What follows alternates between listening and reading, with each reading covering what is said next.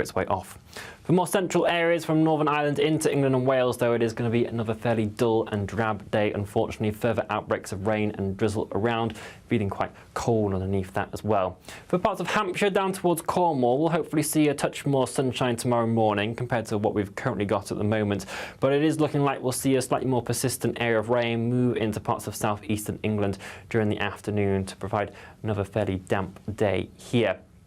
Temperatures on the thermometer will be around 7-8 degrees Celsius, but once you add on the strength of the easterly wind that's going to start developing once again tomorrow, it is going to be feeling noticeably colder than that for most of us. And that will hold on to a fairly similar picture into the evening as well. This area of rain just continuing to circle around the far southeast, still with that easterly breeze pushing further showers in across eastern coastal districts as well, with the clearer skies across parts of northwest Scotland, where again there could be some icy stretches around first thing on Monday. Otherwise, we hold on to a very similar picture into Monday itself. Enjoy the rest of your day. Bye-bye. Even though we'll see a cloudy start, it'll be a bright outlook for the rest of the day. Boxed Solar, sponsors of weather on GB News. Well, stay with me because this is GB News. We're live on TV, online and on digital radio. I'm Nana Akua, and coming up it's time for our first Great British Debate of this hour. And I'm asking, were Labour wrong to cancel the local elections? This is GB News.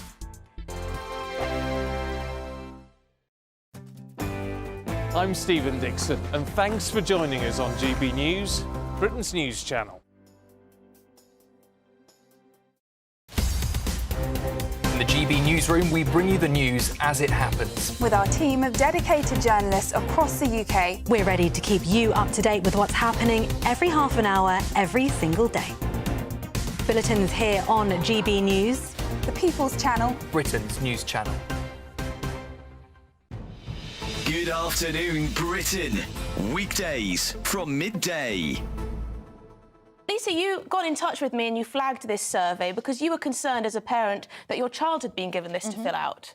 Yeah, I mean, my daughter came home from school, she was very confused. She was asking why somebody would want to hurt themselves if they were feeling sad or worried about something. So that led to a conversation that we had, and I actually phoned the school and asked them to send me the survey, which with a lot of pushing, they eventually did send me the survey. And when I read through it, I was just completely shocked at the content. The survey says when I'm feeling worried that maybe I should try cutting or harming myself, because it's in the survey, so that must be an option. I've tried everything else, so why not try this? It is astonishing that some of these are young children who are perhaps being introduced to these, these abuses for the first time. Yeah, I mean, there's a list of 17 different types of drugs, some of which I've actually never heard of myself. I mean, the wording on here is, have you ever got high from taking drugs? I mean... And we know that some of these behaviours, self-harm, gender dysphoria, taking drugs, are psychologically contagious. Children do them because they see other children do them, or they find out about them from the internet or from surveys like this.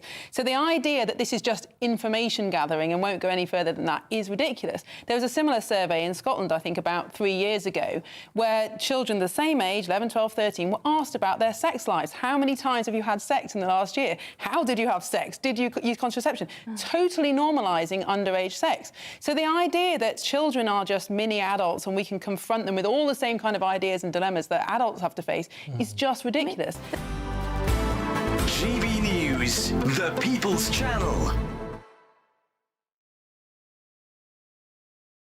We're proud to be GB News, the People's Channel. And as you know, we always love to hear your views. Now, there's a new way of getting in touch with us at gbnews.com/yoursay. By commenting, you can be part of a live conversation and join our GB News community. You can even talk to me, Bev Turner, or any of the members of the GB News family. Hello there, I'm Eamon Holmes. Thank you for joining us on GB News, Britain's news channel.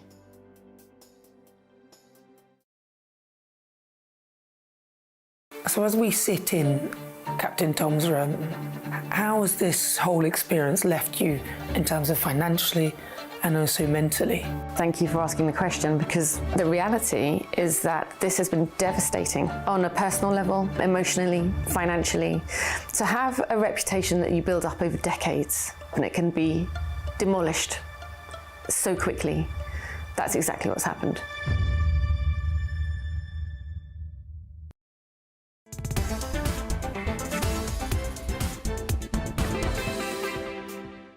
So make sure you tune in tomorrow just after 5 o'clock. But this is GB News 21 minutes after 3 o'clock. I'm Nana Akua. We're live on TV, online and on digital radio. And it's time now for the first Great British Debate of this hour. And I'm asking, were Labour wrong to cancel the local elections? Now, Angela Rayner announced that elections will be postponed in 9 areas because of what they say would be an expansive or expensive and irresponsible waste of taxpayers' money. It's funny that they're concerned about that now. What about the Chagos? Well, aren't they just denying democracy and running scared of Nigel Farage? So for the Great British Debate this hour, I'm asking, were Labour wrong to cancel the local elections? Well, joining me now, broadcaster and columnist Lizzie Cundy, also broadcaster Alex Dyke. Right, Alex Dyke, I'm going to come to you first. Were they wrong to cancel? Some of them, they postponed others, but frankly, we weren't asked about this. Were they wrong? Well, there's 3 answers to this. OK. Yes, yes and yes. They've denied us the right to vote. This is 9 key areas, right? One of which is my area, the Isle of Wight. So I'm fuming about it. It looks like it's bad news for Nigel Farage, but nothing is bad news for Nigel Farage, is it? Because they are just playing right into his hands. So, yeah, I think they were very wrong. And they were wrong, frankly, because actually they're playing into his hands, which is one of the big reasons. If they want to win, then you don't cancel, because that's democracy. That's what dictatorships do. Sure. They postpone, they push back, they extend elections so that the people can't have their say. So we've been denied the right to vote. That's why they were wrong. The good news for Nigel Farage is just icing on the cake for Nigel, isn't it? I mean, he can do no wrong. Everything they do seems to turn to gold. So I know the Lib Dems were upset about it. Ed Davies said it's a right stitch-up. But, of course, it's great for reform. And, of course, the Tories were all part of this because some of the places, they may have had seats in those places and they also didn't want the elections. It's only dictators that cancel elections. Why deny us the vote? We live in a democratic country. How dare they do this? I think it's absolutely disgusting, and they're only doing it for one reason, because they are scared, and they're scared of one man, Nigel Farage. Let's look at the ratings at the minute. Reform at 29%, Conservative down to 18%, and Labour are behind on 24%. So, says it all, doesn't it? Well, they would say that they're doing this. Obviously, they said they're trying to save money for the taxpayer. But they also said that they're rearranging everything in terms of the mayoral elections. So they're going to have mayors in different areas, and they are sort of recalibrating the way that this whole sort of local thing works. And they would argue that that's one of the reasons why they postponed it, so they could organise all of that. Nana, I'd ask you, do they think we're fools? Do they really think that's the real reason? I think if you want to answer that, I think they do, yes. Yeah, well, a revolution is happening and people are sick to death of the lies and they can see through them. I'm sorry, Keir Starmer, you're not telling the truth. He's very scared. He's acting like a dictator. I'm sorry. They're taking away people's democratic vote, and that is not what we are about as a country. Well, you see, the problem with this as well is I'm, in some respects, struggling even to find people who think that this is a good idea to cancel them, apart from those in power who obviously want to remain in power. And it doesn't... I don't believe that this is a party political conversation. I actually believe this is a conversation about democracy, whichever side of the fence you sit on, which is why you've got Ed Davies saying, well, hold on a minute, that's not right, and also because the Liberal Democrats often win many of these kind of local elections. But they're also putting up things like council tax, which, again, if you're not happy with the service and the way your council are delivering that service, those elections are crucial, right? Sure, and who is, at the moment, happy with their council tax? We're being told that we can't have our bins emptied unless it's just once a month. So there's all things like this going on, and I just think that everybody's now getting to a point where everyone's going to do a deal with someone. So we've now got the Conservatives and Labour. Apparently, they're in this together. And is Nigel Farage going to do a deal with the Conservatives down the line? And it must be very, very hard for Keir Starmer to be a Prime Minister in these days. I think since Brexit and then COVID, being in government has been very, very difficult for whoever you are because social media is so much stronger now. And I think that's got a lot to do with it. Well, Angela Rayner, speaking in Parliament, said that the postponement, because they're calling it a postponement, even though it's being they're not doing it when it's meant to be, but they'll do it later. So in their view, the postponement, was these are the words they're using, would pave the way for a generational power shift from Whitehall to the Town Hall, which most people, I mean, surely we want these little localised power centres. Liz, look, 5 million Britons are set to lose their vote in this. That is a disgrace. We're a democratic country. I don't want to be ruled by a dictator. I'm sorry. And they are doing this for one reason only. They are scared, and they're scared of the rise of reform. And let me tell you, they are rising. And if you go on social media, you go down to the pub, everyone is saying the same thing. This is wrong and this isn't right. And people are going to uprise against them. Honestly, Labour are in trouble. His popularity rate's gone down to 49. All this is actually doing is making more people interested in politics. So actually, that's behind this now, as far as the man on the street's concerned. Suddenly they care because it's affecting them and their future like never before. So maybe this actually will be a good thing. Well, Angela says that she said holding the elections for authorities that were due to be scrapped would be an expensive and irresponsible waste of taxpayers' money. So they're planning to scrap these elections, which I don't really think they should, but... No, they shouldn't. Because they've talked about, you know, this... One of the things I think they did put in the manifesto was the fact that they wanted to shift power from Whitehall to the Town Hall type thing. So she's saying it would be an irresponsible waste of money if we're now going to pay for something that actually will be scrapped in the future. Well, that's totally hypocritical. Look what they're doing to Chagos Islands. It absolutely stinks. This stinks. And they've seen the polls and they're scared. As I said, Reform at 29% today. They're up. And Labour are behind at 24. Conservatives at 18. I'm sorry, the Tories are toast and they know it. And they're worried about this because no one would vote them in. That's why I think they will end up doing a deal with Reform, because there's no other way out for them now. But will Nigel do...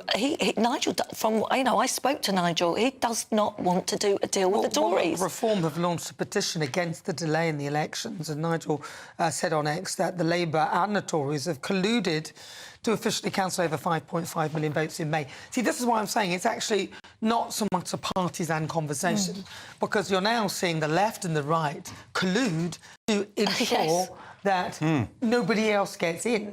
And this is why... That is worrying. It is a huge worry. And Ed Davey, I never really agree with him, but it is a stitch-up. And that's exactly what it is. Right. And I think the other thing in this is, and of course, we don't know what's going on behind closed doors, but I think they're very worried of the closeness of Trump and Nigel Farage. So if you're a Tory or if you're Labour, you're not as close to... anywhere as near as close to Trump as Nigel Farage is. No, of course, and you know, Mandelson has not got off to a good start. He's already sworn at a journalist being out there. He's just dreadful. But we've got drill, baby, drill. We've got Keir Starmer. He's digging himself a bigger hole. Well, actually, it's interesting you say that, because that sounds like they're going backwards, reversing on their net zero propositions now, as they've realised that that's just not going to fly with the British public, and they need to explain why we're going to be paying more for our energy when we have energy in our own country and we are now taking energy from China. So it doesn't make any sense. But the Liberal Democrats, this is what Ed Davey said, that it was disgraceful, to stitch up exactly the words, and he said that the Liberal Democrats made sweeping gains against the Conservatives at the general election, and now failing Tory-run councils are running scared and denying voters a chance to kick them out of office in May. So, like I said, again, it's two parties that shouldn't normally collude, appear to be sticking together, but the explanation is that this is being done because of the shift, the generational power shift. This is what Angela Rayner says, from Whitehall to the Town Hall. Do you believe it? No, I don't. And I think this is the first time the Tories have been absolutely desperate in decades. They've been up against it before in recent years, but for them to apparently maybe be doing a deal with Keir Starmer is practically unheard of. Yeah, and I can't see the Tories getting any better. I'm sorry. I think Kemi Badenoch is the wrong leader. She's very careless and clumsy with her wording. She doesn't give confidence. Compared to what, the Labour Party? Yeah, well, no, the Labour are even worse. But what I'm saying is the Tories need to instil trust back into the public. That we've lost total faith of 14 years of lies from them, and they just can't get it back. For me, I think the Tories are toast, and this shows they are desperate. Yeah, look, as I said, the Labour Party would argue they're doing it because they think that it'd be wasting the taxpayers' money if they had elections that they are planning to scrap.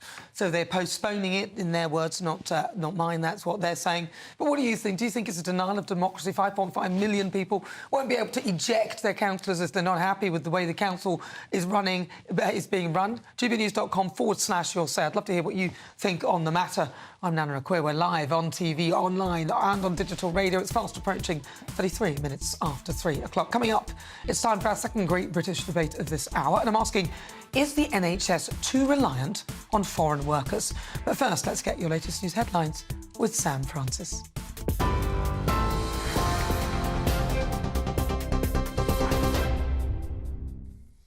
Very good afternoon to you. Just coming up to 33 minutes past 3. Well, the top story this hour. Hundreds of people have gathered in London to protest against plans for a massive new Chinese embassy near the Tower of London. Demonstrators spilled across Tower Bridge Road, holding signs warning CCP is watching you and chanting fight for freedom. Former Security Minister Tom Tugendhat called the development a grave mistake, accusing the government of ignoring lessons from the past decade.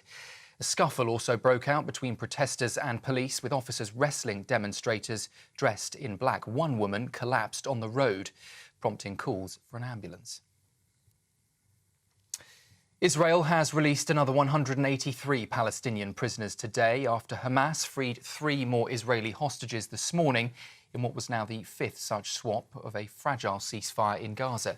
The hostages are Ohad Ben Ami, Or Levi and Eli Sharabi. It comes as yesterday Hamas accused Israel of violating the ceasefire deal by delaying the entry of hundreds of aid trucks. The Foreign Office has denied reports it's set to open talks on slavery reparations, with Caribbean officials demanding trillions of pounds from the UK. According to the Telegraph newspaper, a meeting could be held as soon as April, after Barbados Prime Minister Mia Mottley previously demanded almost £4 trillion from Britain. The Foreign Office, though, has told GB News the story is false and misleading and insists the government's position remains unchanged. But the Foreign Secretary David Lammy has previously been vocal in his support. All reruns of old Gino D'Acampo shows have been pulled from the ITV schedule after allegations of inappropriate behaviour.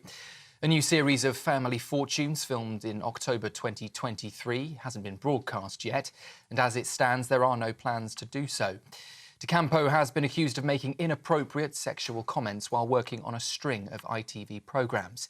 Gino D'Acampo firmly denies any allegations, though, that have been made against him. And the wreckage of a small plane has been found in Alaska after suddenly losing altitude and crashing earlier this week. The flight left just after 2:30 on Thursday, but contact was lost less than an hour later. The US Coast Guard said the wreckage was found atop frozen sea ice and also confirmed all 10 passengers were sadly killed in that crash. Those are the latest headlines. I'll be back with you for a full roundup at the top of the hour, and Nana will be straight back with you after this. For the very latest GB News direct to your smartphone, sign up to News Alerts by scanning the QR code or go to gbnews.com/alerts.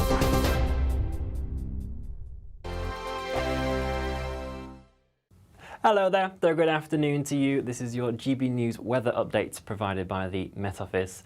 Grey is the main colour on offer for many of us this weekend, with widely grey skies. High pressure across Scandinavia is currently blocking these smaller areas of low pressure from moving much beyond the UK. And so these are continuing to bring outbreaks of rain, drizzle, showers in places. They could be wintry with some hill snow in places. There will be a few clear spells around this evening and overnight, mainly for the far south of England, but more widely for northern Scotland into parts of Northern Ireland as well. If you do see the clear spells overnight, though, it is going to turn quite chilly with some frost around, potential for some fog, maybe icy stretches as well on untreated surfaces. Despite the cold start across northern Scotland, though, it is here where we're going to see some of the lengthy spells of sunshine throughout the day. That will help compensate with the feel of things, at least once any of that fog does clear its way off. For more central areas from Northern Ireland into England and Wales, though, it is going to be another fairly dull and drab day. Unfortunately, further outbreaks of rain and drizzle around, feeling quite cold underneath that as well. For parts of Hampshire down towards Cornwall, we'll hopefully see a touch more sunshine tomorrow morning compared to what we've currently got at the moment. But it is looking like we'll see a slightly more persistent area of rain move into parts of southeastern England during the afternoon to provide another fairly damp day here. Temperatures on the thermometer will be around 7-8 degrees Celsius, but once you add on the strength of the easterly wind that's going to start developing once again tomorrow, it is going to be feeling noticeably colder than that for most of us. And that will hold on to a fairly similar picture into the evening as well. This area of rain just continuing to circle around the far southeast, still with that easterly breeze pushing further showers in across eastern coastal districts as well, with the clearest skies across parts of northwest Scotland, where again there could be some icy stretches around first thing on Monday. Otherwise, we hold on to a very similar picture into Monday itself. Enjoy the rest of your day. Bye-bye. Mornings don't have to be tiresome, especially if you have the right company. Wake up to news as it happens, opinion and debate, and of course, a little bit of entertainment too. Because when the kettle's on, we're on. That's Breakfast on GB News, a show worth waking up for. Every morning from 6 a.m. Only on the People's Channel, Britain's news channel. We'll spread the news, you spread the word. Join me, Camilla Tominey, for a frank and honest discussion with those in power that cuts through the spin and gets to the heart of the issues shaping our nation. You haven't confirmed that you want to stand as leader, but you haven't ruled it out either. This report basically says that he's not fit to stand trial. Is he indecisive? Incompetent? I deliver the dose of reality Westminster needs. That's the Camilla Tominey Show at 9:30 every Sunday on GB News, the People's Channel, Britain's news channel.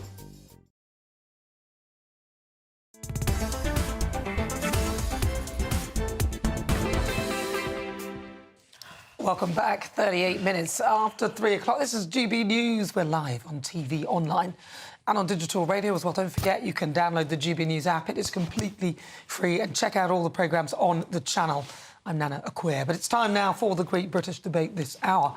I'm asking, is the NHS too reliant on foreign workers?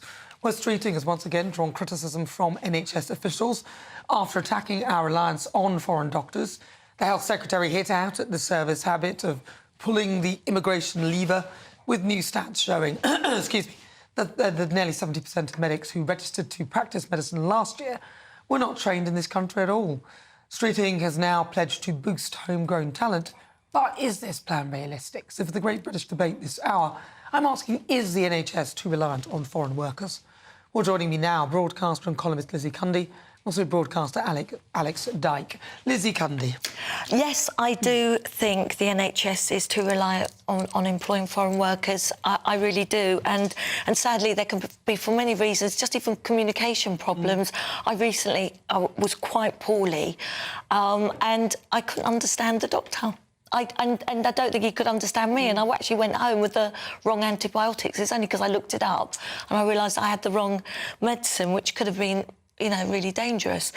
I think many people say of this, and we need a commitment for our own homegrown talent. But how? Doctors now here, it takes 7 years to become a doctor. When they leave, they're in financial debt. My friend who's a nurse said there's no, you know, nicety, because you're paying off your debt, you're working in terrible conditions. In the hospital I was in last week, there was an actual tree coming through the hospital window. Hospitals are crumbling, the conditions are awful, and many, you know, nurses now are seeing Australians saying, wow, let's go there, we're getting better money, better conditions, you know, everything is better. And I don't know how they're going to get out of this, because for me, the NHS is a shambolic mess. It needs a total reform. I've got a couple of little stories like that. Last weekend, my father, who's 91 and has vascular dementia, went to the hospital and was in a corridor on a bed for a number of hours. I never thought we'd see that, ever. I thought it was just something you read about in the paper that happened in a few places. And my wife fell over and hit and broke her knee in Southampton. Broke her kneecap in Southampton. What, not in the hospital? No, not in the hospital. In a car park. She fell on one of those posts that flips over when you park your car. Anyway, we took her to Southampton. We took her to the A&E, because that's where we were at the time. We went in. There were videos in Indian and Polish, every language apart from English, and we sat there for 2 hours. Eventually, she goes to triage to be told it's going to be a 7-hour wait before she can be seen. And I think we were probably the only traditional British family there. So, obviously, we found that frustrating because we pay our taxes. Yeah. We've just helped pay for because the NHS. people don't look... I don't know what you think British looks like, but just because people may not appear to be British, they may still be British. So absolutely. Just to correct. Yeah, absolutely. And I looked around very closely at the room and thought, I bet most of these people aren't, because I could see them reading the screens and I could hear them talking. But this has been going on in Britain actually since the 70s. A lot of our doctors started going to Saudi Arabia because the money was better back in the 1970s. But now what we have is doctors who are needed in India, Egypt, Pakistan, Nigeria coming over to the UK, and our doctors are going off to Canada and Australia. So haven't we got to do some kind of deal where, yes, it takes you 7 years to train to be a doctor in the United Kingdom. It should be an aspirational a career. Yeah. Shouldn't we make it that you then sign a 10-year contract where you will work in the UK before you go somewhere else? Or if you don't do that, then you pay back something.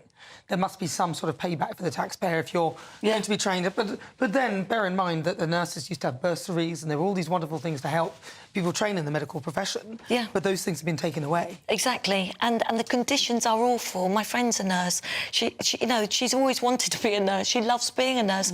But the conditions are dreadful.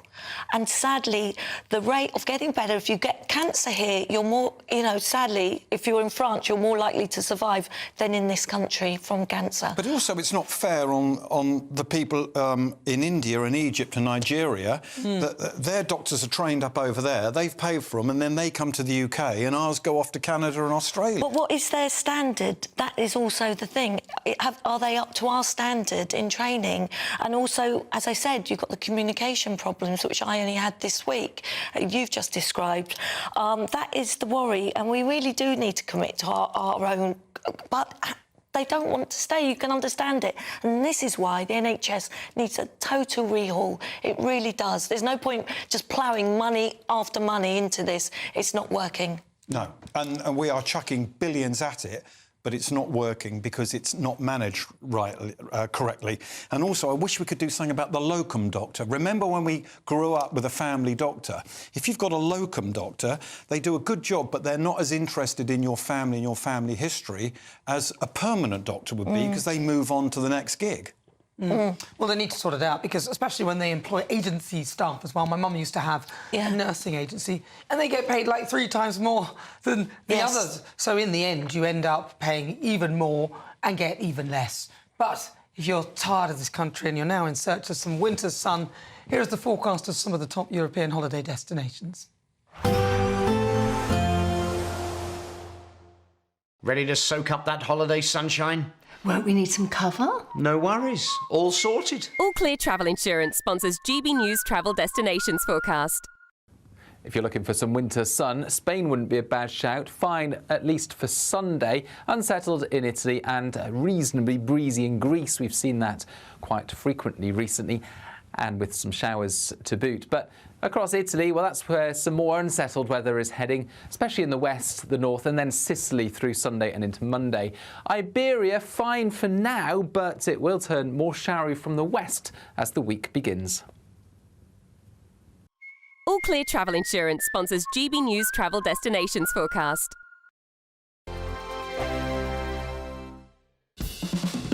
Anderson's Real World. Fridays from 7 p.m. That's football. Well, you know, what it's the hope that kills you. It does. It gives you highs, it gives you lows. I mean, if you're an Everton fan at the moment, you probably had far too many lows. But as you know, I'm a Nottingham Forest fan. Well, you must be having a huge high. But, you had one of the greatest footballers ever to grace the game, Mike, and that was Dixie Dean. Yeah, absolutely. William Ralph Dean. Didn't like being called Dixie, but that was his nickname. And he was born in 1907. He was my grandfather's best mate. I'm an Everton shareholder. I've been, attached to the club all my life, and so was my father, so was my grandfather, our greatest ever player.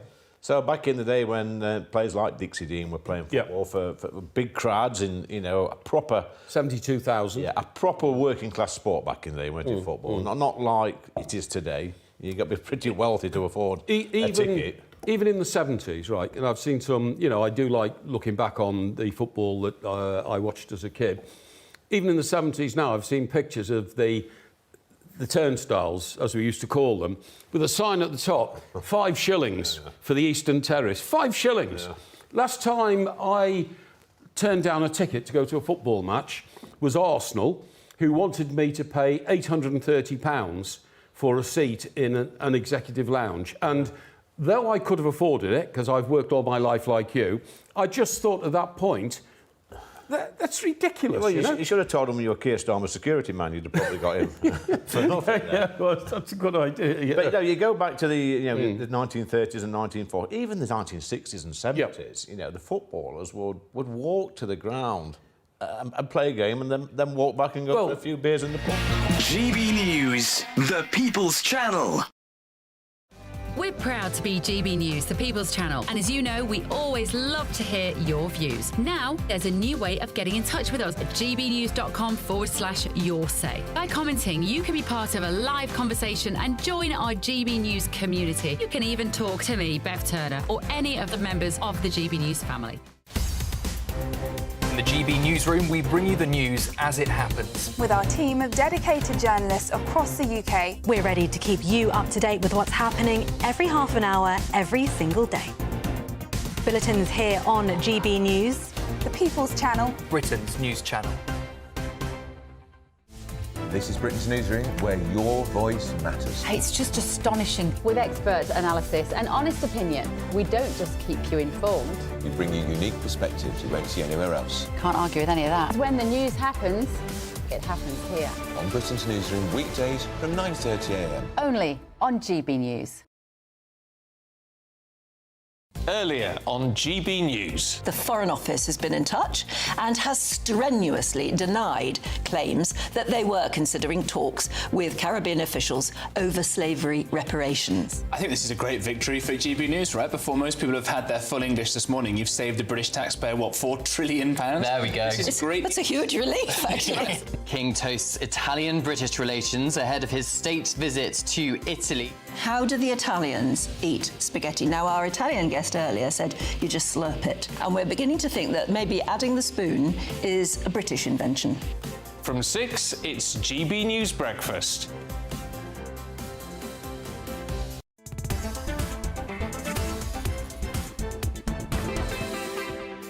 Tribute. Good afternoon. Liam. It's coming up to 49 minutes after 3 o'clock. This is GB News. We're live on TV, online and on digital radio. Now, this is quite incredible because scientists have discovered a switch that reverses cancer cells in what is being described as a major breakthrough. Now, researchers in South Korea were able to revert cancerous cells back to a healthier stage.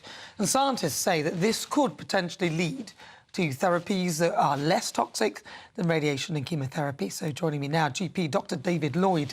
David, thank you very much for joining me. This, on the face of it, sounds quite incredible. Can you talk to me about this particular research? So this is incredibly theoretical research. I'm afraid the newspapers and the television stations of this world just love getting their hands on research that is really not going to come into use for many, many years. So the first thing to say is huge health warning. This is very exciting research, but it is probably decades away from being any use to you and me in the streets. If you want me to talk about much more exciting things in cancer, happy to do that. But basically, it's at a very early stage, and it relies on developing techniques that we've never used before, like producing artificial organs to test on. It says that there is a switch that you can switch off cancer, but there probably are many more switches, so it'll just be one of many that we discover over the years.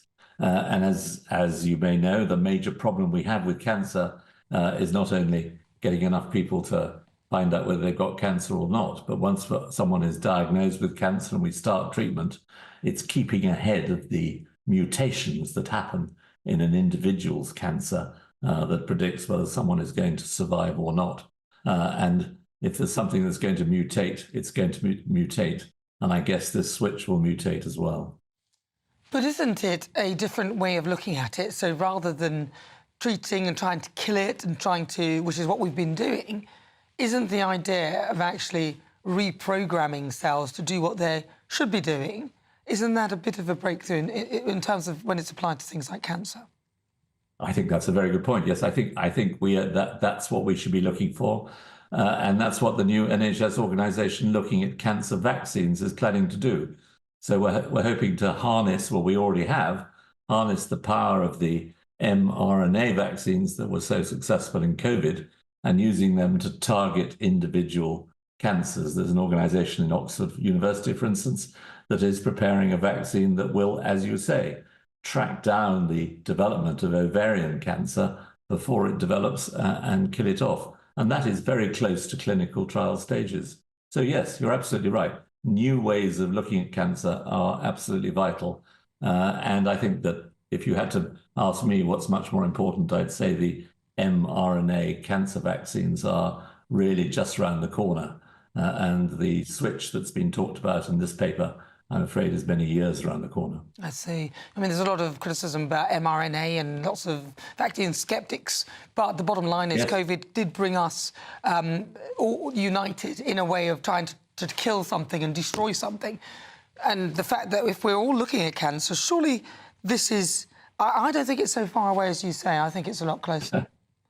Well, I'll take a bet. Should we take? We'll say 10 years away. This one. Yeah. I'm gonna say between 3 and 5.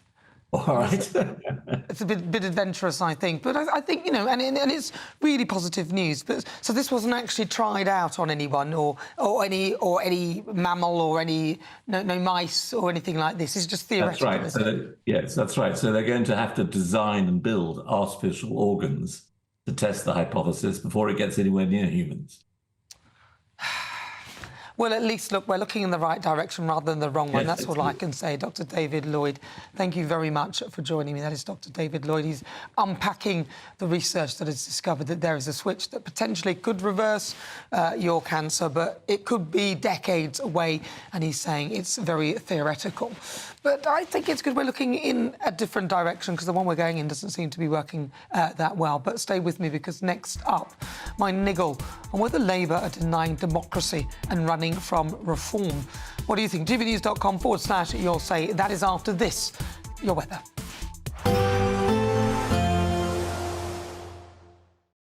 Expect a warm front, moving from the kitchen right through to the rest of the house. Boxed Boilers, sponsors of weather on GB News. Hello there, good afternoon to you. This is your GB News weather update provided by the Met Office.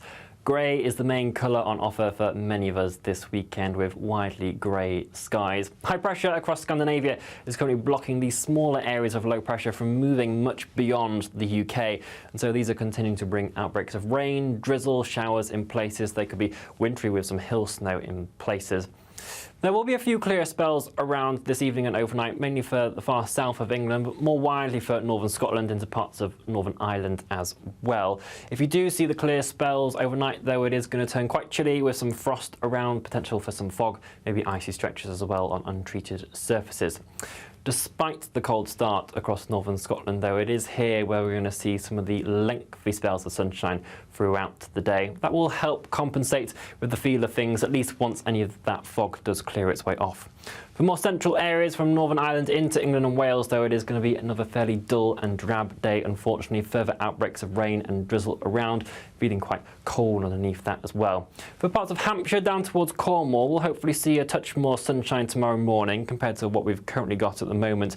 But it is looking like we'll see a slightly more persistent area of rain move into parts of southeastern England during the afternoon to provide another fairly damp day here. Temperatures on the thermometer will be around 7-8 degrees Celsius, but once you add on the strength of the easterly wind that's going to start developing once again tomorrow, it is going to be feeling noticeably colder than that for most of us. And that will hold on to a fairly similar picture into the evening as well. This area of rain just continuing to circle around the far southeast, still with that easterly breeze pushing further showers in across eastern coastal districts as well, with the clearest skies across parts of northwest Scotland, where again there could be some icy stretches around first thing on Monday. Otherwise, we hold on to a very similar picture into Monday itself. Enjoy the rest of your day. Bye-bye. We can expect clear skies, leading to a light and warm day ahead. Lovely. Boxed Solar, sponsors of weather on GB News. Good luck. Mornings don't have to be tiresome, especially if you have the right company. Wake up to news as it happens, opinion and debate, and of course, a little bit of entertainment too. Because when the kettle's on, we're on. That's Breakfast on GB News, a show worth waking up for. Every morning from 6 a.m. Only on the People's Channel, Britain's news channel. We'll spread the news, you spread the word.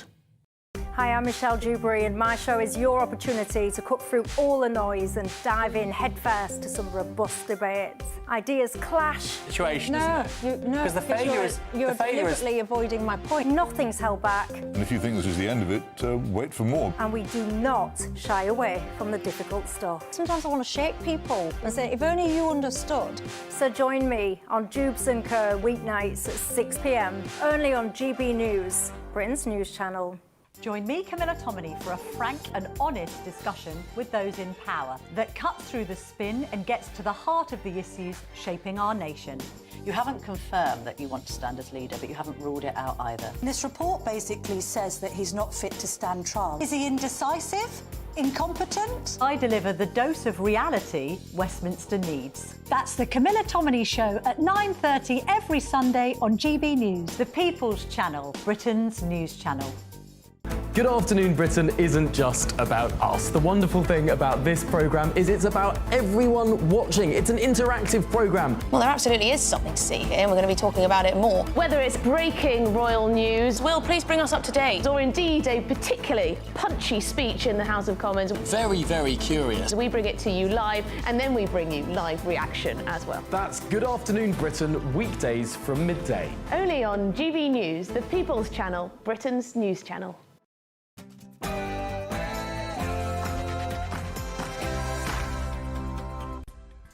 Hello, good afternoon and welcome to GB News. We're live on TV, online and on digital radio. I'm Nana Akua, and for the next few hours, me and my panel will be taking on some of the big topics hitting the headlines right now. This show is all about opinion. It's mine, it's theirs, and of course it's yours. We'll be debating, discussing, and at times we will disagree, but no one will be cancelled. So joining me now, broadcaster and columnist Lizzie Cundy, and also broadcaster Alex Dyke.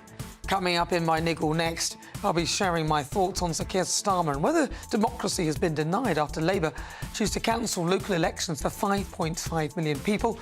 I guess I understand, though, why he needed a voice coach. I call again for an immediate ceasefire in Gaza, the return of the sausages, the hostages. And for the Great British Debate this hour, I'm asking, were Labour wrong to cancel the local elections? The poll is up on gbnews.com. Let us know what you think. Difficult Conversations is on the way in the next hour. I'll be speaking to the founder of an autism awareness charity, Dr. Nana Kennedy, to discuss the vital work that she does to support many families and adults diagnosed with the condition. She's also got an event, Autism's Got Talent. We're finding more about that. And in Clickbait, take a look at this.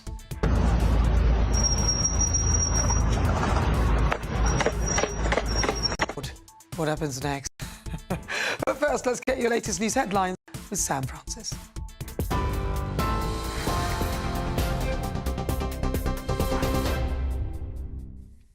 Very good evening to you. Good afternoon, in fact. Preemptive. It's just after 4 o'clock. The top story this hour. Well, hundreds of people have gathered in London to protest against plans for a massive new Chinese embassy near the Tower of London. Demonstrators were seen spilling across Tower Bridge Road, holding signs warning CCP is watching you and chanting "Fight for Freedom." Former Security Minister Tom Tugendhat called the development a grave mistake, accusing the Labour government of ignoring lessons from the past decade. A scuffle also broke out between protesters and police, with officers wrestling demonstrators dressed in black. One woman collapsed on the rain-soaked road, prompting calls for an ambulance. The family of released hostage Eli Sharabi say they are relieved he is free, but heartbroken at how frail he looks. They've described him as confused, gaunt and missing the spark in his eyes. His wife and 2 daughters were killed by Hamas militants during the October the 7th attack. He was paraded by gunmen in Gaza alongside 2 other captives in a televised event condemned by Israel. Meanwhile, all 183 Palestinian prisoners due to be released in exchange have now been freed today. And the process is part of the ongoing ceasefire deal between Israel and Hamas that started last month. Here, the Foreign Office has denied reports it's set to open talks on slavery reparations, with Caribbean officials demanding trillions of pounds from the United Kingdom. According to the Telegraph newspaper, a meeting could be held as soon as April, after Barbados Prime Minister Mia Mottley previously demanded almost £4 trillion from Britain. The Foreign Office, though, has told GB News the story is false and misleading and insists the government's position remains unchanged. But the Foreign Secretary David Lammy has previously been vocal in his support. The parents of a 15-year-old schoolboy stabbed to death in Sheffield have led a march in his memory today. Caroline and Mark Wilgoose walked with hundreds through the city, holding banners calling for an end to knife crime. Earlier, a mass was also held to remember Harvey, and the vicar at St Joseph's Catholic Church spoke to our GB News reporter, Anna Riley. It was a very moving service. Sometimes simplicity is the best. And it came across very well, and people held the family very much in their prayers. One quote I will give from the service is this, that we cannot suffer as Harvey's family are suffering, but we can suffer with them, walk with them. And the Day of Remembrance has culminated this afternoon with fans at Sheffield United's match clapping in tribute to Harvey. A boy, also 15 years old, has been charged with his murder, with a trial set for the 30th of June. All reruns of old Gino D'Acampo shows have been pulled from the ITV schedule after allegations of inappropriate behaviour. A new series of Family Fortunes, filmed in October 2023, hasn't been broadcast yet, and as it stands, there are no plans to do so. D'Acampo has been accused of making inappropriate and sexual comments while working on a string of ITV programmes since 2011. He firmly denies any allegations, though, that have been made against him. The King and Queen welcomed celebrities, chefs and diplomats to their Highgrove estate last night to celebrate Italian slow cooking. The dinner, with dishes including crab, ravioli and pork, along with English and Italian wine, comes ahead of their Italian state visit later on this year. Among the guests for Charles and Camilla's event were Victoria and David Beckham, Dame Helen Mirren and Stanley Tucci. And the menu honoured a cause close to the King's heart. That is the tradition of slow cooking that promotes the right to good, to clean and fair food for all, and strives to preserve traditional and regional cuisine, and is championed by many Italians. Well, now you know. President Donald Trump is set to revoke Joe Biden's security clearances and stop his daily intelligence briefings, as there was no need, he says, for his predecessor to receive classified information. In a post on Truth Social, Trump said, "Joe, you're fired," as he referenced a report by special counsel Robert Hur that described Biden last year as a well-meaning, elderly man, but with a poor memory. A spokesperson for Biden has refused to comment.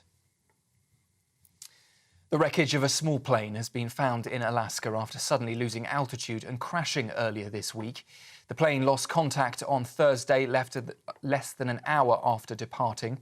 The US Coast Guard said the wreckage was found atop frozen sea ice and also confirmed that all 10 passengers were sadly killed in that crash.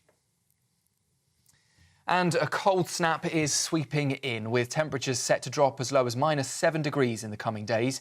Britain is now bracing for showery rain with a yellow weather warning in place across much of the country and snow expected in northern England and in Wales. The Met Office says demand for healthcare is also likely to rise. But thankfully, a return of the dreaded beast from the east is unlikely. Those are the latest headlines. I'll be back with you in around half an hour. Now, though, let's get straight back to Nana. For the very latest GB News direct to your smartphone, sign up to News Alerts by scanning the QR code or go to gbnews.com/alerts.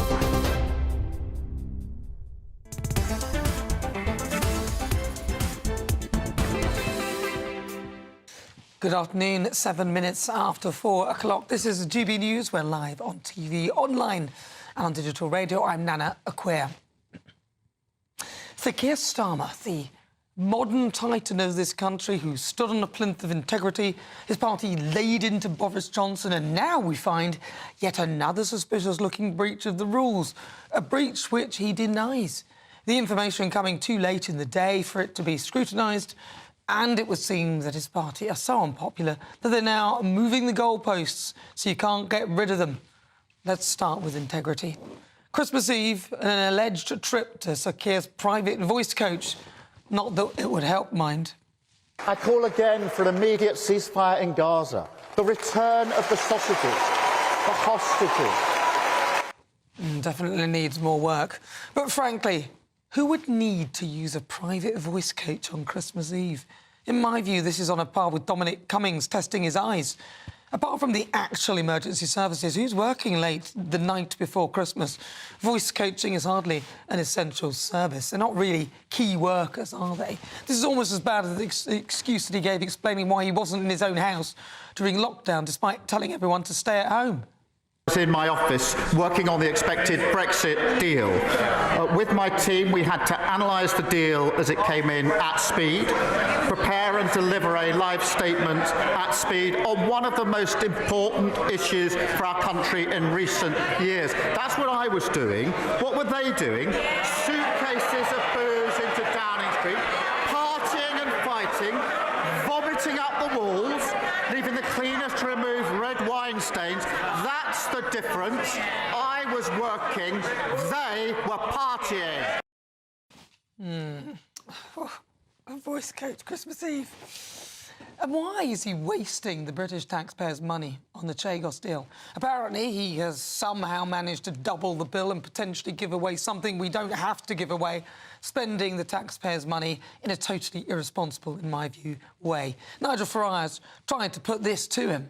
What do I say, Prime Minister, to 25,000 constituents in Clacton, including 99-year-old Jim O'Dwyer, who flew a full set of missions on Lancaster bombers as tail end Charlie, as they're losing their winter fuel allowance, feeling the pinch, whilst at the same time we're prepared to give away a military base and pay £18 billion for the privilege of doing so.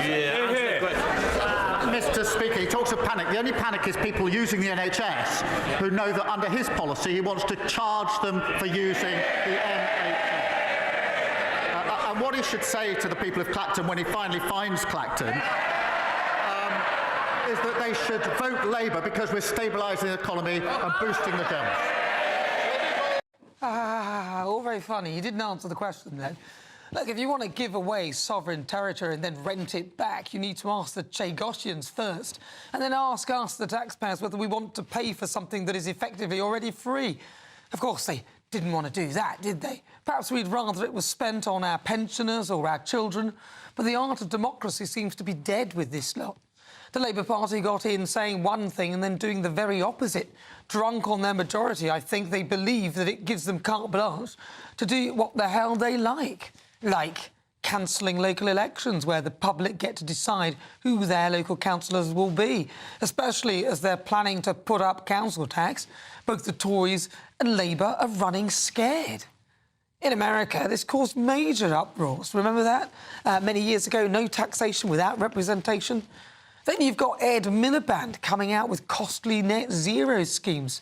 First, it was £22 billion in carbon capture, which has failed everywhere it's been tried. Then it was to carpet the land with solar panels and pylons, working hand in hand with Angela Rayner, changing the planning laws so you can't even object.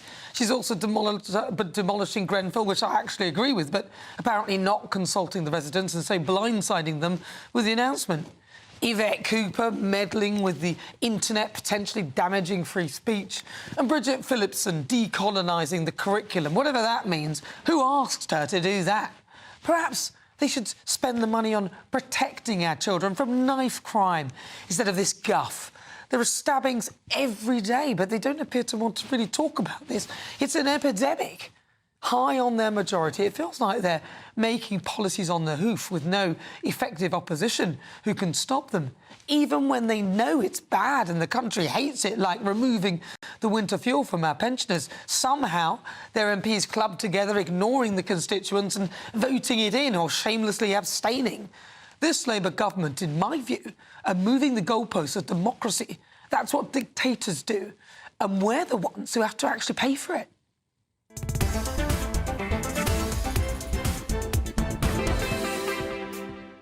So before we get stuck into the debate, here's what else is coming up today. Ed Miliband and his net zero agenda could force rents up for landlords by £4,000 a year as he makes green upgrades compulsory to landlords. We'll discuss just how consequential this could be. Then for the Great British Debate this hour, I'm asking, should the Prime Minister sack Ed Miliband? His agenda seems quite different from his cabinet, so shouldn't the Prime Minister just go and get rid of him? And in our second Great British Debate this hour, I'm asking, can the UK cope with the current levels of immigration after the UK population exceeded that of France for the first time? That is all coming up. As ever, send me your thoughts, post your comments at gbnews.com/your say.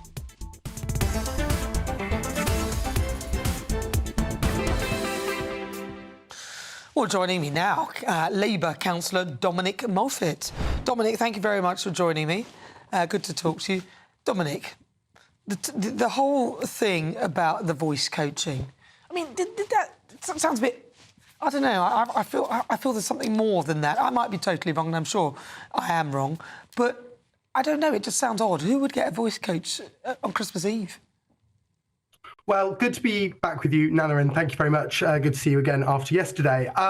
Look, as you say, I'm not sure we can dig into the details of that and know why Keir had to see a voice coach on Christmas Eve. But what we do know is that when Keir and Angela were challenged on this, they committed to resign as leader and deputy leader of the Labour Party at the time if they were found guilty of any wrongdoing over breaches of COVID rules. Certainly not a promise that was made by the Prime Minister at the time, Boris Johnson, who indeed clung on despite widespread opposition for a long time following the time it became completely obvious to anybody watching that he had breached, and his staff and the team at Downing Street were breaching COVID regulations time and time Well, the point again. of this, though, is actually the time with which you could actually investigate this has expired, surprisingly enough, so we couldn't even look into it anyway, and if we did, nothing would happen, so ultimately it would be a waste of time.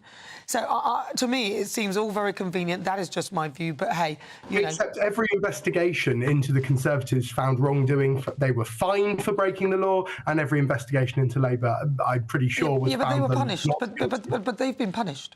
They are toast, as far as I can see. So we can talk about them if you like, but they are toast. They've been punished for everything, and the British public would not vote for them, and this is why we are where we are, with a Labour Party with literally no opposition to many of the policies that they never mentioned in their manifesto. So this is the problem that a lot of people are having. For example, I mean, we've talked about the Chagos deal.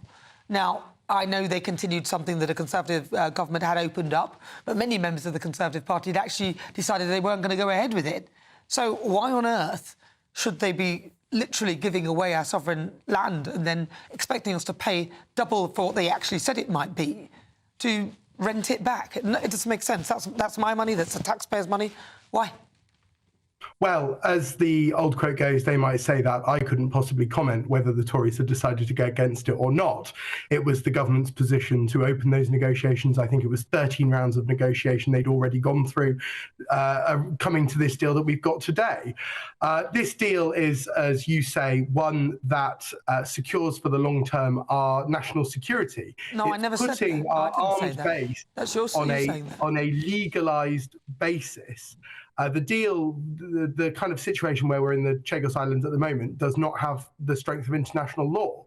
The deal that we're agreeing now is one that does have the backing of international law. No, but we don't have to follow. We don't have to follow any of their advisory suggestions, and many countries ignore them, and we've ignored them. The Conservative government ignored it, and I don't see why the British taxpayers should be paying for it. Well, I'm just saying that we're expected to pay out for this from an advisory ruling that we don't have to follow, and nobody's really happy about it. The Chagosians weren't even consulted.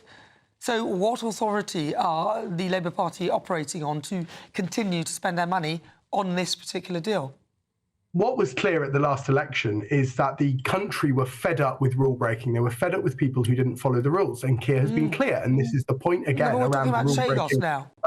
No, but the point is about commitment to the rule of law, commitment to following regulation. There's no law that says that we have to do this. International law, whether or not you like it, doesn't to some extent. We don't. No. It's an advisory. It was an advisory. It was an advisory. You know, you can be advised to do something, you have to do it. On a legal basis, the occupation of a military base, to use it for the long term.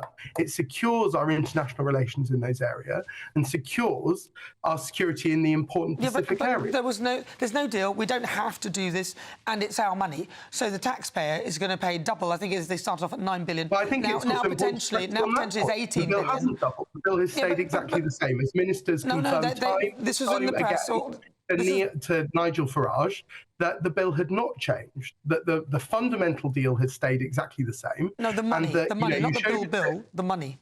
The financial bill. The financial bill had stayed the same. And, he spoke to Stephen Doughty, he spoke to Keir. I think he spoke to Stephen Doughty twice in 2 days about this in the Chamber and in Westminster Hall. And the fact is he had these answers given to him time and time again. He doesn't like the answers, so he keeps bringing it up and saying it's not true. But nevertheless, it is true. Well, look, the British public have not given a mandate for this, and I think if they're giving away sovereign territory, the British public should be consulted, as should the Chagosians. They're not giving away sovereign territory. Yeah, they are. They are securing sovereign territory for another 99 years. In what land are you securing something when you're already secure on it, and then you give it back to somebody who could potentially, the Mauritians, who don't really have any stake in it at all, who could then work with China on this? So how are you securing your territory? And it's going to cost you money now to rent it back. Just quickly tell me that. I've got about 20 seconds.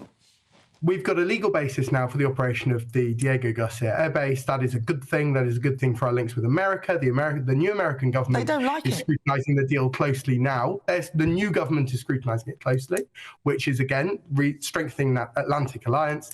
We now have a legal basis for the occupation of the air base there for 99 years, not something we had before. You know what? This is the problem. I think the Labour Party are tone deaf. Thank you very much, Councillor Dominic Moffat. Really good to talk to you. Right, well, today, Tory analysts claim that Ed Miliband's net zero crackdown on landlords risks a £4,000 a year rise in rents for the end of the decade. The Energy Secretary is planning to ban millions of owners from letting their properties from 2028 unless they make the green upgrades, and he's pressing ahead with the changes, which is despite Chancellor Rachel Reev's pledges to crack down on red tape, heaping extra costs onto businesses. Well, joining me now, property expert Julie Ford. Julie Ford, are people panicking over nothing? £4,000, is that a realistic sum? I think it's realistic, but I also think it's a bit of an underestimation, to be honest with you. Oh, wow. The amount of money that landlords are going to have to pay to actually bring their properties up to the new C rating is going to be much higher than what the government estimates. At the moment, they're saying that it's going to cost between £6,000 to £7,000 per property to bring them up to a C grade. That's not realistic. Double glazing alone can cost that, and that may not bring a property of a lower grade up to the C. So I think what we'll find with any business, it's always passed on to the customer, and ultimately the tenant is the landlord's customer, so they will see an increase in rent, absolutely. So the landlord's covering their costs. But is he right to do this? Because what he's ultimately making the home is more efficient, so that the tenant may not have to spend so much on energy. No, absolutely. And I completely understand the logic behind it. However, the practicality of it is completely incorrect. I mean, if you look at the government themselves, when they're determining how somebody is fuel poor or in fuel poverty, that means they're spending 10% of their income on their utilities, on their gas and electricity. And they use three factors, the government. They use household income, household energy need, and fuel price. Those are the three factors they use to calculate fuel poverty. Home efficiency isn't one of those. So if you change that, it's still not going to change people being in fuel poverty, because people in fuel poverty are the ones that are on the lowest incomes and the most vulnerable in society. They're the ones that Rachel Reeves has already taken the winter fuel payment allowance away from. And also the local housing allowance has been frozen yet again. So making a property more insulated, yes, it's going to save them, let's say, 400 quid on their energy bills over a few years. But what real impact does that have on someone who is self-disconnecting purely to be able to be either paying their rent or putting food on the table? It's just not a practical approach. So very briefly, we've got about 10 seconds. What will landlords do in response to this, do you think? Well, considering that 52% of the properties in the private rented sector at the moment are below this C grade, I think this is just another nail in the coffin for a lot of landlords to sell.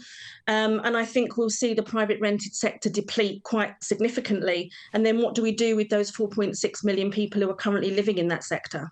All right, Julie Ford, thank you very much. Property expert Julie Ford there with her verdict. But what do you think? gbnews.com/you'll say. You're with me. I'm Nana Akua. This is GB News. Coming up, the Great British Debate this hour. I'm asking, should the Prime Minister sack Ed Miliband?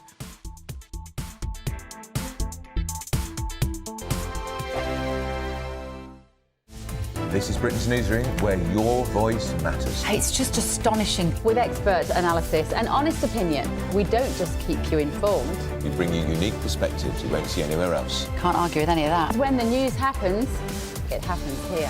On Britain's Newsroom, weekdays from 9:30 a.m. Only on GB News. GB News Breakfast. Every day from 6 a.m. According to a report from the RAC, many drivers see speed limits as a target rather than anything else. More than 50% of us think it's acceptable to break the speed limit. So this morning we're asking, is it time to increase the motorway speed limit? Let's talk to automotive journalists Danny Kelly and Steve Fowler. Gents, what a pleasure to speak to you both in one go. I think we should join many countries in the European Union that have 130 kilometres speed limit, which is around about 81 miles an hour. I drive to London on a weekly basis, and I think the roads are capable of handling higher speeds. I think unofficially the speed limit, without getting pulled over by the local police at the time, is probably around about 78, 80 miles an hour. If a Bobby's on the motorway doing 70 miles an hour, he wants you to overtake him. He wants the free-flowing of that motorway to continue. So should we change 70 miles an hour? You know, if people are going 80 miles an hour, just stick to 70 miles an hour as a limit. Yes, you know, it's funny when you're driving along the motorway and there's a police car going at 70 and nobody wants to overtake. But if the average is 80, just leave it at 70. All the gantries now are fitted with the modern signage where they can change the limit at will. We all know that. It's hard to get up to 70 half the time. So, actually, we could apply those rules, couldn't we, at 80 or even 90 miles an hour and say, well, if the weather's bad, let's reduce it. If the fog's bad, let's reduce it. Yeah, unfortunately, and I hate to use this phrase, smart motorways, but they're the ones where you have the adjustable limits. They don't cover all of the motorway network, relatively small amount of the motorway network. It is a limit. You know, it's not a target, as I keep saying to my kids. God, they're bored of me saying that. GB News, the People's Channel.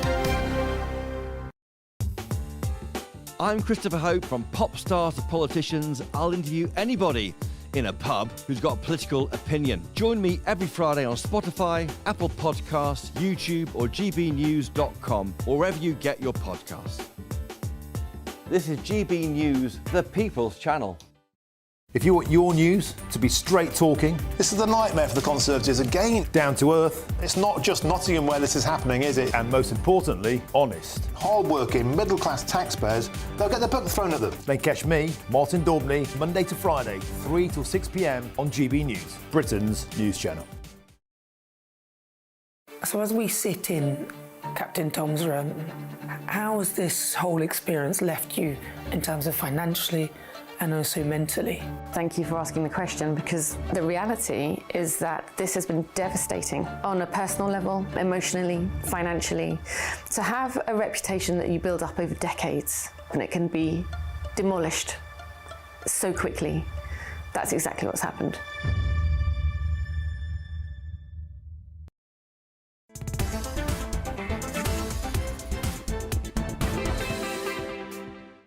Yeah, make sure you tune in tomorrow at 5 o'clock. You will see the full programme there. You're with me, I'm Nana Akua. This is GB News. We're live on TV, online and on digital radio.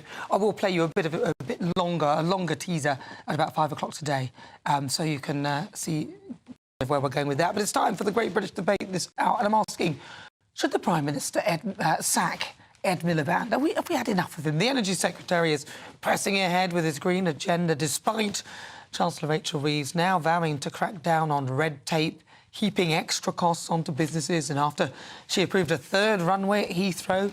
So doesn't this make Ed Miliband's role redundant? I mean, it's only one thing, although I think she's trying to chuck out a bit of red meat at us, so we'll maybe not see what our eyes are seeing. So for the Great British Debate this hour, obscured by the red meat of a runway, we're live. So what do you think? I'm asking, should the Prime Minister start maybe looking to change around his cabinet and sack Ed Miliband? Joining me now, broadcaster and columnist Lizzie Cundy, also broadcaster Alex Dyke. Alex Dyke, I need to start with you. Is it time for him to start looking at some of these people in his cabinet? Poor Ed.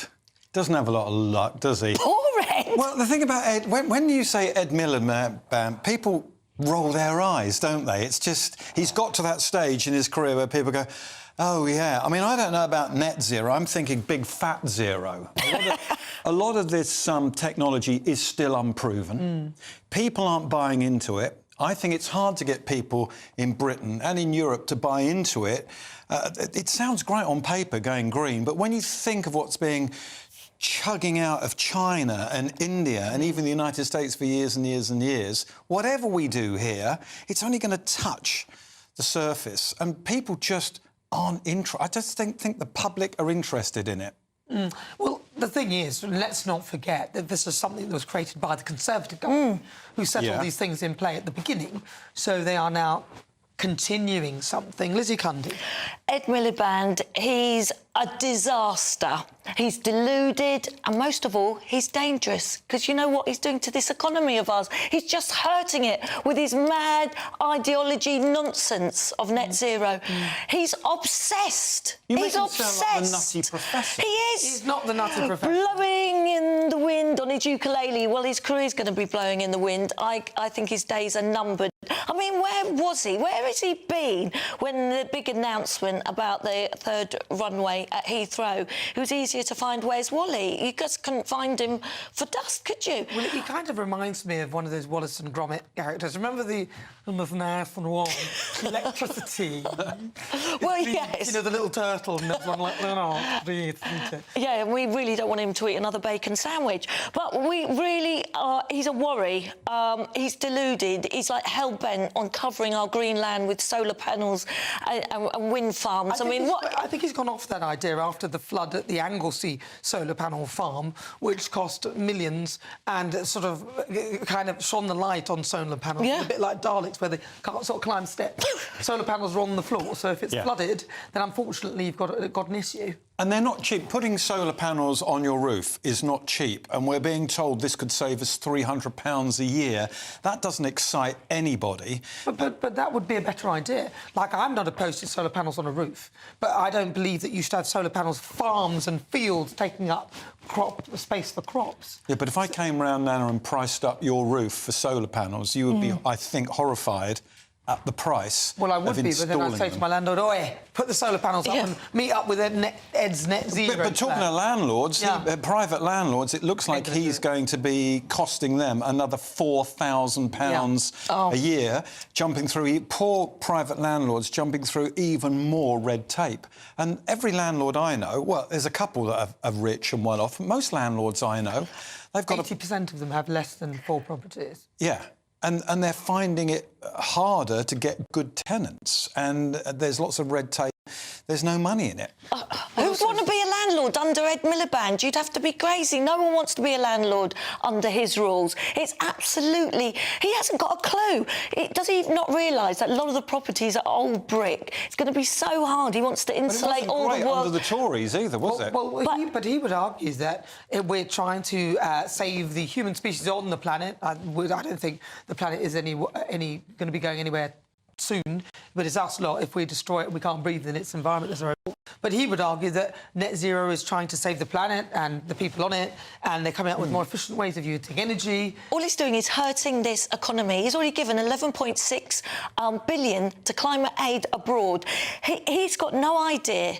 Landlords are selling up and leaving, and all that's going to do is make an even bigger housing crisis, and we're going to have, you know, no houses to rent, and it will take the rents up. What about his carbon capture scheme? Surely that's his master plan. £22 billion it was going to cost. I mean, you know what carbon capture is, yes? Well, I've got a rough idea of what it is, but people just aren't interested because they're not invested in it because it's too far down the road. And you can say, well, think of your children, think of your grandchildren. I still don't think it's ticking boxes for the man on the street. Well, I think of them and I think, well, how are you going to power everything for the children and the grandchildren and so on and so forth? And if I am a grandma, I think I'll be Nana. You will be Nana. I like that. I like that. Maybe but, Granny now. I mean, we've all got to look at this electric cars. I mean, we're having to rebuild car parks. The batteries are too busy. Bridges. Some of them are blowing up on us. I mean, it just isn't working. And that is the worry. And I just think Ed Miliband is like got this obsession, and he can't see the wood for the trees. And he has to go. He has to go with immediate effect. Do you think he should go? What do you think? Well, I think it's probably time for him to go. But I can see why Labour thought when they put this out there, the public are going to love this. We're being responsible. We're going to get green for the public. It looks great on paper, but actually making it work is a completely different thing. Are you sure? You thought Keir Starmer saw him there with his ukulele blowing in the wind? He said, that's really good. That's a really good advert. Bill Clinton played the saxophone. Yeah, we'll say no more about Bill Clinton. It kind of diminishes the reality and how much money we're spending when it almost feels like they're taking the Michael, you know, playing this ukulele, or whatever it was he was playing, whilst it's going to cost the taxpayer a fortune, trillions, in fact. I think they said the latest estimate, I think it was somewhere like 4 trillion, which would be, I think, £100,000 per person or household. I mean, that's just not affordable. But what do you think? gbnews.com/your say. Should Ed Miliband go? I'm Nana Akua. We are live on TV, online and on digital radio. Coming up in the next Great British Debate of this hour, I'm asking, can the UK cope with current levels of immigration? But first, let's get your latest news headlines with Sam Francis.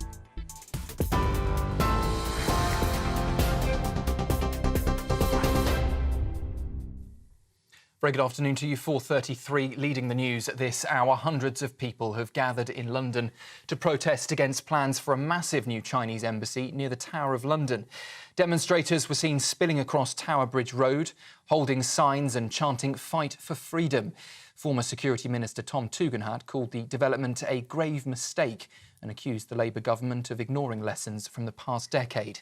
A scuffle also broke out between protesters and police, with officers having to wrestle demonstrators seen dressed in black. One woman collapsed onto the road, prompting calls for an ambulance. The family of released hostage Eli Sharabi say they are relieved he is free, but heartbroken at how frail he looks. They've described him as confused, gaunt and missing the spark in his eyes. His wife and 2 daughters were killed by Hamas militants during the October the 7th attack. He was paraded by gunmen in Gaza alongside 2 other captives in a televised event condemned by Israel. Meanwhile, all 183 Palestinian prisoners due to be released in exchange have now been freed today, and the process is part of the first stage of the ceasefire deal between Israel and Hamas that started last month. Back here at home, the Foreign Office has denied reports it's set to open talks on slavery reparations, with Caribbean officials demanding £1 trillion from the UK. According to the Telegraph newspaper, a meeting could be held as soon as April, after Barbados Prime Minister Mia Mottley previously demanded almost £4 trillion from Britain. The Foreign Office, though, has told GB News the story is false and misleading and insists the government's position remains unchanged. But the Foreign Secretary David Lammy has previously been vocal in his support. The parents of a 15-year-old schoolboy stabbed to death in Sheffield have been leading a march in his memory today. Caroline and Mark Wilgoose walked with hundreds through the city, holding banners calling for an end to knife crime. Earlier, a mass was also held in Sheffield to remember Harvey. Well, earlier, the vicar of that church spoke to our reporter, Anna Riley. It was a very moving service. Sometimes simplicity is the best. And it came across very well, and people held the family very much in their prayers. One quote I will give from the service is this, that we cannot suffer as Harvey's family are suffering, but we can suffer with them, walk with them. Well, the day of remembrance has culminated with fans at Sheffield United's match clapping in tribute earlier. A boy, also 15 years old, has been charged with his murder, with a trial set for June the 30th. And just the news you were waiting for? No, sadly not. A cold snap is sweeping in, with temperatures set to drop as low as -7 degrees over the coming days. Britain is also bracing for showery rain, with a yellow weather warning in place across much of the country, and snow expected in northern England and in Wales. The Met Office says demand for healthcare is likely to rise too, but thankfully a return of the dreaded beast from the east is unlikely. That's the news on GB News. A full roundup at 5 o'clock, and Nana will be straight back with you after this. For the very latest GB News direct to your smartphone, sign up to News Alerts by scanning the QR code or go to gbnews.com/alerts.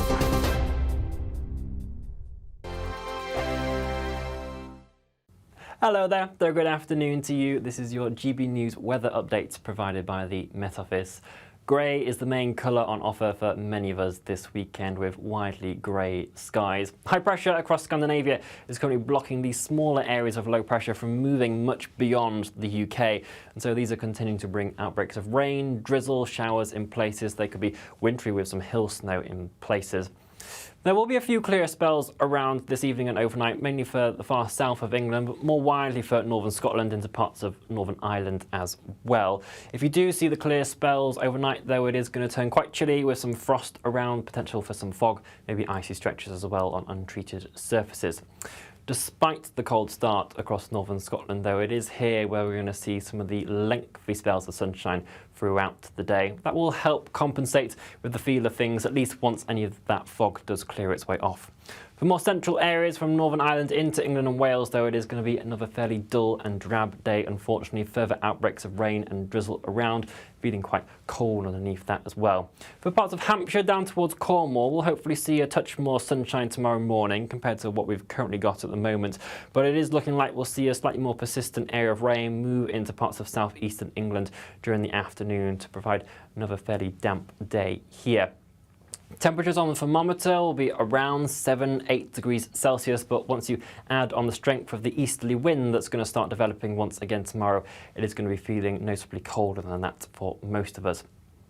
And that will hold on to a fairly similar picture into the evening as well. This area of rain just continuing to circle around the far southeast, still with that easterly breeze pushing further showers in across eastern coastal districts as well, with the clearest skies across parts of northwest Scotland, where again there could be some icy stretches around first thing on Monday. Otherwise, we hold on to a very similar picture into Monday itself. Enjoy the rest of your day. Bye-bye. In the GB newsroom, we bring you the news as it happens. With our team of dedicated journalists across the UK, we're ready to keep you up to date with what's happening every half an hour, every single day. Bulletins here on GB News, the People's Channel, Britain's news channel. Headliners on GB News 11 PM every night. It's got 3 top comedians going through the next day's newspapers so you don't have to read them, which is great. That's a good point. He's lying. Maybe he's not lying. That's Headliners every night from 11 PM and 5 AM as well on GB News, Britain's news channel. We're proud to be GB News, the People's Channel, and as you know, we always love to hear your views. Now, there's a new way of getting in touch with us at gbnews.com/yoursay. By commenting, you can be part of a live conversation and join our GB News community. You can even talk to me, Bev Turner, or any of the members of the GB News family.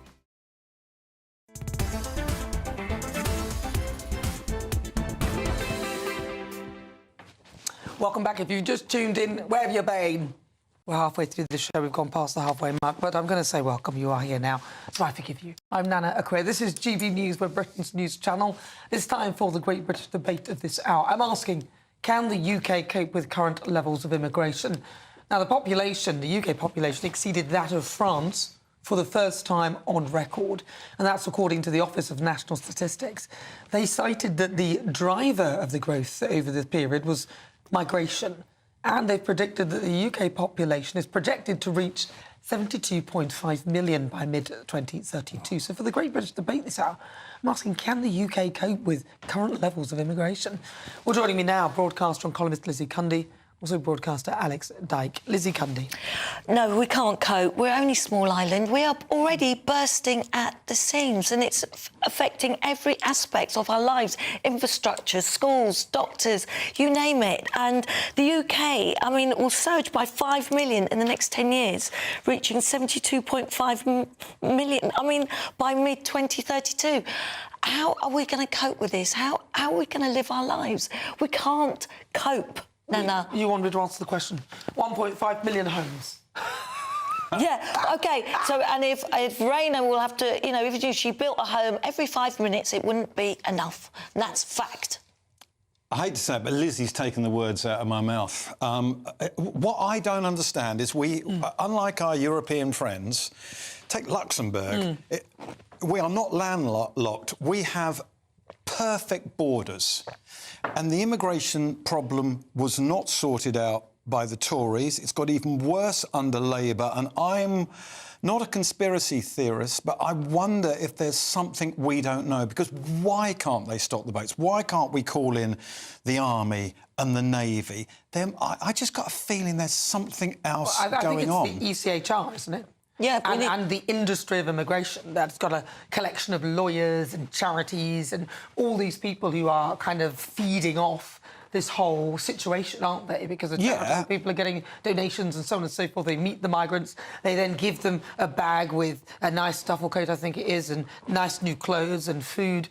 And then they give them a list of what they're meant to do and how you get into this country or the things that you're meant to say. Then the lawyers, the Daily Mail did an excellent expose on it all.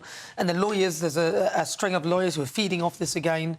These people don't want it to stop. And it's not stopping. Smashing the gangs. What happened to his smashing the gangs? He can't even smash the ice off the ice, you know, his pond outside. He's doing nothing. The situation is getting worse. People, sadly, are losing their lives on that horrific journey they take over the water. But it needs to be stopped. And we've given $500 million to France, who've done absolutely nothing. Well, I think they've done some. Well, for their money, Nana, I don't think so. We're not helping ourselves, are we? You come in, you get all those nice goodies, and then you don't even have to work, and then you get put in a hotel, and they said they're going to stop that, but they haven't really stopped that. We're not helping ourselves, are they? In France, you get a tent. All we do is talk about and I know there's some deserving cases, so I'm not talking about the people that really deserve to come over, but all we do is talk about how many boats have turned up. We've taken our eye off. What about all the people that are here? And what about in 30 and 40 years' time when those migrants, have got old and they need care homes? And what is the bill going to be like then? And what about legal migration? Because let's be honest, the Tories took their eye off that, and that was almost a million. Well, legal migration, I mean, just take foreign students, and then they bring their mum, dad, and the cat, you know, and it got bigger and bigger and bigger. They've lost track. That was the Tories, wasn't it? That was the Tories. The Tories have a lot to answer for. But Keir Starmer, who have the big, you know, catchphrase, smashing the gangs, well, I'm sorry, it's not working. It's not good enough. But he would argue that, you know, they've only been in for, 7 months now. How much would you expect to happen in 7 months? More than this. Well, I know, but can you really make a judgment on how his progress is over just such a short space of time? Yeah, they say you look at the government in their first 100 days and it sums up the government. They've had the worst start ever. I am going to say here on the record, Keir Starmer is our worst ever Prime Minister. I think if it was Donald Trump who was Prime Minister of the United Kingdom... If only. There would be a daily bulletin like there was in COVID when Boris would go on at 5 o'clock and he would say, today we stopped 17 boats. And I think there would be a daily update which would make people in Britain feel better about it, because What do you mean, as in how many people are coming over via small boats? Yes. I mean, we kind of do that here on GB News, and to be honest, if it had not been for GB News pushing and Nigel Farage and others reporting on this, then this would have carried on happening without any real attention on it, I don't think. Yeah, and I've seen that, and I appreciate that. But what I mean is the Prime Minister should be saying, we stopped 17 boats out of 27 today. I think that would make people feel better. But remember, on programmes like this, we used to talk about education and the unemployed and the problems of obesity. We don't do that anymore. We haven't got time to sort out our own British problems because immigration has become such a big thing. But on many would say it's a good thing, though. We do hear people telling us that you need immigrants, you need immigration. It is actually a good thing. And remember, the largest portion of immigration came from legal migration, which was not the proviso of the Labour Party. It was actually the proviso of the Conservatives. Yeah, and we do need legal immigration, and we haven't got enough people. But I think we should be encouraging more babies now. We all know now that we should be encouraging more babies in the United Kingdom. But if people don't want to have the babies and they don't want to do the jobs that are here in this country, then what? So they can't afford to have a baby. They can't, you know, my boys are young. They're like, how do you afford to have a family? My son's getting married in July. I'm desperate to be a nana as well. How's he going to afford to have a family? You know, and we've got a tax bill of 8.5 billion a year, and it's going up all the time. OK, well, what do you think? gbnews.com/your say. We'll read some of those. But if you are in search of an escape and some winter sun, here's the forecast for some of the top European holiday destinations. Can't wait to get in that sea. Lovely and warm. Just like the feeling of having great travel insurance. All Clear Travel Insurance sponsors GB News Travel Destinations Forecast. If you're looking for some winter sun, Spain wouldn't be a bad shout. Fine, at least for Sunday. Unsettled in Italy and reasonably breezy in Greece. We've seen that quite frequently recently, and with some showers to boot. But across Italy, well, that's where some more unsettled weather is heading, especially in the west, the north, and then Sicily through Sunday and into Monday. Iberia, fine for now, but it will turn more showery from the west as the week begins. All Clear Travel Insurance sponsors GB News Travel Destinations Forecast.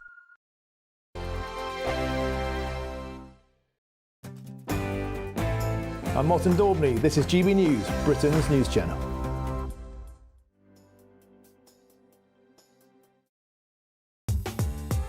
I'm Christopher Hope. From pop stars to politicians, I'll interview anybody in a pub who's got a political opinion. Join me every Friday on Spotify, Apple Podcasts, YouTube or gbnews.com, or wherever you get your podcasts.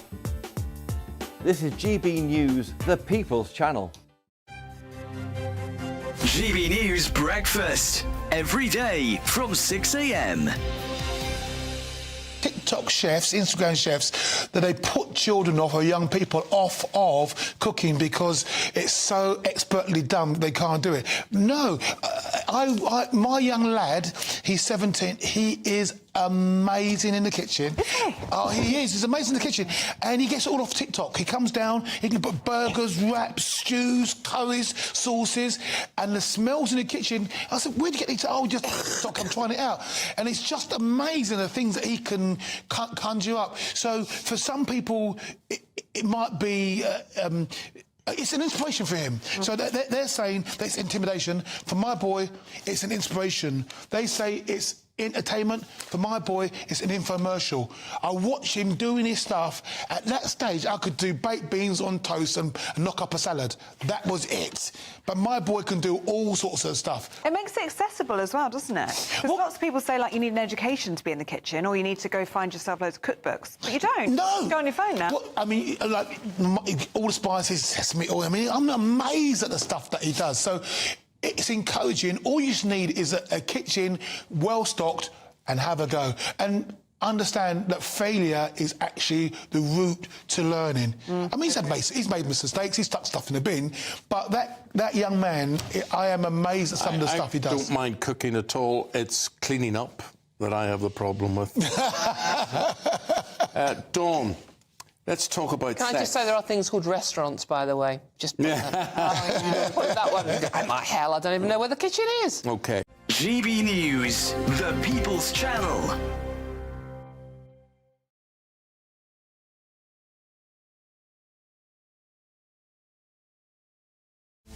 This is Britain's Newsroom, where your voice matters. It's just astonishing. With expert analysis and honest opinion, we don't just keep you informed. We bring you unique perspectives you won't see anywhere else. Can't argue with any of that. When the news happens, it happens here. On Britain's Newsroom, weekdays from 9:30 a.m. Only on GB News.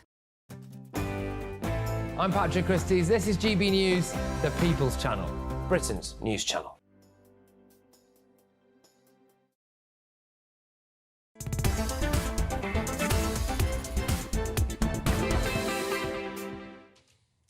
Well, before we go into all of your says, if you just tuned in, welcome. This is GB News, 51 minutes after 4 o'clock. We are giving 2 chances for you to win in our latest Great British giveaway. And we've got 2 amazing prize bundles to be won. Here are all the details there. Demand. Good luck. Mornings don't have to be tiresome, especially if you have the right company. Wake up to news as it happens, opinion and debate, and of course, a little bit of entertainment too. Because when the kettle's on, we're on. That's Breakfast on GB News, a show worth waking up for. Every morning from 6 a.m. Only on the People's Channel, Britain's news channel. We'll spread the news, you spread the word.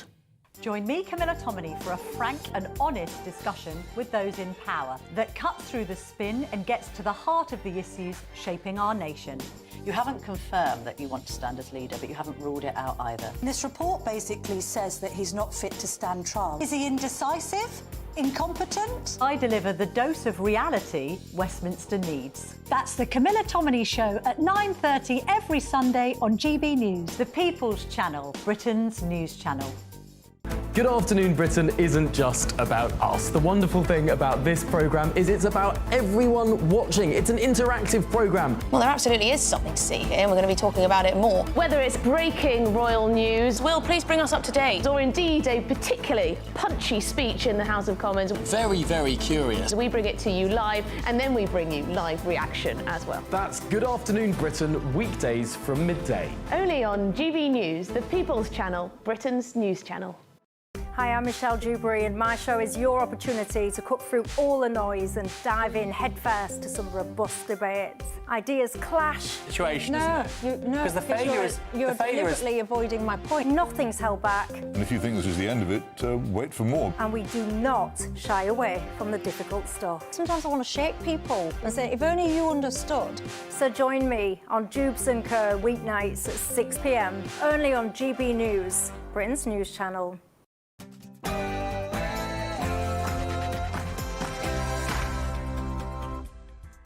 Hello, good afternoon and welcome to GB News. We're live on TV, online and on digital radio. I'm Nana Akua.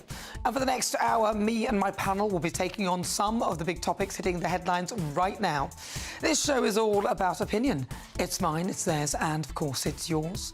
We'll be debating, discussing, and at times we will disagree, but no one will be cancelled. So joining me for the next hour, broadcaster and columnist Lizzie Cundy, and also broadcaster Alex Dyke. For the Great British Debate, I'm asking, were Labour wrong to cancel the local elections? I've got a poll up on gbnews.com. Please cast your vote now. Are they running away from reform? Then, in Difficult Conversations this week, I will be speaking to the founder of an autism awareness charity, Dr. Anna Kennedy, to discuss the vital work that she does to support many families and adults diagnosed on the autism spectrum. And in Clickbait, take a look and listen to this. It's a dog, it's on a skateboard at the top of a staircase. But what happens next? Stay tuned, find out towards the end of the show. But first, let's get your latest news with Sam Francis.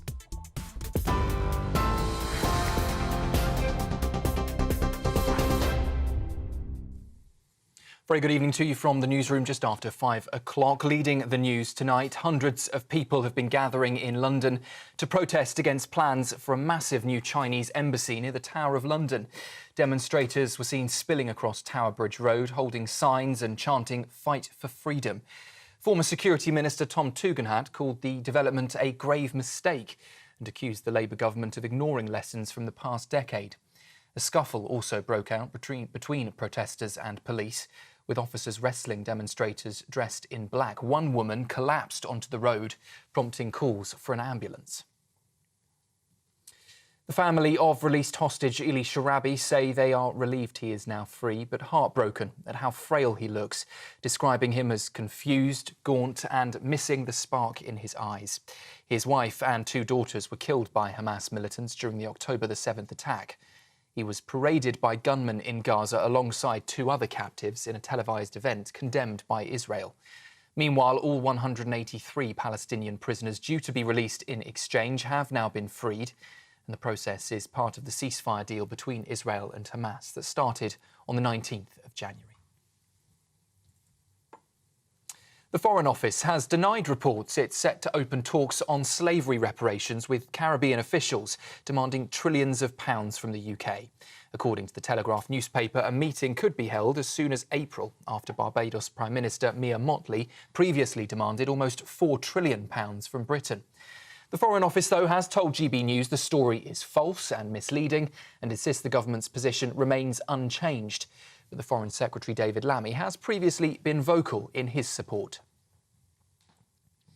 Well, the parents of a 15-year-old schoolboy stabbed to death in Sheffield have been leading a march in his memory today.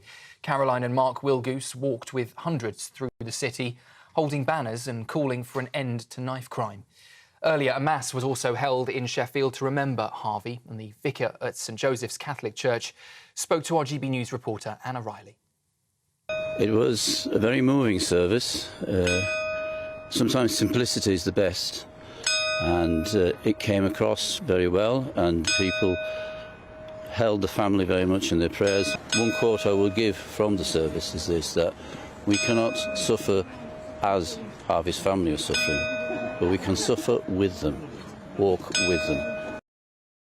Well, the day of remembrance has culminated with fans at Sheffield United's match tonight clapping in tribute. A boy, also 15 years old, has been charged with his murder, with a trial set for the 30th of June. All reruns of old Gino D'Acampo shows have been pulled from the ITV schedule after allegations of inappropriate behaviour against the TV chef. A new series of Family Fortunes that was filmed in October 2023 hasn't been broadcast yet, and as it stands, there are no plans to do so. D'Acampo has been accused of making inappropriate sexual comments while working on a string of ITV programmes. He, though, firmly denies any allegations that have been made against him. The King and Queen welcomed celebrities, chefs and diplomats to their Highgrove estate last night to celebrate Italian slow cooking. The dinner, with dishes including crab, ravioli and pork, along with English and Italian wine, comes ahead of their Italian state visit later on this year.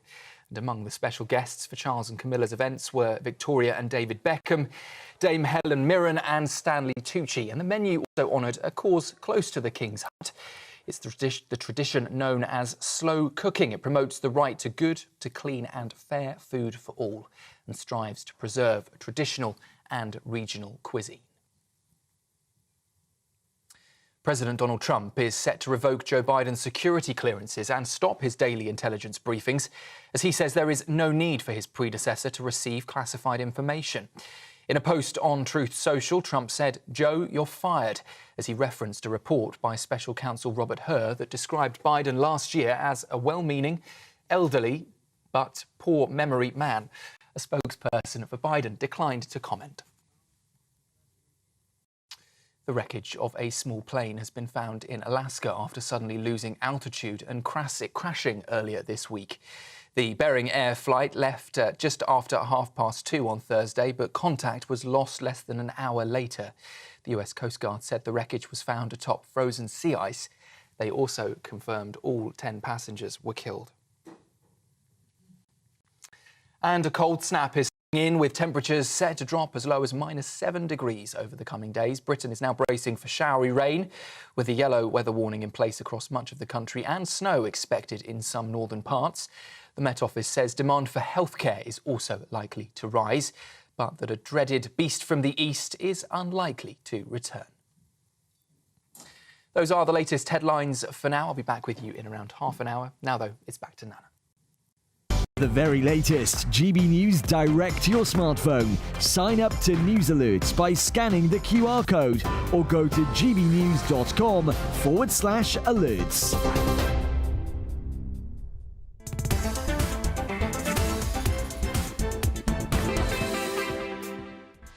Good afternoon. Well, it's just coming up to 7 minutes after 5 o'clock. This is GB News. We're live on TV, online and on digital radio. I'm Nana Akua.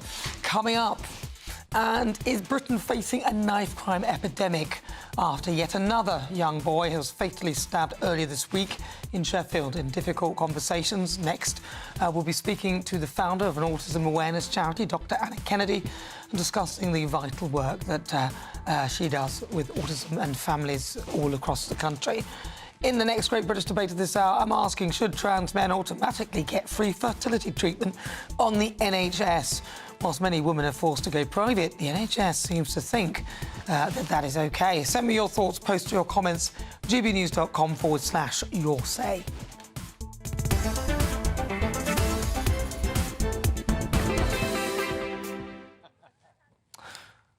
So, now, as a march has taken place in Sheffield today to remember Harvey Wilgoose, who was stabbed at school on Monday, the Day of Remembrance has included an event for Harvey and raising awareness of knife crime, which was followed by a minute's silence at Bramall Lane this afternoon ahead of the FA Cup match between Sheffield United and Portsmouth. But I want to ask, are we facing a knife crime epidemic, and what more can be done to stop young people from dying in incidents like these? Well, joining me now, the Chair of Communities Against Violence, Ken Hines. Ken, thank you very much for joining.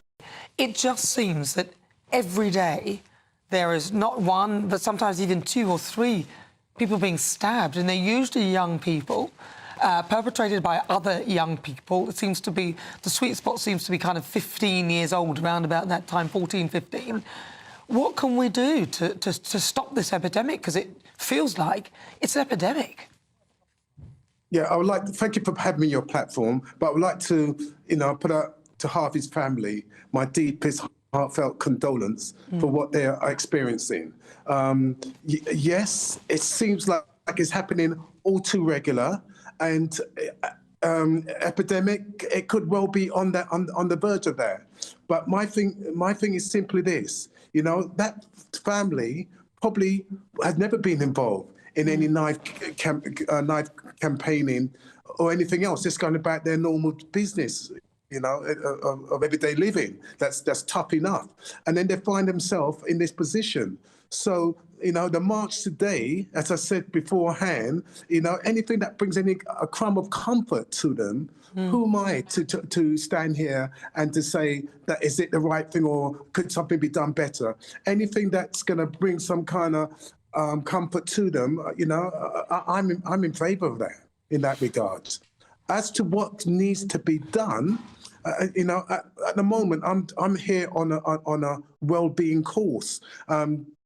Checking in with my own well-being, my emotional well-being, and I feel that they're talking about having knife arches, but the person who brought that knife into that school would have probably brought it in purposely to cause harm. So any security measures that would have been, a person who's determined would circumvent that. And so my thing is getting back to the person who's carrying a knife and working to see about what their mental state of mind is. But don't you think that this, for many of these incidents, we seem to focus on the mental state of the person? What are we doing at grassroots level to change the mindset of young people so this doesn't become a thing? Because it's become a thing, hasn't it? People carrying knives to protect themselves. It's boys, girls, it's just across the board. I mean, I was listening to something only the other day. A lot of young girls are also carrying knives because they're scared. So I'm just wondering, what are we doing at grassroots to stop this mindset becoming the norm? Because it literally has become the norm. People we don't even feel it now. We hear it, we just think, oh, another one. I think one of the positive things that we are doing is bringing mentors into the schools to help to work with identified troubled youngsters. Because, as I said, we need probably to do more of that kind of work. But, as I said, we don't know, who's going to, fit that bill in many regards, because it could be just the spur of the moment situation where the person feels that this is the only way for him to exercise how hurt he feels or how he feels he's been violated. It's not the right thing, but I feel it needs more, like again, in the morning classes, I think we need more like people checking in, like the teachers checking in with the pupils to see, first of all, if they're troubled, and secondly, if there's anybody in their space that they feel that they're trouble about, or feel that they feel angered about. So at least you can start bringing in facilitators to help showing that young person alternative ways of dealing with the rage or the red mist that he may have. But the thing is, when I was younger, if I was angry, I didn't think about picking up a knife. Do you know what I mean? And I'm thinking that by the time you're dealing with it at that level, then it's too late, because you're now dealing with somebody who's already got the mental capacity to be thinking in that way. And I'm just wondering what we're doing to stop that kind of way of thinking as a normal pathway, because that's not normal, is it? That's not the normal way. It shouldn't be the norm that you think, oh, I'm really angry, I'm going to hurt someone with a knife now, and you're only young. But we don't. Not normal. We don't put enough emphasis on the impact of social media and the influence that social media seems to have to saying that if you've been violated, then this is your option for you to do is to go out there, arm yourself with a knife and to go and murder somebody, murder another youngster. It's unfortunate that we've got all these different ways that young people are tapping into, that we as adults and parents need to be aware of, and to have this serious conversation with our youngsters as to what mental well-being is. Well, Ken Hines, really good to talk to you. Obviously, so your view is social media has maybe been the reason why we're seeing such a big surge in this. Ken Hines, thank you very much. Really good to talk to you. Of course, a 15-year-old boy has been charged with the murder of Harvey Wilgoose, and a trial date has been set for June the 30th. Innocent until proven guilty. Well, on GB News tonight at 9 p.m, Ben Leo tonight. And ahead of his show, I'm joined by Ben in the studio. Ben Leo. Hello, colleague. It's not Banana, it's Ben Leo. Just me tonight. It's always a bit lonely when after we do the newsroom on a Friday. I'm used to having you by my side, and then I go solo on the weekend. Big show coming up tonight. I have two big questions. It's not a game show tonight, but I have two big questions. The first being, is there a crisis at the heart of this Labour government? Because this week we've had secret cabinet meetings, we've had Labour Together lists of dossiers on Reform UK, how to tackle reform. We've had coordinated attacks on Nigel Farage and his stance on the NHS, or his alleged stance anyway. What's coming on Monday? And also, by the way, there's two bombshell polls, the YouGov poll and the MRP mega poll, which put Reform top of both, which was pretty devastating. What's coming on Monday is a raft, and I can reveal this, a raft of videos from this government, from the Home Office, showing the work Labour have been doing to tackle migration, including deportation videos, knocking on doors, kicking doors in, deporting criminals. They've deported around, they say, 16,000 people since they took power in July. And they are being accused now of mimicking reform in their immigration stance. We've also uncovered, which I'll show you tonight, some very interesting adverts that have been circulating in the north of England, in the red wall seats from this Labour government, talking about migration and the numbers that Labour have kicked out. They're not in their typical red Labour branding. What colour are they in? Not Reform Blue, surely. Reform Blue. Never. So it seems to me, call me a conspiracy theorist, it seems to me that Labour are spending more time looking over their shoulder at the threat of reform and their humble 5 MPs. You know, they're often mocked for having just 5 MPs. Wes Streeting said it in Parliament this week. He took the mickey out of them, said they were irrelevant. But in actual fact, when you look at what's going on at government and in government and how they're reacting to reform, it seems to me they're a bit rattled, to say the least. Well, I think they are. Sounds like a cracking show, Ben. Yes, and also Ben Leo Unleashed, my weekly venture out into England. I won't reveal where I've been, but it's home of the Mars Bar. Can you guess? If you know the answer, don't say. And I've met some very funny characters on my travels, including this chap here. Take a look at this. I've come out of prison and I missed an appointment, so now I've got to go back to prison. Oh, right. It's a waste of time, really. Do you know what I mean? So you're doing some last-minute shopping before prison? No, I'm going to go and get a McDonald's before I go to prison because the food in there is shit. When are you going back? I've got to go back now. So you're going to get McDonald's and then you're going to prison? Yeah. Anyway, I've got to go to prison. See you later. On Ben Leo tonight, we look forward to that. That's at 9 o'clock. Ben, thank you very much for joining me. Well, that sounds like a cracking show. I can't wait to watch that. But tomorrow, I'll also bring you my exclusive full documentary with the daughter of Captain Sir Tom Moore, Hannah Ingram Moore. And here is a look at what to expect.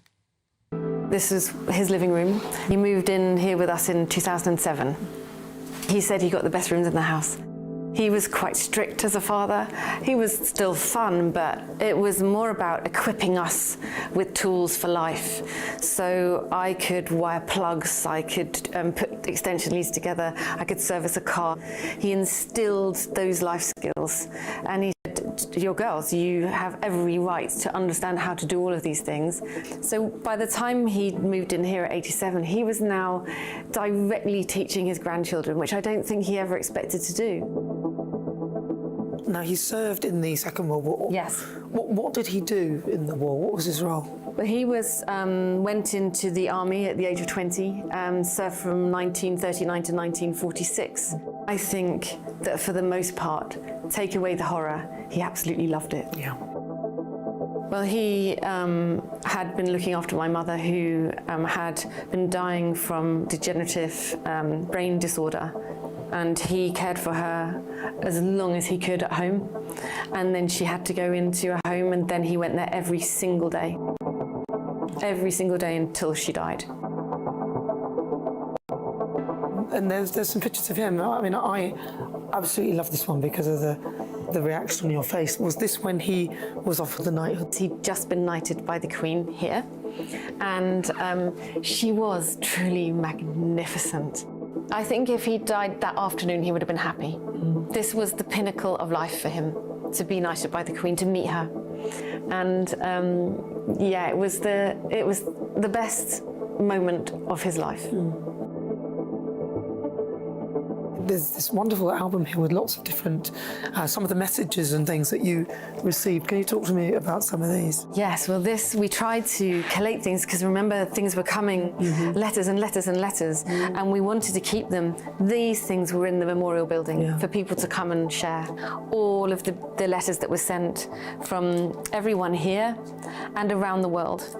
Just what a wonderful thing to have. This is quite incredible. And there's his knighthood that he collected as well. And also here, these are some of the 225,000 cards. Just there are some, many of these boxes. Well, I ask Hannah some tough questions. Make sure you stay tuned. We'll give you the rest of that tomorrow, just after 5 o'clock. But coming up next, it's My Difficult Conversations, and this week it's the founder of an autism awareness charity, Dr. Anna Kennedy, to discuss the vital work that she does for many families and charities and those diagnosed with autism.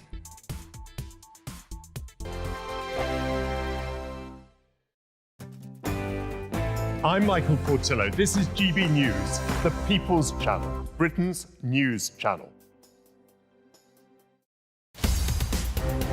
In the GB newsroom, we bring you the news as it happens. With our team of dedicated journalists across the UK, we're ready to keep you up to date with what's happening every half an hour, every single day.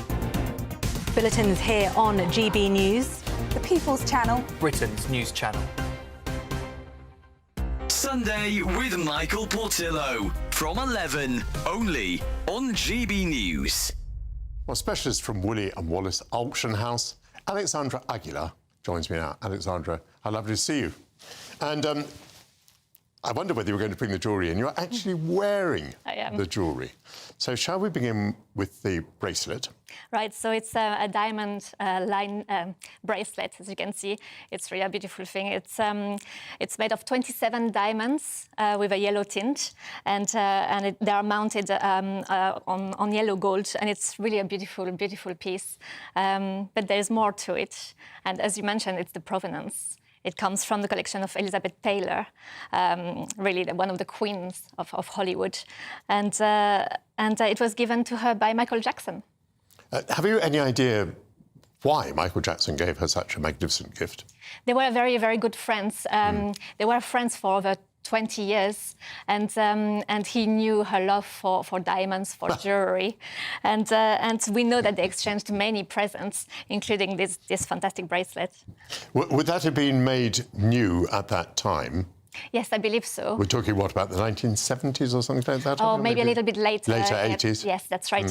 But what's particularly interesting about this one is all the 27 diamonds have the same colour.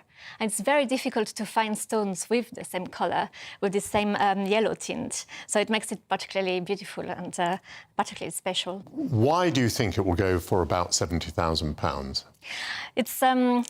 well, it is a beautiful piece. It's very wearable, as you can see, and there is the provenance is amazing. Jewelry from the collection of Elizabeth Taylor is very sought after, of course.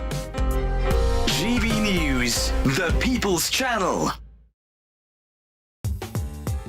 I'm Christopher Hope. From pop stars to politicians, I'll interview anybody in a pub who's got a political opinion. Join me every Friday on Spotify, Apple Podcasts, YouTube or gbnews.com, or wherever you get your podcasts.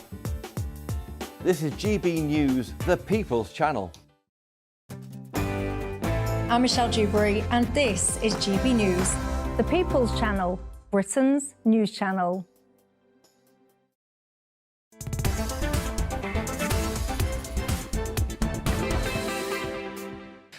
Good afternoon. It's just gone 23 minutes after 5 o'clock. This is GB News. We are Britain's news channel. I'm Nana Akua. We're live on TV, online and on digital radio. And it's time for this week's Difficult Conversations, which this week is with Dr. Nana Kennedy, OBE, who is the founder of an autism awareness charity. Autism spectrum conditions do not just affect children and teenagers. It is a lifelong condition for many who can often face perplexing problems, such as behavioural difficulties, and the work done by Dr. Kennedy and her team support the shares information with many families and adults diagnosed on the spectrum. Well, joining me now in the studio, Dr. Nana Kennedy. Thank you very much, OBE, I might add. So, Dr. Nana Kennedy, talk to me. Is autism actually something that you can properly diagnose medically? Because some of these things, ADHD, and all that, I've got this or I've got that, people say they've got it because they've been given a list of symptoms and then they've read it on the internet and say, I've got it. One of my very best friends said, I think I've got ADHD, and she listed all the things, and I said, well, you're just like me then. Then we've both got it. You've got to go through an assessment process. So if you feel that you may be on the spectrum, you first of all approach your GP. There's many ways you can do it, but start off with the GP, and then after that, hopefully, he will give you a referral. But what's happening at the minute is, because of the awareness raising and the acceptance, there's so many children and adults that are waiting to be diagnosed. So it's very much a postcode lottery. So you could be waiting 6 months, you could be waiting a year, you could be waiting 2 years. I know some people are waiting 5 years. And I've heard of an adult that's been told that they possibly may have to wait 10 years for a diagnosis. But what is it exactly then? What is it? Because how can you diagnose it? What are you looking for? Doesn't it vary from each person, one person to the next? It does vary, and there's a saying, if you've met one person with autism, you've met one person with autism. So social interaction difficulties, possibly behaviour problems, and also it's not just autism. A lot of the children and adults have overlapping conditions. It could be sensory issues, it could be dyslexia as well as OCD. So it's social interaction, communication, and usually it's picked up at school. So you might get, one of the teachers say, I think that your son or your daughter might be on the autism spectrum. I think, they need to be assessed. So if you feel that your son or daughter are on the autism spectrum, there's lots of different places that you can approach. And sometimes it's you can meet someone on social media and just say, I think there's a possibility that my son, I've seen your post. This is what I get a lot of, where I've recognised the behavioural symptoms that you're talking about, or the sensory issues that you're talking about. So there's various different ways, but definitely the first port of call is the GP. I just think that there feels like there's a well of people who say, I've got ADHD, I think I'm autistic, or this, or... In fact, sometimes I meet people and the first thing they tell me is, I've got ADHD, or I'm bipolar, or I'm this, and I'm like... It's a bit of a minefield. It feels like, are we normal? Are we... what is normal? Things that is, yeah, because what is normal? What's normal? I know. What is normal? Yeah, but the thing is, where's you the know, line? I think it depends on how it impacts on your day. So if you're a child and it impacts you at school or at home, you know, definitely you need to get some support in place. And for me, I've always said early intervention is crucial for children. And I've seen that for when we opened a school. I've seen the difference it can make for children starting working early with children.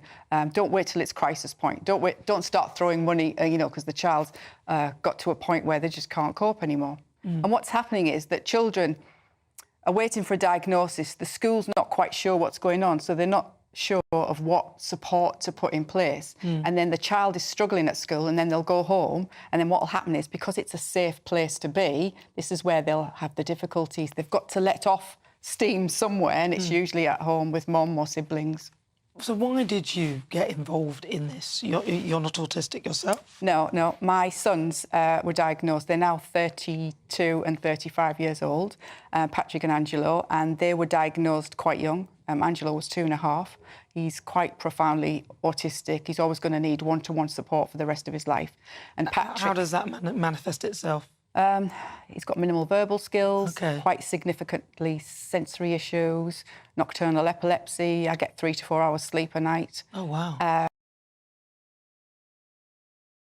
So he was actually at a centre, and this was in August, and we were given a month's notice that they were closing, and there was 20 families of autistic adults. And there's just not a lot of provision out there for autistic adults. So we found somewhere for Angelo, but he goes there 4 days a week, so I have to look after him 1 day a week. But it's quite frustrating because there's not a lot of services out there, and it's becoming more and more difficult now because of the cuts. You know, I've heard of another centre, for example, in Ealing that's closed down. There's quite a number of adults that are there. And it seems to be when they're over 25, autism is a lifelong condition, so they're not cured at 25 or 18, so they need that support. You know, my son needs support with independent living skills. He's making progress, but there can be small steps. So, and do you know what? The question at the back of every parent's mind is, because they're so worried about their son and, you know, everything that they've had to fight for, is like, who's going to look after my loved one when I'm no longer around? And I've heard so many dreadful stories of parents where, you know, they've died, and then their son, one particular man, that, you know, he had to move out of the house. He ended up living in a tent with his dog. Aww. Another gentleman, he was moved away 50 miles away from where he lived, so he just didn't know that anyone in that area, so it caused an awful lot. I know so many stories that it can be quite stressful, and that's why parents worry that they want things to be put in place as soon as possible. So you have a charity. Yes. And also, Autism's Got Talent. Yeah. Talk to me about that. Highlight of the year. Autism's Got Talent started 14 years ago. It started on the back of an anti-bullying campaign, Give Us a Break. So I was working with NSPCC, I was working with the Anti-Bullying Alliance at the time, and then once we started our campaign for bullying, then all of these videos started coming to me, to the charity, of children teaching themselves to sing, to dance, poetry, magicians, musicians, bands. There was just like amazing talent of children, sort of aged 5 right up to 60-something. So I thought, I need to do something with this. So I went to visit a show at the Mermaid Theatre because I was invited. And then I met this lovely lady called Maggie Patterson, and I chatted to her and I said, I'd really like to do a show called Autism's Got Talent. And she said, let's do it. So we did. So we put out a shout out, would you like to be part of this show? And people were saying, you're mad, it's not going to work. How are you going to put a show together with autistic children and adults that have got different needs? And you're going to do it in 2 days? And then, you know, all the organising but you know what? It just works, and it's amazing, and it's the best thing ever. You can tell that I get passionate about this. When's the next one? It's in October. We're actually looking for autistic children and adults now that have got talent. We want to see it. We say, show us your talent. It's on the charity website, and the closing date is May the 31st, and the actual show is in October.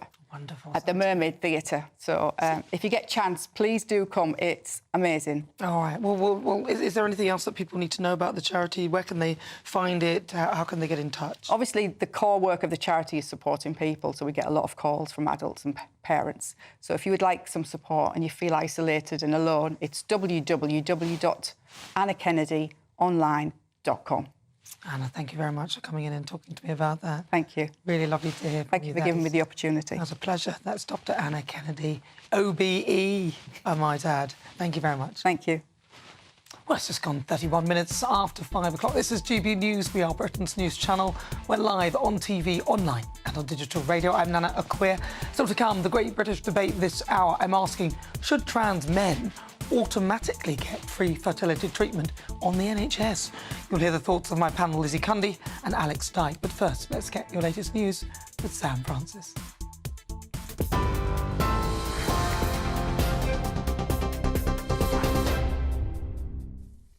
Very good evening to you. 32 minutes past 5. We start with news from London, where hundreds of people have been gathering to protest against plans for a massive new Chinese embassy near the Tower of London. Demonstrators were seen spilling across Tower Bridge Road, holding signs and chanting "Fight for Freedom." Former Security Minister Tom Tugendhat called the development a grave mistake, accusing the Labour government of ignoring lessons from the past decade. A scuffle also broke out between protesters and police, with officers wrestling demonstrators seen dressed in black. One woman also collapsed onto the rain-soaked road, prompting calls for an ambulance. The family of released hostage Eli Sharabi say they are relieved he's now free, but left heartbroken at how frail he looks. They've described him as confused, gaunt and missing the spark in his eyes. His wife and 2 daughters were killed by Hamas militants during the October the 7th attack. He was paraded by gunmen in Gaza alongside 2 other captives in a televised event condemned by Israel. Meanwhile, all 183 Palestinian prisoners due to be released in exchange have now been freed today. The process is, of course, part of the ceasefire deal between Israel and Hamas that started last month. The Foreign Office has denied reports it's set to open talks on slavery reparations, with Caribbean officials demanding trillions of pounds from the UK. According to the Telegraph newspaper, a meeting could be held as soon as April, after Barbados Prime Minister Mia Mottley previously demanded almost £4 trillion from Britain. The Foreign Office, though, has told GB News the story is false and misleading and insists the government's position remains unchanged. But the Foreign Secretary, David Lammy, has previously been vocal in his support. And finally, the parents of a 15-year-old schoolboy stabbed to death in Sheffield have been leading a march in his memory today. Caroline and Mark Wilgoose walked with hundreds through the city, holding banners calling for an end to knife crime. Earlier, a mass was also held in Sheffield to remember Harvey, and the vicar at St Joseph's Catholic Church spoke to our GB News reporter, Anna Riley. It was a very moving service. Sometimes simplicity is the best. And it came across very well, and people held the family very much in their prayers. One quote I will give from the service is this, that we cannot suffer as Harvey's family are suffering, but we can suffer with them, walk with them. The Day of Remembrance culminated with fans at Sheffield United's match earlier clapping Harvey in tribute. A boy, also 15 years old, has been charged with his murder, with a trial set for the 30th of June.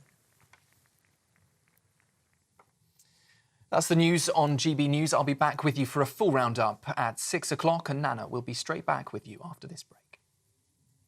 For the very latest GB News direct to your smartphone, sign up to News Alerts by scanning the QR code or go to gbnews.com/alerts.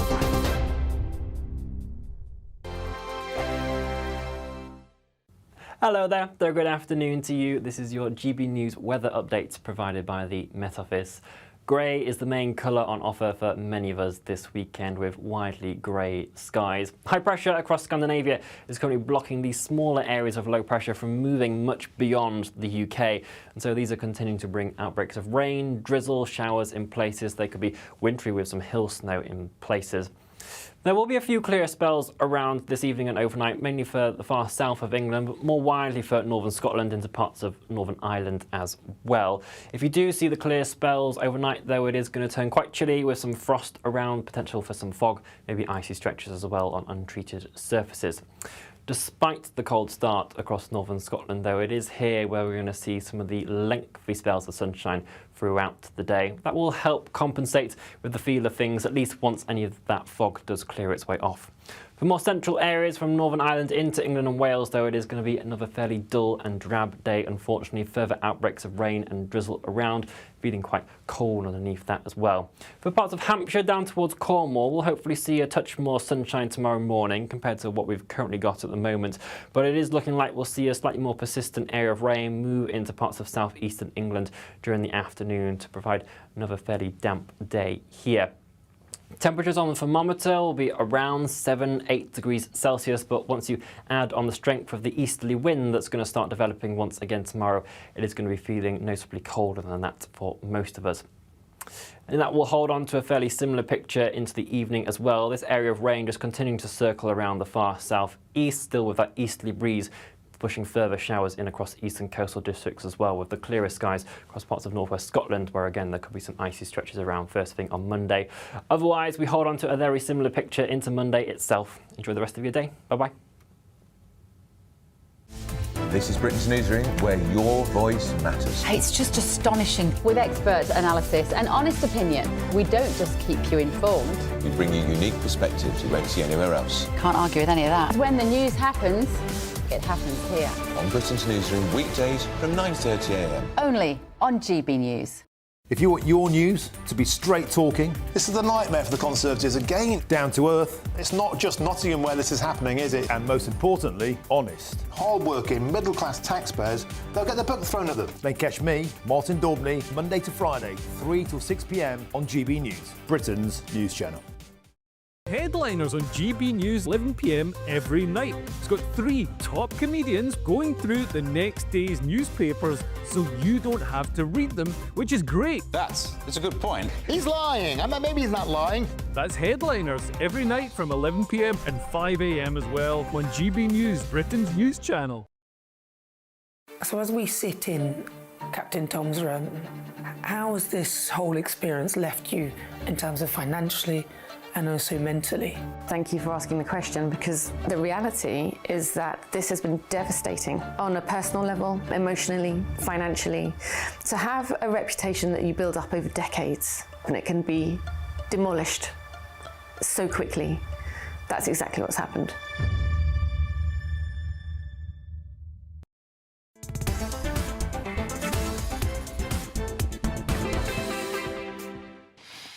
"39 after 5 o'clock. Make sure you watch that just after 5 o'clock tomorrow. You won't want to miss it. Hannah tells her own version of events, and that's what she feels her family have been through. Yeah, it was really interesting talking to her. But stay tuned for that. That is tomorrow at 5 o'clock. But I'm Nana Akua. Welcome. This is GB News on TV, online and on digital radio. And, of course, we're giving you a chance to win in our latest Great British giveaway, because we've got 2 amazing prize bundles to be won. Here are all the details that you need. Good luck. Join me, Camilla Tominey, for a frank and honest discussion with those in power that cuts through the spin and gets to the heart of the issues shaping our nation. You haven't confirmed that you want to stand as leader, but you haven't ruled it out either. This report basically says that he's not fit to stand trial. Is he indecisive? Incompetent? I deliver the dose of reality Westminster needs. That's the Camilla Tominey Show at 9:30 every Sunday on GB News, the People's Channel, Britain's news channel. It's Patrick Christie's Tonight, and here we do things differently. It's explaining the absolute madness of this, doesn't it? It's explosive. I mean, this is very good. It's lively. 850. Your government sat there, Sean, and it did nothing. It's controversial. And the Middle East has been in turmoil since before I was born. It's everything you need to kickstart your evening. Everyone's had their Weetabix tonight. I love to see it. That's Patrick Christie's Tonight, weeknights from 9 p.m. Only on GB News, the People's Channel, Britain's news channel. In the GB Newsroom, we bring you the news as it happens. With our team of dedicated journalists across the UK, we're ready to keep you up to date with what's happening every half an hour, every single day. Bulletins here on GB News, the People's Channel, Britain's news channel. I'm Christopher Hope. From pop stars to politicians, I'll interview anybody in a pub who's got a political opinion. Join me every Friday on Spotify, Apple Podcasts, YouTube or gbnews.com, or wherever you get your podcasts. This is GB News, the People's Channel. This is Britain's Newsroom, where your voice matters. It's just astonishing. With expert analysis and honest opinion, we don't just keep you informed. We bring you unique perspectives you won't see anywhere else. Can't argue with any of that. When the news happens, it happens here. On Britain's Newsroom, weekdays from 9:30 a.m. Only on GB News.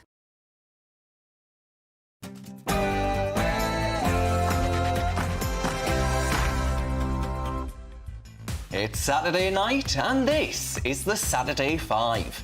I'm Darren Grimes, along with Will Kingston, Dr Renee, Chloe Dobbs and Nikki Hodgson. Tonight on the show...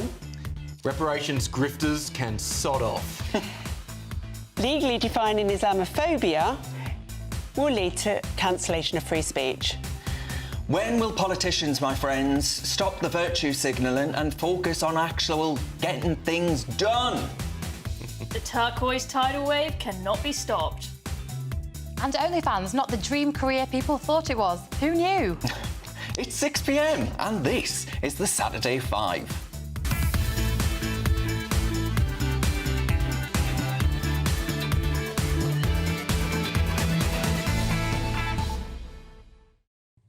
Welcome to the Saturday 5, a very good evening to you. I'm Darren Grimes and we begin tonight with some truly tragic breaking news. Our very own Alex Armstrong, fresh from his 40th birthday, has announced he's taking a whole week off of television. A whole week. I know that your thoughts and prayers will be with Alex at this dark time.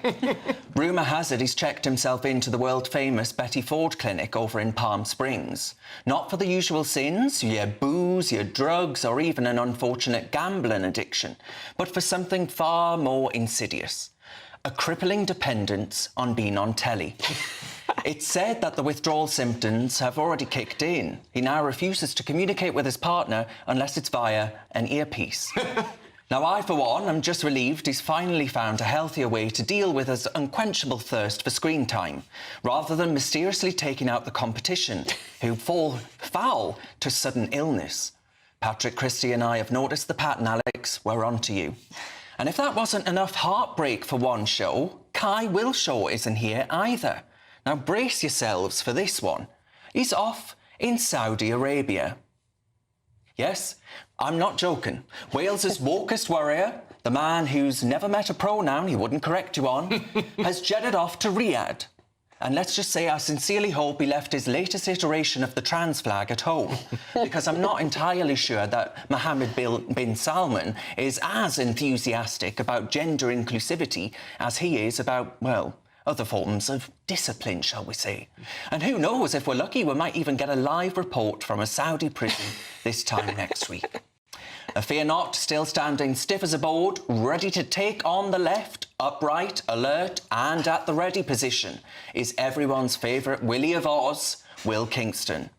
And to ensure things don't get too out of hand, or in it, we've got our glamorous GP, Dr Renee, on standby, ready to administer the necessary medical interventions.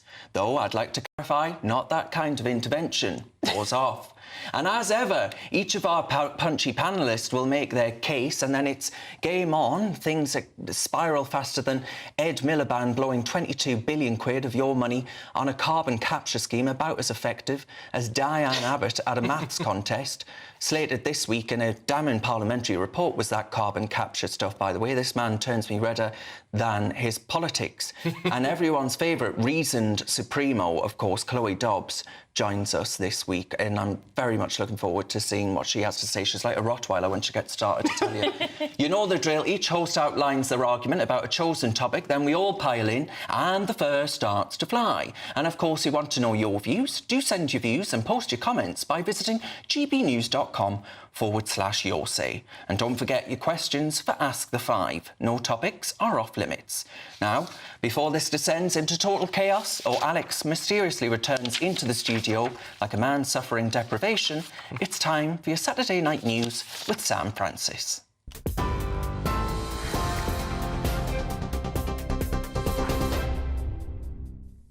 Darren, thank you, and good evening to you. Just coming up to 5 minutes past 6. Well, clashes have broken out in London between police and protesters at a demonstration today against plans for a massive new Chinese embassy near the Tower of London. Scuffles saw police wrestling protesters dressed in black, with officers also retreating as masked demonstrators linked arms and appeared to move towards them. 2 people were arrested for breaching public order conditions. Former Security Minister Tom Tugendhat has called the development of that embassy a grave mistake, accusing the Labour government of ignoring lessons from the past decade. The family of released hostage Eli Sharabi say they are relieved he's free, but heartbroken at how frail he now looks, describing him as confused, gaunt and missing his spark in his eyes. His wife and 2 daughters were killed by Hamas militants during the October the 7th attack. He was paraded by gunmen in Gaza alongside 2 other captives in a televised event condemned by Israel. Meanwhile, all 183 Palestinian prisoners due to be released in exchange have now been freed today. The process is part of the first stage of a ceasefire deal between Israel and Hamas that started last month. Back here at home, the Foreign Office has denied reports it's set to open talks on slavery reparations, with Caribbean officials demanding trillions of pounds from the United Kingdom. According to the Telegraph newspaper, a meeting could be held as soon as April, after Barbados Prime Minister Mia Mottley previously demanded almost £4 trillion from Britain. The Foreign Office, though, has told GB News the story is false and misleading and insists the government's position remains unchanged. But the Foreign Secretary David Lammy has previously been vocal in his support. In other news, the parents of a 15-year-old schoolboy stabbed to death in Sheffield have been leading a march today in his memory. Caroline and Mark Wilgoose walked with hundreds of others through the city, holding banners and calling for an end to knife crime. Earlier, a mass was also held to remember Harvey, and the vicar at St Joseph's Catholic Church spoke to our GB News reporter, Anna Riley. It was a very moving service. Sometimes simplicity is the best, and it came across very well, and people held the family very much in their prayers. One quote I will give from the service is this, that we cannot suffer as Harvey's family are suffering, but we can suffer with them, walk with them. Well, the Day of Remembrance culminated earlier with fans at Sheffield United's match clapping Harvey in tribute to him. A boy, also 15 years old, has been charged with his murder, with a trial date set for the 30th of June. All reruns of old Gino D'Acampo shows have been pulled from the ITV schedule after allegations of inappropriate behaviour against the TV chef. A new series of Family Fortunes that was filmed in October 2023 has not been broadcast so far, and as it stands, there are no plans to do so. D'Acampo has been accused of making inappropriate sexual comments while working on a string of ITV programmes. He, though, does firmly deny any allegations that have been made against him. The King and Queen welcomed celebrities, chefs and diplomats to their Highgrove estate last night to celebrate Italian slow cooking. The dinner, with dishes including crab, ravioli and pork, along with wines from England and Italy, come ahead of their Italian state visit later on this year. Among the guests were Victoria and David Beckham, Dame Helen Mirren and Stanley Tucci. And the menu honoured a special cause close to the King's heart. It is a tradition of slow cooking. It promotes the right to good, to clean and fair food for all, and strives to preserve traditional and regional cuisine, and is championed by many Italians. And a cold snap is sweeping in, with temperatures set to drop, I'm sorry to tell you, as low as -7 degrees over the coming days. Britain is also bracing for a showery rain, with a yellow weather warning in place across much of the country, and snow expected in many northern areas. The Met Office says demand for healthcare is also likely to rise. But thankfully, the return of the dreaded beast from the east is unlikely. That's the news on GB News. A full roundup at 7 o'clock. Now, though, it's back to Darren and the Saturday 5. For the very latest GB News direct to your smartphone, sign up to News Alerts by scanning the QR code or go to gbnews.com/alerts.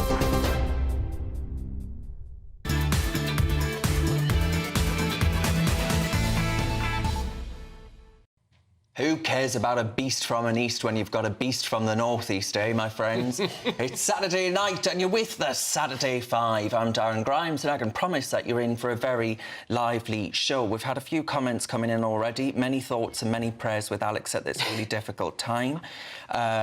And actually, some good news. Tobias says, I assume Kai got to Saudi Arabia by solar panel or rowboat. There's no way he took a flight, surely. And Anne-Marie has some good news. She says, Grumpy Grandad is back home. Yay. So we're all delighted to hear that news.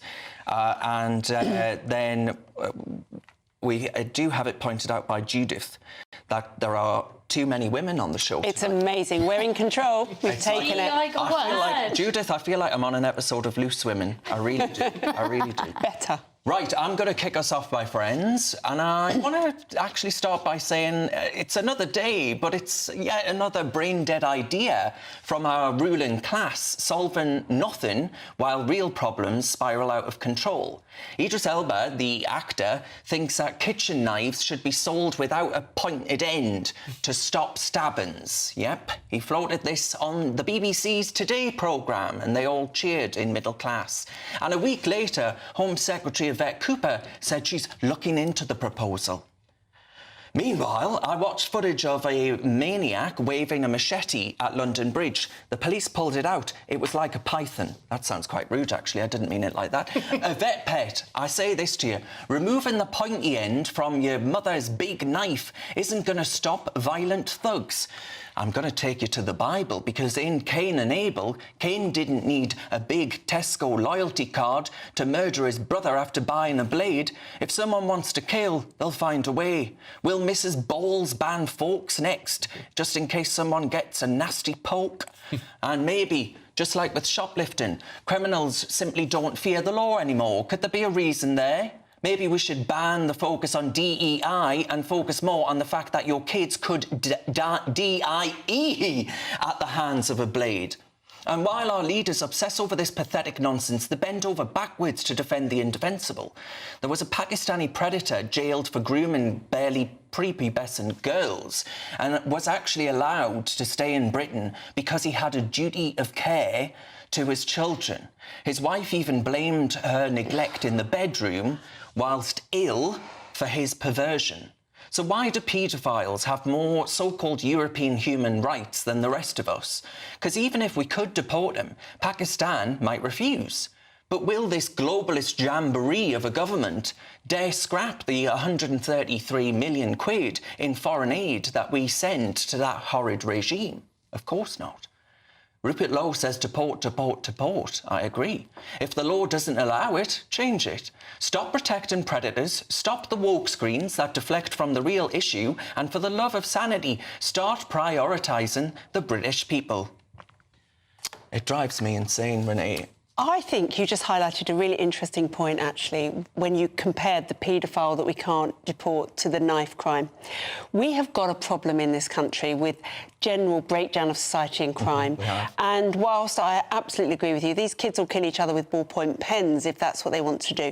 We need to sort out disciplines in school, but also what is going on at home. If we don't sort out parenting and what is going on with parents, we won't sort out the kids at school. So why are we focusing on overseas people that we should just put back there? I don't care what happens to him, let it happen, when we should be focusing all of our energy on our children in this country and making them into decent adults. What does it say about the human rights racket when it's seen as being more in line with said rights to keep a predator with his children than to safeguard the children? Well, I think when you argue that a paedophile needs to be a role model for his children, we've had that a couple of times now, we're lost. We've lost our way. You're right. But what does it say about our ruling class that they don't have the common sense just to say that that's ridiculous or just to say sod off? Exactly. You know, they have to have this sort of lawyeristic talk. Well, and across a range of issues, whether it's Chagos, whether it's reparations, like just a common sense sod off. That is not how we do things in Britain is appropriate, but they don't have the guts to do it. No, they don't.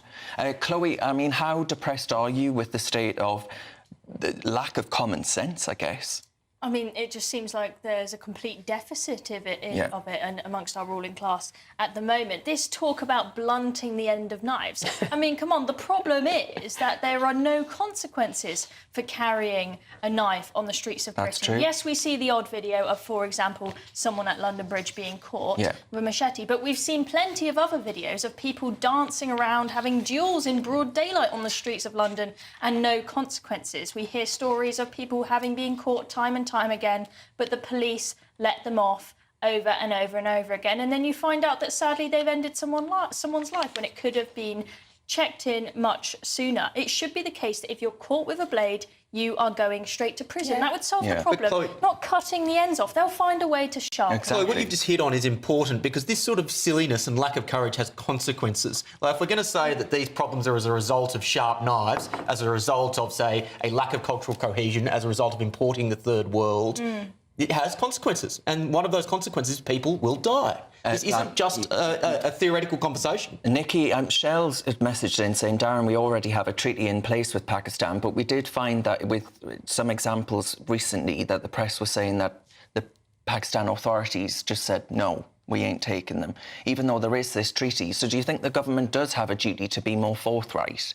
Well, we've got a massive problem with child abuse in this country anyway, and the majority of perpetrators are white British people. But Renee said there, though, didn't she, that we need to focus on the issues we've got at home without importing foreign ones. Well, sure, but I mean, did we know he was a paedophile when he came over? I mean, it's a bit but we do know he's a paedophile now. Well, we did. That's true. That's true. Get rid of him. That's true, Renee. But we didn't necessarily know when he came over. No, of course That's what I'm saying. We've got a crazy problem with child abuse in this country, and we do find it very easy. I'm not saying for a second what he's done is appropriate or right, or he should be treated with any kind of levity, but we don't deal with our own paedophiles very well. No, we don't. We don't put them in prison. We don't give them any kind of help either to try and kind of rectify their behaviour. You can't rectify the behaviour of a paedophile. Well, that's the thing. That then given life sentences. Meanwhile, you have Pakistani Muslim rapists in areas like Rotherham, Rochdale, who are put behind bars for only a couple of years if they are convicted. Well, one of the problems with is two-tier justice. No, one of the problems with the prison service is the fact that there aren't any prison places to put anybody, regardless but we of what did crime they commit. Space for that paedophile ring in Glasgow. All of them. They did, yeah, they did. And it does show that two-tier justice, does it not? We've got a lot of middle-class and upper-class white paedophiles in this country that will never see the light of day in a prison, ever. They're never taken to But this is deflection, Nikki. What I'm trying to say is I'm not saying for a second that anybody who's a paedophile shouldn't be brought to justice, but we've got so many of But it's deflection. ours. Right. Now, fancy your chance at home to be one of 2 lucky winners in the Great British Giveaway. Well, we've got 2 fabulous prize bundles to give away, which both contain £500 worth of shopping vouchers for your favourite store, the latest iPhone 16 and an incredible £10,000 in tax-free cash. Here's all the details. Still to come tonight, Chloe's going to delve into Reform UK's latest poll searches. Is Farage really right that something out there in the country is really happening? Next up, though, sources claim that the Foreign Office is to open talks on slavery reparation. The Foreign Office and Commonwealth and Development Office, and they deny it, my friends. But can they handle the pressure? Well, let's see. You're with the Saturday 5, live on GB News.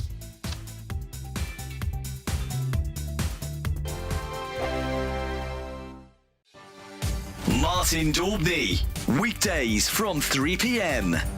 An absolute monster. It took Chloe and Sean Ing 90 minutes to reel in this gigantic 8-foot-long monster fish from Chigborough Fisheries in Essex. And upon weighing this enormous marine beast, it was found to have been 7 pounds heavier than the existing British record, a 143-pound catfish caught also in Essex. But as I understand it, you actually went for a Chinese meal when fate struck. Is that right? That's correct. Yeah. So I was fishing an area of Chigborough where you have to fish at a fair distance. So I cast my rods out and then we ordered a Chinese. So I got the bite at about 10 to 8 at night. And then about 20 minutes into it, my phone started ringing, the Chinese guys at the gate with my delivery. So I had to send a couple of guys off to go and get it. And then, the fight, obviously, you can't just stop the fight to go and get your Chinese. The fight went on, for about an hour and a half in total. There's no net in the world that's big enough for this fish. So we had to send out, first of all, I sent out a mate, Alex. He went out there to go and basically use what we call a sling. So that's a safe apparatus that we use to take the fish out of the water. He then went to and he turned around and he was like, we're going to need another sling. So then we sent out another friend with a sling, and these slings are 4 foot long each. So then we had the catfish wrapped up in 2 slings, and it was still slightly longer than that. And then we got to a point where we was like, now we've got to try and get it out of the water to photo, to weigh it, because obviously we knew then that it was possibly going to be a UK record. GB News. We're proud to be GB News, the People's Channel, and as you know, we always love to hear your views. Now, there's a new way of getting in touch with us at gbnews.com/yoursay. By commenting, you can be part of a live conversation and join our GB News community. You can even talk to me, Bev Turner, or any of the members of the GB News family. Headliners on GB News 11 p.m. every night. It's got 3 top comedians going through the next day's newspapers so you don't have to read them, which is great. That's a good point. He's lying. I mean, maybe he's not lying. That's Headliners every night from 11 p.m. and 5 a.m. as well on GB News, Britain's news channel. Join me, Nana Akua, for an informative, interactive news programme with a difference. It's fun. No, he didn't say that, though.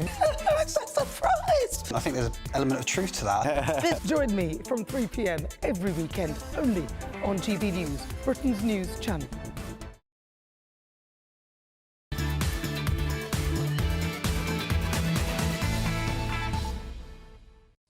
Welcome back to the Saturday 5. You're a rowdy lot on gbnews.com/yoursay, keeping those questions and comments coming in for Ask the Five. Thank you very much for those. Now, though, it's time for our next debate. Right, I think I know who's going next. Uh-oh. Take it away, Willie. Thank you, Darren. The Telegraph has reported today that the Foreign Office is to open talks with Caribbean officials on slavery reparations. Those Caribbean officials are demanding trillions of pounds from the United Kingdom. Now, the Foreign Office has denied this. In fact, the powers that be have asked me to read out a statement from the Foreign Office. This story is false and misleading. There is no planned delegation of Caribbean leaders or officials in the spring, and our position remains that we do not pay reparations. Now, with that being said, forgive me for being sceptical, particularly as we have a Foreign Secretary who is on the record as having said this. Roll the clip. As Caribbean people, we are not going to forget our history. We don't just want to hear an apology, we want reparation. Reparations aren't just a silly concept, they are morally abhorrent. For starters, the United Kingdom is broke to the extent that I would suspect a lot of the white working class would prefer to be living in the Caribbean than in the UK today. Moreover, they have nothing to do with the slave trade. UK taxpayers have nothing to do with the slave trade that was ended 200 years ago. Ended by the United Kingdom, by the way, who also, as an aside, brought democracy and the rule of law to dark corners of the globe. This story fits a pattern. If the Trump mantra is America first, the mantra under Starmer appears to be UK second. There always seems to be another interest group that gets put before the British people, whether it be the Davos set, whether it be international human rights lawyers, whether it be climate zealots, or whether it be these reparations grifters, to which I have a very simple 2-word response to their request. Sod off. Well, thank God it was Ofcom compliant, that's all I can say. Love Ofcom. Love Ofcom. Always yeah, God bless you, Ofcom. Nikki, what do you make of that then? Because David Lammy has, of course, denied it, but as Will says, they make more U-turns than positions in the Kama Sutra. Well, it doesn't really matter if David Lammy denies it. I mean, it's something that's an ongoing debate in this country, isn't it? There are lots of different groups and people that clamour for reparations. I mean, yes, it's true that we did end slavery, but not until we participated in it for a substantial amount of time to make a lot of millions of pounds profit out of the sugar trade. I mean, the reality is in the Caribbean now, much of the land is completely unusable for any kind of crop because of the way that we abused it. And I actually am pro-reparations, I'll be honest, because I'm ashamed. I'm ashamed of our country's history. Are you? Yeah, and I'm not ashamed to say that. I'm actually really proud of our country's history. For slavery, though, Renee. Yeah, I think we did some bad things. I think we did some bad things, but we also mainly did good things. Not after 200 years. We brought infrastructure to places. We brought culture. You know, there are good things and bad things, and we've learned from those mistakes. We abolished slavery. I'm proud of this country and what we did. I don't you know, I don't have anything to do with what people did. I didn't ask them to make people slaves. I would never make people slaves. I can't pay people now for what people I never met. It's not my fault. But they're not necessarily asking you to pay. Of course they are. No, they're not. Where do you think the money's coming from? There's so many things they can cut back on and give the money from that as a fund. It's not from your pocket. The Caribbean It's from my pocket. all this time. Sorry, I can't. It's not, Of course it's from my pocket. It's not. Taxpayers' There's money. so many pockets of money available. Where is all that money from? The main one. The main one. Nikki, let me finish my sentence. The main one is the millionaires and the billionaires that are not taxed. It's the tech companies which we frequently. It's the tech companies that we frequently talk about, like people like Amazon that are paying 3%, 4%, 5% tax and actually just had a levy to not pay anything. That's money that we don't have, Nikki. But we can go after it. Oh, God. Well, actually, Nikki, I think you'll find that there's a £22 billion black hole that you people... Well, all the more reason to be going after it. We've got loads of things we need to pay for. And as Chloe rightly said, that you wouldn't have heard because of Nikki, that actually the millionaires and billionaires are leaving the country in droves faster than Nikki, goodness why is the only knows UK what. uniquely morally culpable when slavery was a part of pretty much every single civilisation, including those Caribbean cultures that we're meant to be giving money to? Because if we think we are moral people, then we should lead the way. It doesn't matter if nobody else is doing it. That's the whole point of morals. No, That's the whole point of morals. The West has been demonised. There's been this woke ideology that has taught a lot of young people and students across the West that we are horrible people, that we are the worst countries in the world, that a lot of people, I think, believe that we are the only ones in the West. We are the only ones that engaged in slave trade. It's completely not the case. In fact, there are many slaves still alive and living in slavery today. There are slaves in this country. Where is the mass condemnation for that? But Chloe, it doesn't matter. If we want to be moral people and set the example, then we should lead. All right. What do you think about partition? You think we should be proud of that? You should think about the way we treated Burma, Myanmar. You think we should be proud of the way that we treated any of the Caribbean? There is a litany of examples of us absolutely exploiting people. Nikki, I would say that my ancestors, who many of them go through the coal industry... And mine too, Darren, yeah. Well, fine. But why the hell should they pay for Caribbean mistreatment of their economy over the last 200 years when slavery was abolished? That would be Because it's not about that. It's about finding a pocket of money of which there are lots of different ways we can get the money. I'm not saying go into the taxpayer's pocket. Nikki, but I'm saying it is a positive thing to set a moral standard to apologise for something that was abhorrent. We've got pensioners freezing this winter. And sadly, we've got farmers who are going to have to give up their farms. Sure, which is all government policy, and I don't agree with either of those things. But you think we should, for example, make more pensioners free? No, I think we should go after tech companies. We should go after tech companies that are paying 5% tax. It's tech companies. Okie dokie, diverging opinion there. And that one, I think it's safe to say. All I would say is if Mr. Lammy wants to insist that he's Caribbean, perhaps he could move and help them rebuild their economy. He's so good at it. Anyway, right, what have we got now? Of course, we've got that comment that Will read out from the FCO saying that this is an older nonsense. But still to come tonight, my friends, don't forget to film your questions and send them to us for Ask the Five. We'll answer them very, very soon. Next up, though, reports say Angela Rayner's drawing up government Islamophobia definition. Is this the return of the blasphemy law? And is Reform UK an unstoppable rise to the top? You're at the Saturday Five, live on GB News.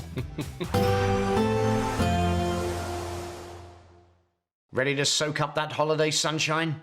Won't we need some cover? No worries. All sorted. All Clear Travel Insurance sponsors GB News travel destinations forecast.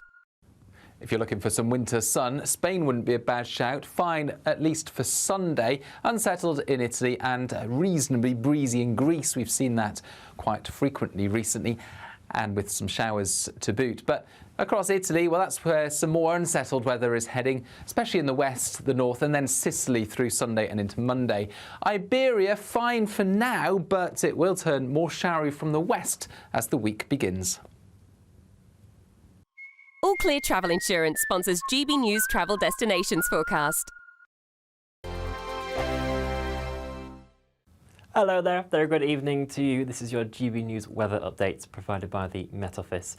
The cloud that we've had around throughout Saturday is going to be staying with us into Sunday as well, particularly across central areas of the UK, Northern Ireland, into parts of England and Wales. We'll continue to see outbreaks of rain and drizzle this evening and overnight. For the far north and south, though, we will start to see some clearer spells emerging, and underneath those clear skies, temperatures will drop off quite a touch, as low as -7 degrees Celsius for some rural parts of Scotland.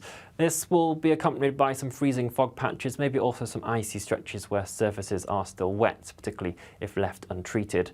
Despite the very cold start to the day in Scotland, though, it is going to be a very sunny one here once the fog does eventually clear its way off, and we'll hold on to the sunshine right throughout the day. For Northern Ireland, then, into those central areas of England and Wales, it's going to be dull, drab and dreary, unfortunately. Further outbreaks of drizzle to contend with. But for the far south of England, we're starting the day off with something a touch brighter here. The cloud will tend to build from the east throughout the day, so we're going to be left with the fringes of parts of Pembrokeshire, West Wales and down towards Cornwall and the Isles of Scilly that will hold on to the sunshine the longest, whereas further rain pushes into southeastern England later on. With the cloud around, it is going to be another rather cold day, particularly once you factor in the easterly wind that's going to start building once again. So it's going to be feeling colder than these temperatures necessarily show on the chart. And that easterly wind is something that will hold on into the new working week as well. High pressure stays in control across Scandinavia, allowing that easterly wind to push its way in, and that is going to add a wind chill factor on top of the already cold conditions. Further showers pushing in from the North Sea with an extensive area of cloud. Those showers will be wintry over higher ground areas as well. It's a scenario that we're going to have to get used to because it is expected to stay very similar throughout the forthcoming week. Cloudy for the vast majority of us, and temperatures still slightly below average for the time of year. Bye-bye. Enjoy your evening. Mornings don't have to be tiresome, especially if you have the right company.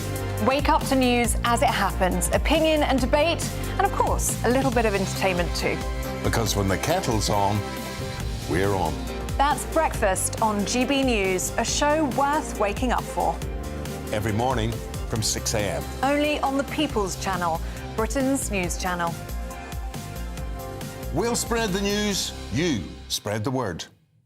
Hi, I'm Michelle Dewberry, and my show is your opportunity to cut through all the noise and dive in headfirst to some robust debates. Ideas clash. Situation, isn't it? No, because the failure is you're deliberately avoiding my point. Nothing's held back. And if you think this is the end of it, wait for more. And we do not shy away from the difficult stuff. Sometimes I want to shake people and say, if only you understood. So join me on Jubes & Co. weeknights at 6 p.m. only on GB News, Britain's news channel.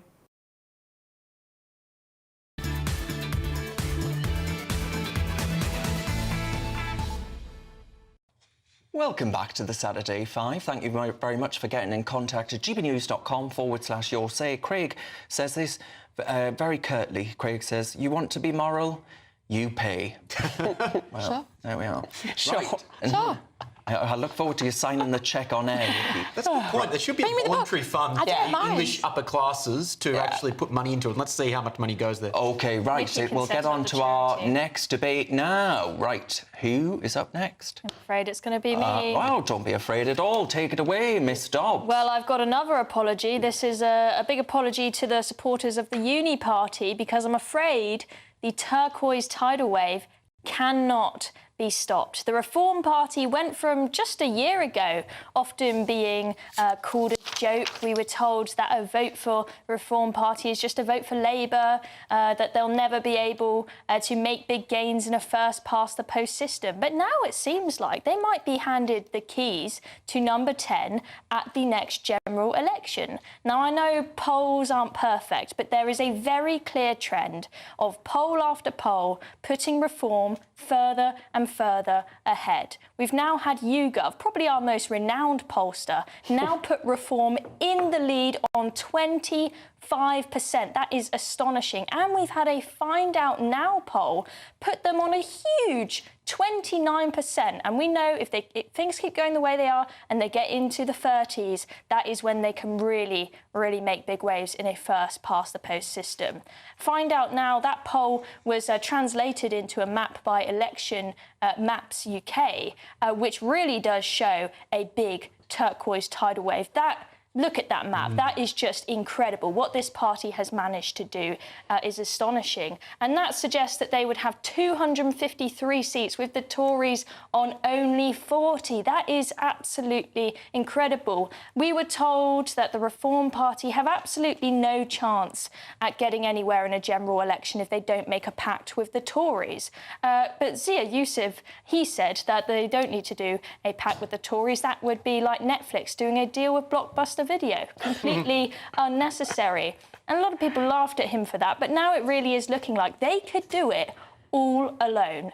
I think it's probably about time that we start arranging the Tory party's funeral and the celebration party for reform already. They've got 4 years to go and it's already looking like they've just about killed off the Tories. Kemi Badenoch, she's tried to revive the Tory party, but she's been pretty disappointing if you ask me. Chloe, what do you think's more difficult then? This idea, because there's been lots of reports in the press suggesting that reform will ultimately merge with the Conservatives. Do you think that that would be more difficult than bringing about prosperity and peace in Syria, where she's just been, by the way? Do I think that them doing a pact with the Tories... The Tories would be more difficult than bringing about peace and...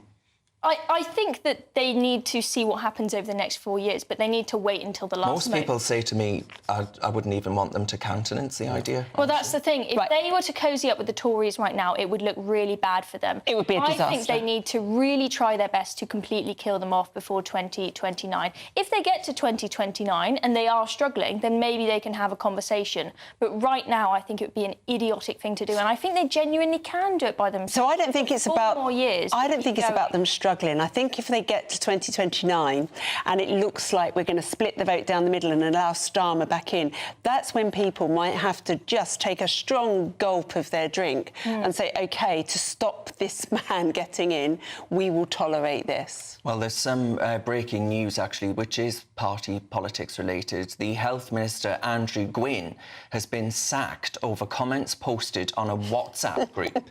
A government spokesperson said this: "The Prime Minister is determined to uphold high standards of conduct in public office and lead a government in the service of working people. He will not hesitate to take action against any minister who fails to meet these standards, as he has in this case." Andrew Gwynn's statement after being sacked as Health Minister by Keir Starmer says this: "I deeply regret my badly misjudged comments and apologise for any offence I've caused." Oh, you know we want to know what he said now, don't you? Yeah, we'll get into some of this a bit more later. The rank hypocrisy from Keir Starmer after the lockdown fiasco of the last week, it is staggering. Buy a mirror, mate. Well, keep that thought in your head, because we'll talk about that more. But it does show, well, does it not, that actually things ain't going too well? Yeah, it certainly does.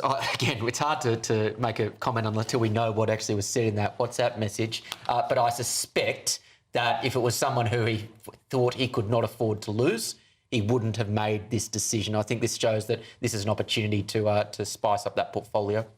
I just also think it shows that being in government is hard, that all of these people forget they're in government and they carry on with their nasty sniping in their groups, thinking they're safe, and they're idiots, all of them. Conservatives, Tories, the works. And it also stops them continually sniping at reform about, oh, that man 30 years ago hit his girlfriend. They're all the same. Nikki, are you quivering in your size 4s? I'm a size 3.5, actually. Oh. But I'm not. Wasn't that far, Good guess, Darren.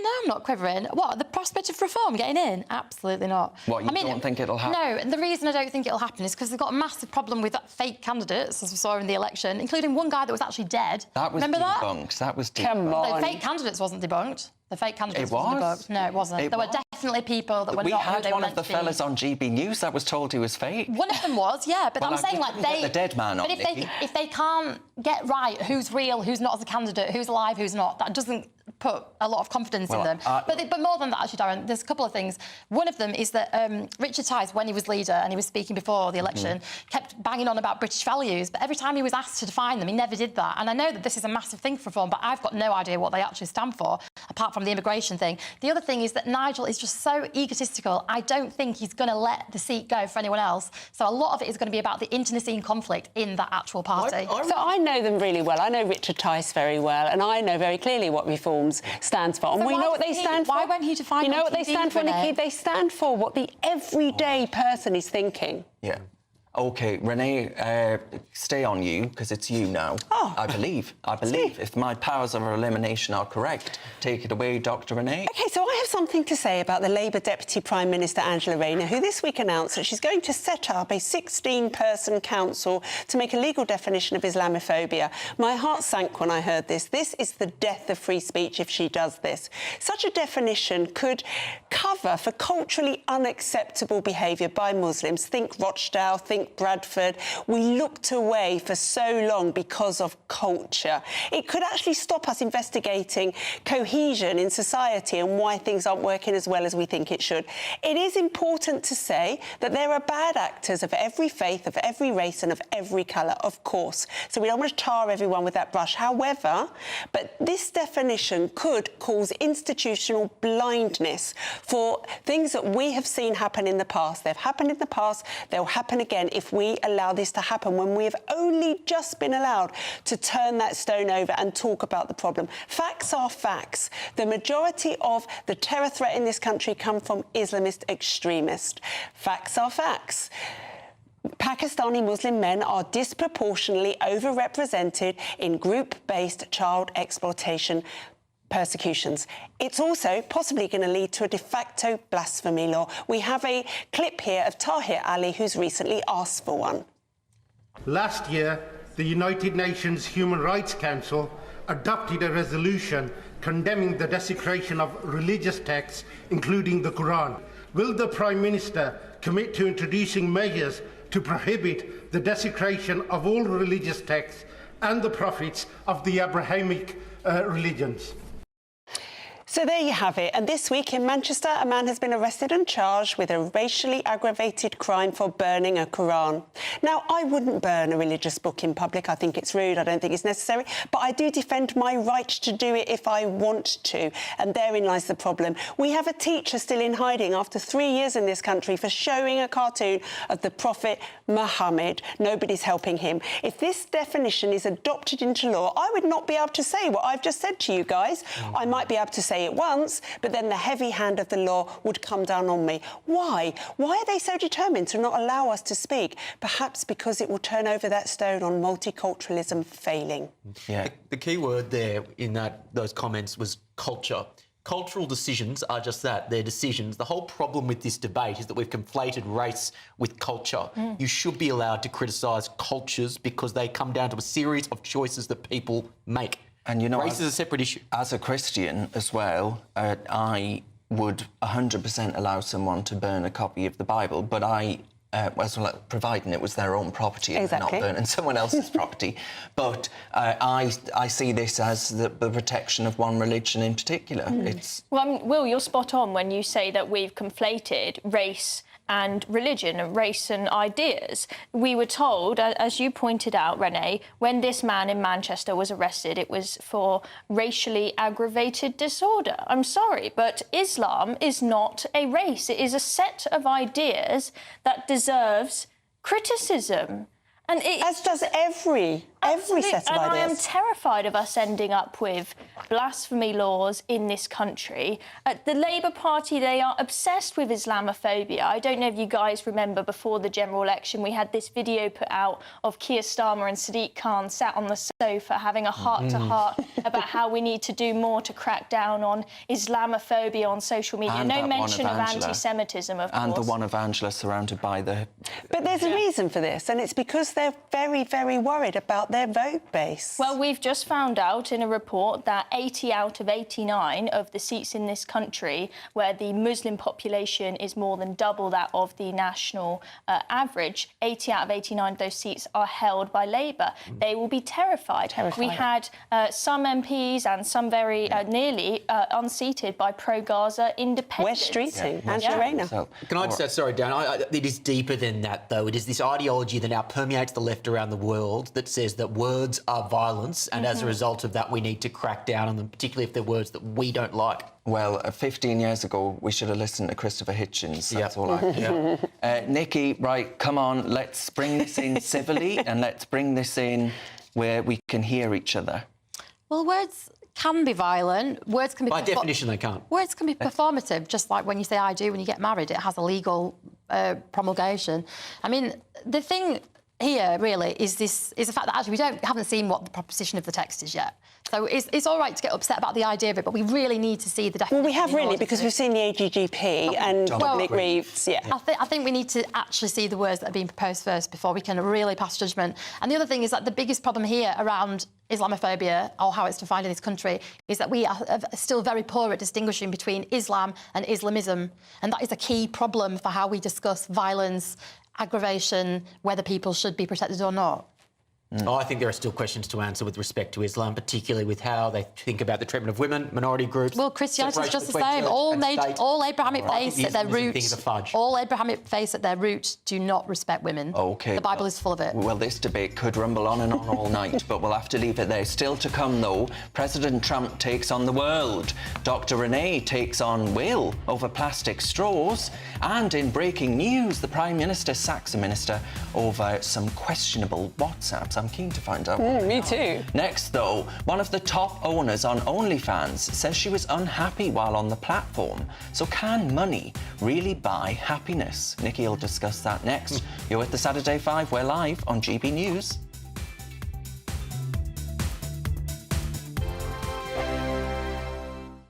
Good Afternoon Britain isn't just about us. The wonderful thing about this programme is it's about everyone watching. It's an interactive programme. Well, there absolutely is something to see here, and we're going to be talking about it more. Whether it's breaking royal news, Will, please bring us up to date. Or indeed a particularly punchy speech in the House of Commons. Very, very curious. We bring it to you live, and then we bring you live reaction as well. That's Good Afternoon Britain, weekdays from midday. Only on GB News, the People's Channel, Britain's news channel.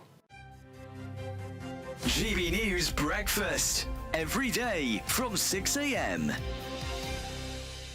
Lauren, let's start with this, shall we? How children's TV may be harming, not helping young minds. Yeah, so this is an article in the Express today, a big double-page spread as a result of some new research and a new book that's coming out by a child psychologist, saying that children's television, and I think perhaps more importantly, the way that children consume television and video product now is perhaps not as healthy for them as we would hope it would be.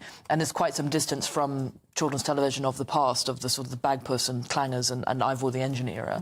And I think what's interesting about this is particularly the how children's television is consumed angle, because children are now put in front of screens significantly more often than they were, certainly when I think we were growing up. The content that they are consuming is not great for their brains and their learning and development, which Floella Benjamin of children's television fame is now leading a big crusade to say that some of this is really, really bad for children. These days, they're not watching the TV that we all watched when we were growing up. They're not even watching GB News in the morning. What are they thinking? Would you believe it? But they are watching this absolute drivel all day long on YouTube, and because obviously all our TVs are now connected to the internet, or they're getting TikTok on their TV. It's not even, so they don't even necessarily have to have smartphones or iPads. They can just watch this stuff on TV, and it is rubbish. They are watching it and they're obsessed with it. Oh God, Skibbity Toilet or something. Have you heard of this? No. No? Well, you'll have viewers who have got who are parents of sort of 13-year-olds, and this Skibbity Toilet thing is, they're all obsessed with it, and this is a really annoying sort of theme tune or thing that they sing at you. GB News, the People's Channel. Join me, Camilla Tominey, for a frank and honest discussion with those in power that cuts through the spin and gets to the heart of the issues shaping our nation. You haven't confirmed that you want to stand as leader, but you haven't ruled it out either. This report basically says that he's not fit to stand trial. Is he indecisive? Incompetent? I deliver the dose of reality Westminster needs. That's the Camilla Tominey Show at 9:30 every Sunday on GB News, the People's Channel, Britain's news channel.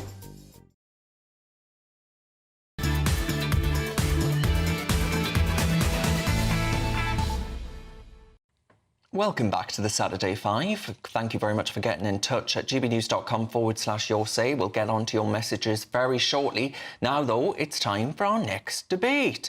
And I believe there's only one person left. And I'm not Carol Vorderman, but I can figure that out.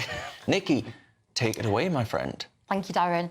So we've had so many stories recently about OnlyFans, the rise of OnlyFans, how much money you can make, the thousands of pounds you can cash in by putting pictures of your feet or videos of other parts of your body, maybe without clothes on, up there. And it's become something of an ambition for many young people to have a popular OnlyFans account. We've seen lots of celebrities cash in by propping up their poor tour performance sales by appearing there again.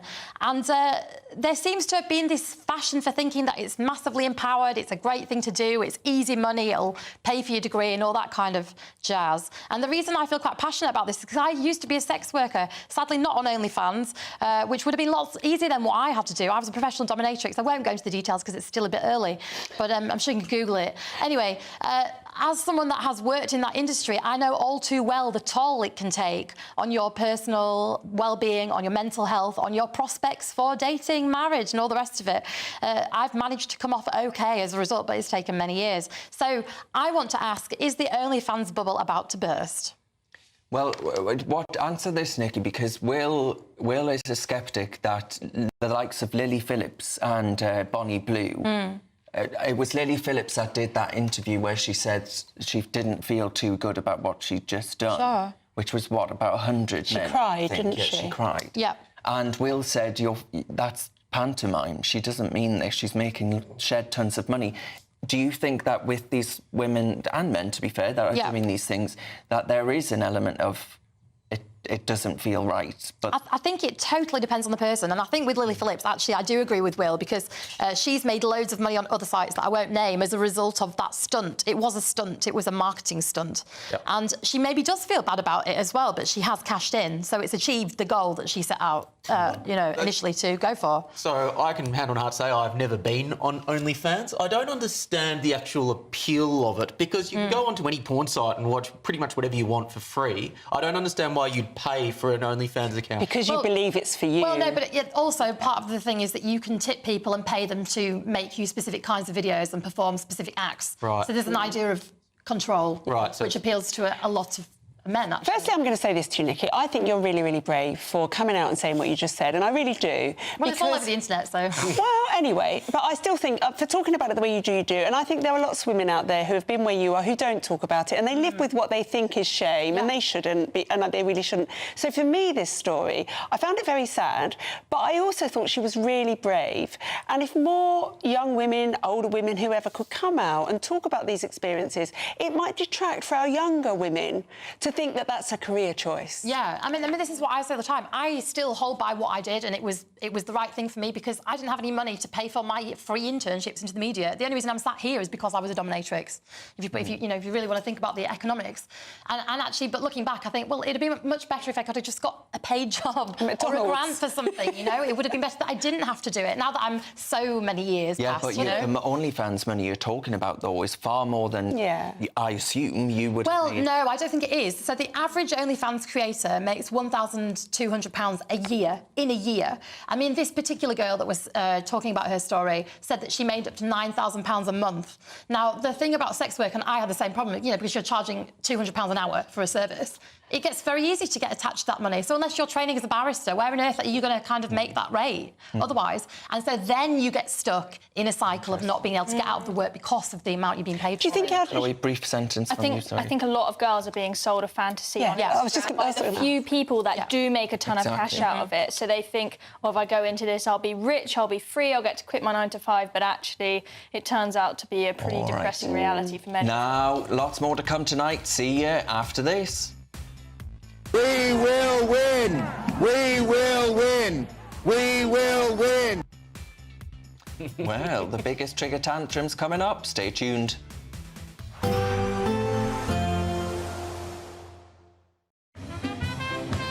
There will be a light breeze in the morning, leading to a warm front. Boxed heat pumps, sponsors of weather on GB News.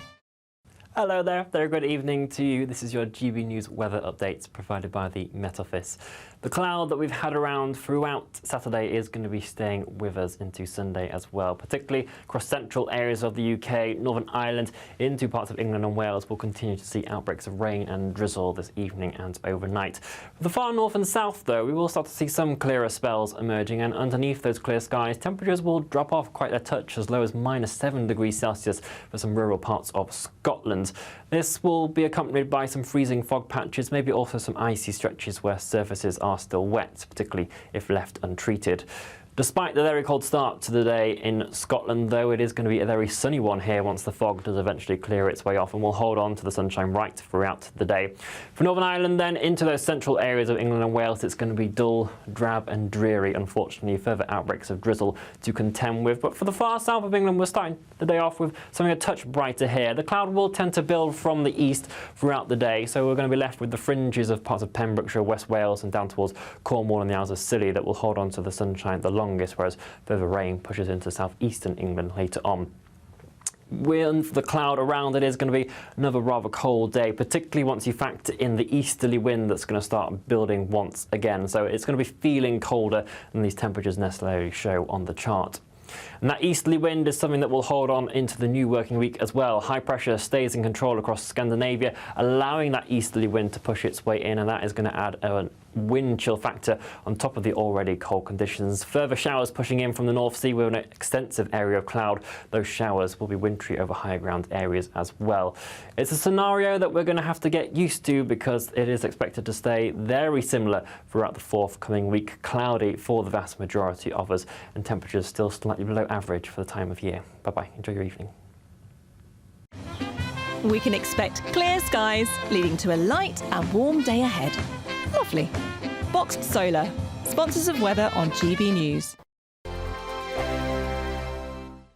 We're doubling your...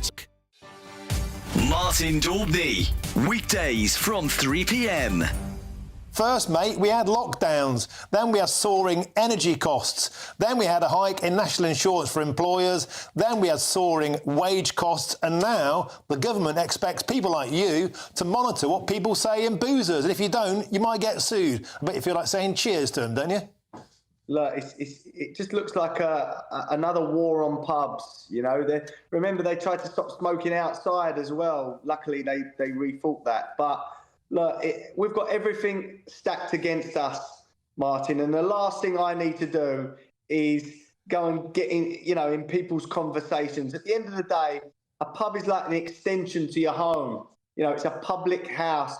Friends go to speak, friends go to meet, unwind after work. It's none of my business what you're talking about. Any good publican, and myself included, anyone that was rude to anyone or on purpose, they want to offend people or they want to dig people out, antagonise them, of course I'm going to step in and say, behave yourself or you go. But look, how can I be on social media talking about everything, transgender, immigration, and people not be allowed to do that at the bar or do that at the table of a pub? It's ridiculous. And these ministers really do need to sort of look at this legislation and see where it could lead, because I'm not going to stop anyone speaking in my pub. Again, if they're trying to antagonise people or they're rude or trying to start trouble, they get thrown out the front door, and any publican worth their salt is going to do that as well. But we're not there to police people's conversations. GB News, the People's Channel.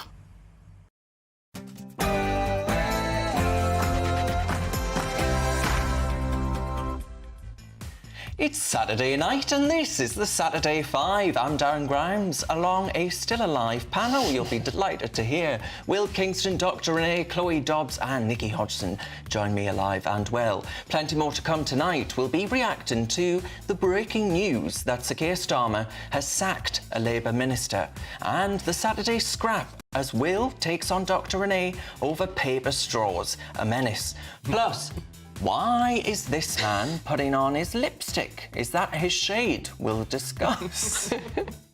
This week's Triggered? That would be a good segment as well, actually. Triggered Tantrums are coming up shortly. It's 7 p.m, my friends, and this is the Saturday 5.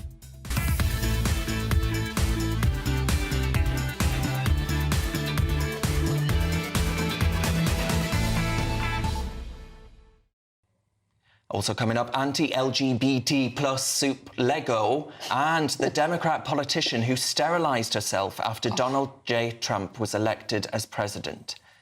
Doing the world a service? Yeah. We'll also be answering your questions in Ask the Five. Send them through to gbnews.com/your say. First of all, though, it is Saturday Night News with Instagram sensation Sam Francis.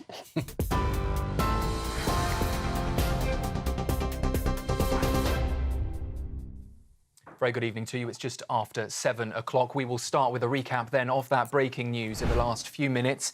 The Labour's Andrew Gwynn has been sacked and suspended from the party after WhatsApp messages have been exposed. The former health minister was read mocking a 72-year-old constituent and making anti-Semitic comments, including questioning if someone was, quote, too Jewish and in Mossad. The messages revealed by the Mail on Sunday also included hopes for the pensioner's death and insults shared in a Labour councillor's group chat.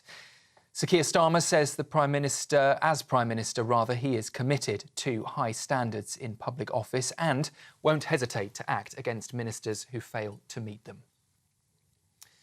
And, of course, plenty more on that breaking news later this hour with Darren and the team. In other news, though, clashes broke out between police and protesters today at a demonstration against plans for a massive new Chinese embassy near the Tower of London. Scuffles saw police wrestling protesters dressed in black, with officers retreating as masked demonstrators linked arms and moved towards them. 2 people were arrested for breaching public order conditions. Former Security Minister Tom Tugendhat called the development of that embassy a grave mistake, accusing the government of ignoring lessons from the past decade. The family of released hostage Eli Sharabi say they are relieved he's now free, but have been left heartbroken at how frail he looks, describing him as confused, gaunt and missing the spark in his eye. His wife and 2 daughters were killed by Hamas militants during the October the 7th attack. He was paraded by gunmen in Gaza alongside 2 other captives in a televised event condemned by Israel. Meanwhile, in exchange, all 183 Palestinian prisoners due to be released have now been freed. The process is part of the ceasefire deal between Israel and Hamas. The Foreign Secretary has denied reports the Foreign Office, I should say, has denied reports it is set to open talks on slavery reparations with Caribbean officials demanding trillions of pounds from the UK. According to the Telegraph newspaper, a meeting could be held as soon as April, after Barbados Prime Minister Mia Mottley previously demanded almost £4 trillion from Britain. The Foreign Office, though, has in response told us here at GB News the story is false and misleading. They also insist the government's position remains unchanged, but the Foreign Secretary, David Lammy, has previously been vocal in his support. The parents of a 15-year-old schoolboy stabbed to death in Sheffield have led a march in his memory today. Caroline and Mark Wilgoose walked with hundreds of others through the city, holding banners calling for an end to knife crime. Earlier, a mass was also held to remember young Harvey, and the vicar at St Joseph's Catholic Church spoke to our GB News reporter, Anna Riley. It was a very moving service.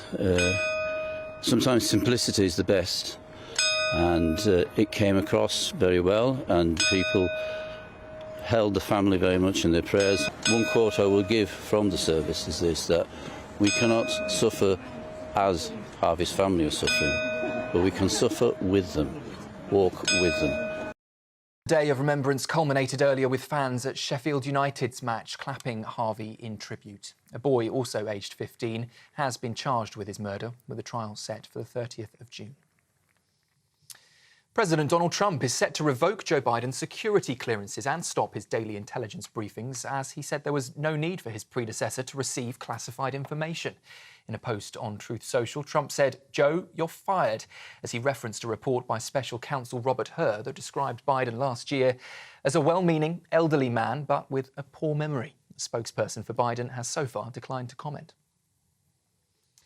And the wreckage of a small plane has been found in Alaska after suddenly losing altitude and crashing earlier this week.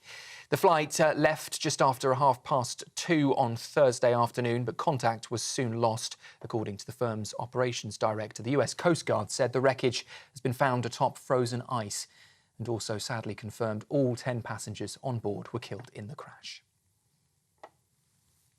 That's the news on GB News. I'll be back with you in an hour, and we can now, of course, get plenty more on that breaking news regarding the Labour MP Andrew Gwynn. For the very latest GB News direct to your smartphone, sign up to News Alerts by scanning the QR code or go to gbnews.com/alerts.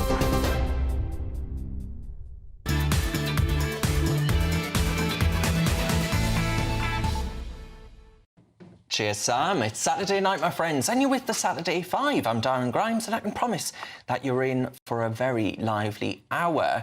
Lots of your comments coming in thick and fast. We're going to get into more of them in a second. But there was a funny one here. Should GB News get reparations for listening to Nikki? I'll leave that to our viewers' discretion. Right, we'll crack on with our big interview. We want to get to that breaking news, my friends, from the last hour. Health Minister Andrew Gwynn has been sacked over comments posted on a WhatsApp group. Now, listen, I'm not someone that likes to throw someone under the bus for leaked comments that have been jokes or all the rest of it, but some of these comments are pretty bad. Mr. Gwynn reportedly made anti-Semitic comments and joked about a pensioner constituent, saying he hoped she died before the next election. This is according to the Mail on Sunday. A government spokesperson said this: "The Prime Minister is determined to uphold high standards of conduct in public office and lead a government in the service of working people. He will not hesitate to take action against any minister who fails to meet these standards, as he has in this case." Andrew Gwynn's statement said, "I deeply regret my badly misjudged comments and apologise for any offence I've caused." Badly misjudged. What does that actually mean? Does that mean I shouldn't have written them down? He obviously thinks them, and this is obviously a deeply unpleasant man from what's been reported. Yeah, well, I agree with you, to be honest, Renee, but the fact that it actually, I think, reveals what the Labour Party think about pensioners. Yeah. You know, they don't vote for us, so we don't need to help them out. I wish they would die. They're just a burden on the Treasury. That's spot on. It is a real mask-off moment for many members of the Labour Party that hold this part of the country in such disdain. Well, let's find out what Nigel Nelson thinks. He joins us now. He is, of course, GB News' senior political commentator. Now, Nigel, I mean, come on, this ain't great, is it? No, it's not great. And Keir Starmer's absolutely right to fire him immediately. I mean, these are absolutely disgraceful comments. There is sort of smack of anti-Semitism about some of them. You just referred to the one about hoping a pensioner would die. It's not acceptable. I mean, even if it was a private WhatsApp group, it shouldn't have been said. But the Prime Minister has both sacked him as a minister and suspended him from the Labour Party, which is the right thing to do. Nigel, do we have any idea why this has been leaked? I mean, are there tensions within this particular group? Was this group a local association group? What are the facts that we actually know? Well, it was a local group. There was a number of councillors who were on Labour councillors who were on the group. The Mail on Sunday reckons there was also another MP who was a member of the group, but doesn't identify which MP that might be. It was obviously a private group, but somebody quite clearly leaked the details to the Mail on Sunday, and as a result, that's the end of Andrew Gwynn's career. Do you think actually there'll be a demand for a recall petition within his constituency? No, I mean, I don't think that would happen. I mean, the next stage would be, the only way you can have a recall is if he's actually suspended from Parliament, which he's not been. He's been suspended from the Labour Party, so it's only if the Standards Commission gets involved and suspends him from Parliament that a recall petition could happen. I don't think any of those things are likely to happen. Is that he's pretty much lost his career now, so after 20 years of being an MP, there isn't much future for him.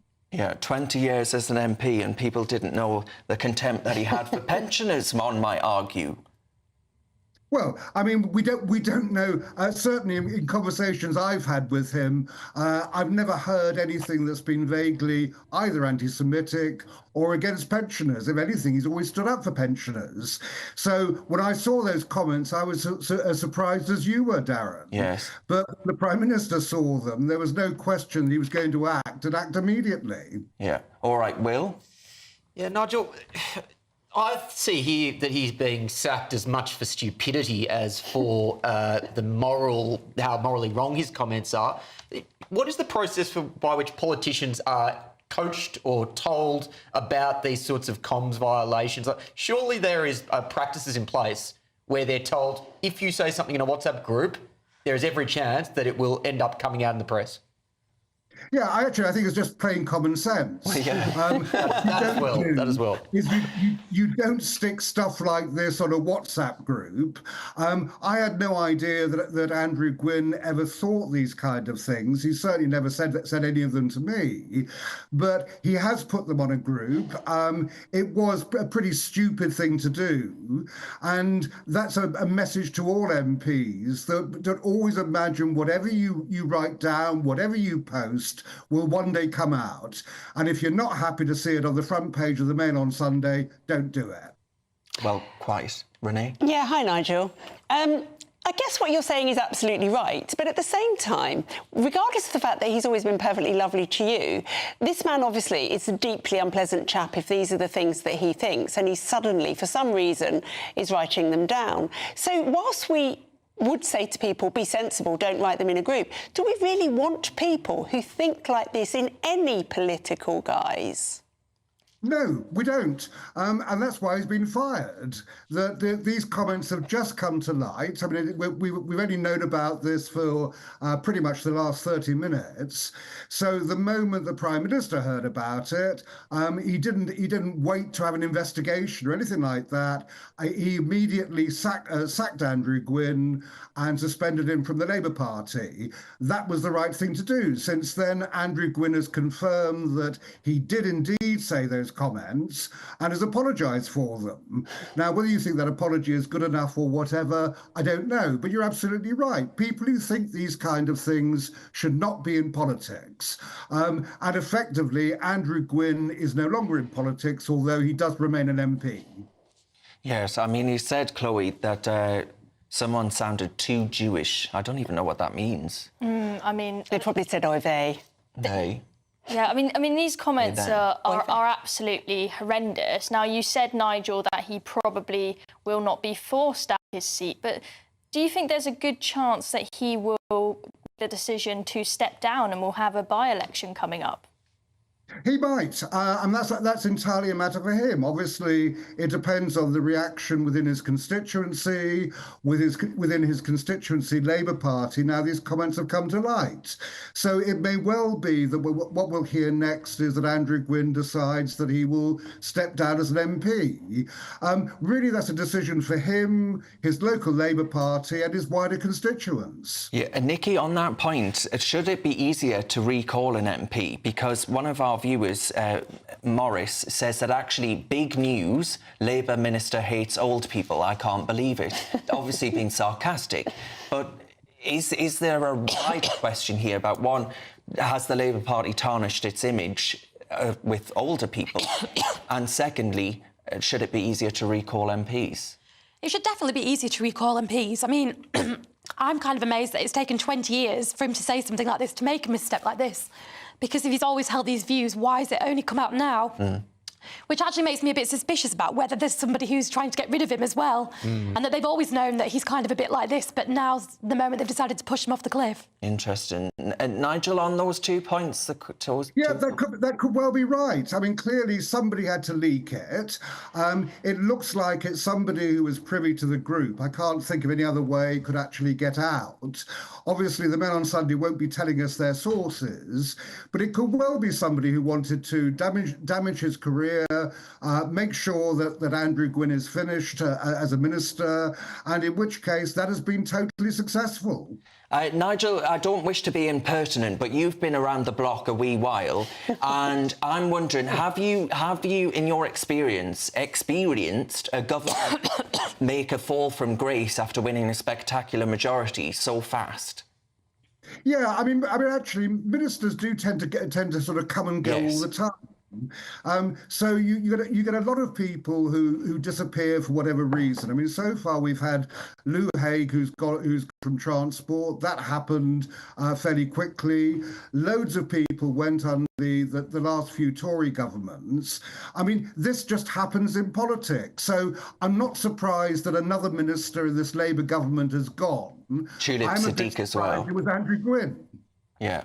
Yeah, there was Tulip Siddiq. She got sacked, didn't she, over the house, what was it? Bangladesh links. Yes, the corruption charge. Corruption charge, yeah. And as city minister in charge of dealing with corruption. It's quite... but what I mean, though, Nigel, is that, and, you know, let's not beat around the bush, the collapse in the polls, that's pretty unprecedented for a government. Oh, yeah, I agree with you there. I mean, we've got a situation at the moment where certainly reform is on a roll. We've got the Tories who are neither here nor there under Kemi Badenoch, and Labour, through the budget, have done a number of things which have proved to be unpopular. Now, that collapse of the polls then is to be expected. So I don't think that this kind of thing adds to it. What you've got is you've got one person who certainly put his foot in it, and now that Keir Starmer has got rid of him, everything moves on. But yes, it's going to. I think it will take Labour a while to get back ahead in the polls. Wow. And you're certainly doing a good job at the moment. Well, if you're a betting man, Nigel, I'd quite like to put a bet on with you about that. To be quite, I won't do it over the air, but we'll have to leave it there. Thank you very much, Nigel Nelson, for popping up and giving us the latest there on the fact that Labour Minister Andrew Gwynn has been sacked as Health Minister over comments made on WhatsApp. Ian says, should this Labour MP not be investigated for hate speech, or is that only applied to the so-called far right? Well, yeah, not very nice about pensioners. Who knew Labour had dodgy views on pensioners? Well, right, next, fancy your chance to be one of 2 lucky winners in our Great British Giveaway. Well, we've got 2 fabulous prize bundles to give away, which both contain 500 quid worth of shopping vouchers for your favourite store, the latest iPhone 16, and an incredible 10,000 quid in tax-free cash. You lucky lot. Here's all the details. Still to come tonight, in Triggered Tantrums, we'll show you our favourite meltdowns of the week, including... And not one vegetarian in America voted for Elon Musk. How terrible. I don't know how Elon sleeps at night. I really don't. Stay tuned to find out what she's on about off her rocker. But next, Donald Trump wants to bring back plastic straws. Is he right to do so? Can plastic straws save West? You're with the Saturday 5 live on GBNews.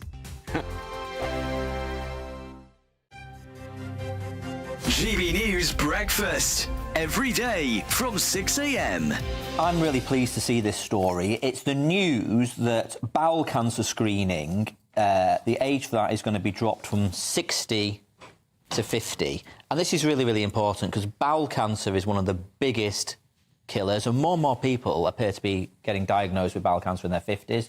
Not entirely clear why. And there was an inspirational woman called Deborah James who I actually met when I used to be the Shadow Health Secretary, and I remember meeting her when she had her cancer diagnosis and supporting her campaign, and she sadly passed away a couple of years ago, but it was a phenomenal campaign, and I think did inspire the nation. And this is so important. So people in their 50s are going to be sent these kits in the post. And I suppose my plea is just do not ignore these kits because you can deal with cancer if you catch it early enough. Yeah. So I mean, this is not the most pleasant thing to do, and a lot of us aren't used to it and talking about it and whatever, but it's essential, obviously, to do. Yeah, I mean, absolutely. And the other reason I wanted to sort of flag this is, I mean, we can sometimes make ourselves sort of pretty miserable looking at the newspapers, but this is undoubtedly a good initiative that the government have done this, and that campaigners have persuaded the government to do this. So, look, I just want to plea to everybody watching, if you get one of these kits, use it. And, of course, I think it's really important within that to point out that this would not have helped Deborah, because Deborah was 40 when she died. And what's really important when you see stories like this is to pay attention to what your body is telling you. And if you have symptoms that are weird, it is important to go to your doctor and to talk about them and to take the tests. GB News, the People's Channel. I'm Christopher Hope. From pop stars to politicians, I'll interview anybody in a pub who's got a political opinion. Join me every Friday on Spotify, Apple Podcasts, YouTube or gbnews.com, or wherever you get your podcasts. This is GB News, the People's Channel.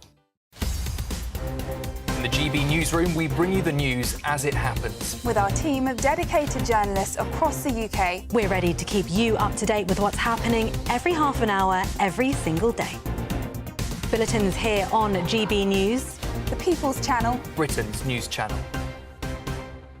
Headliners on GB News 11 p.m. every night. It's got 3 top comedians going through the next day's newspapers so you don't have to read them, which is great. That's a good point. He's lying. I mean, maybe he's not lying. That's Headliners every night from 11 p.m. and 5 a.m. as well on GB News, Britain's news channel.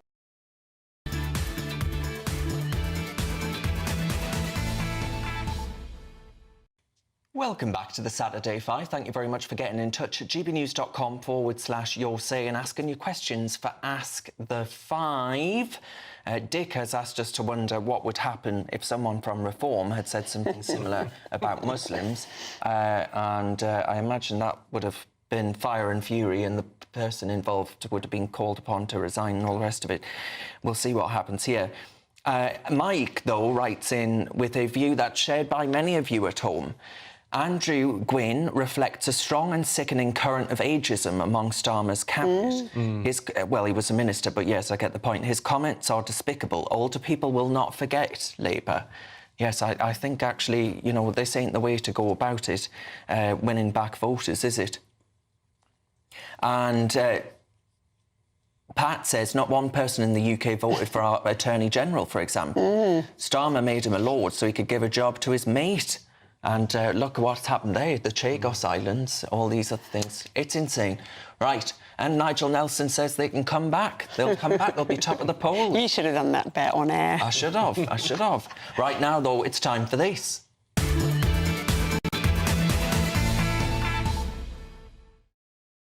Ding, ding, ding. I fancy bringing Nigel Nelson back, actually, to put him through his paces on that remark. No, though, what we're going to talk about is, in tonight's main event, Donald Trump has said he would sign an executive order ending what he calls President Biden's ridiculous push for paper straws and to bring the ones back that are plastic.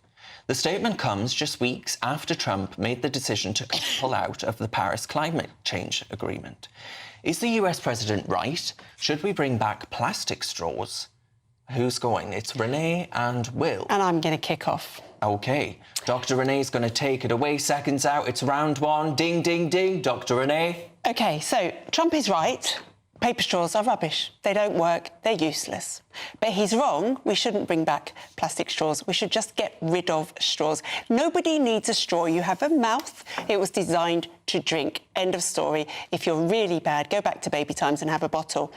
8 million tonnes of straws are discarded into waste every year. That waste is some inland, some in the ocean.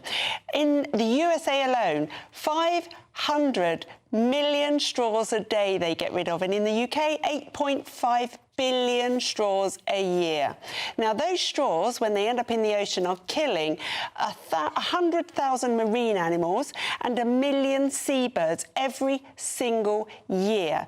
There's forecast to be more plastics in the ocean in 2050 than there are fish. More plastic than fish in 2050. They take 200 years to break down. Plastics not only end up in our animals, they end up in us. We've just found microplastics in the brain. They cause inflammation, perhaps that's why we've got so much Alzheimer's. And there is a concern for them actually being cancer-causing. So, you know what? Because we don't need them, let's just not have them when they're so damaging. Renee, honestly, I'm disappointed in you. I didn't pick you as a greenie, tree-hugging, soy latte-drinking, kale-eating eco-fascist, but apparently that's where we are. There is a cancer at the heart of British society, Renee. In fact, there's a cancer at the heart of Western society today, and it goes something like this. If there is a minor problem or irritation that is identified, you'll have a small group of pious, moralising activists who will say, well, we need to either regulate that out of existence or we need to ban it. And as a result of that, the small little joys of life just get chipped away at.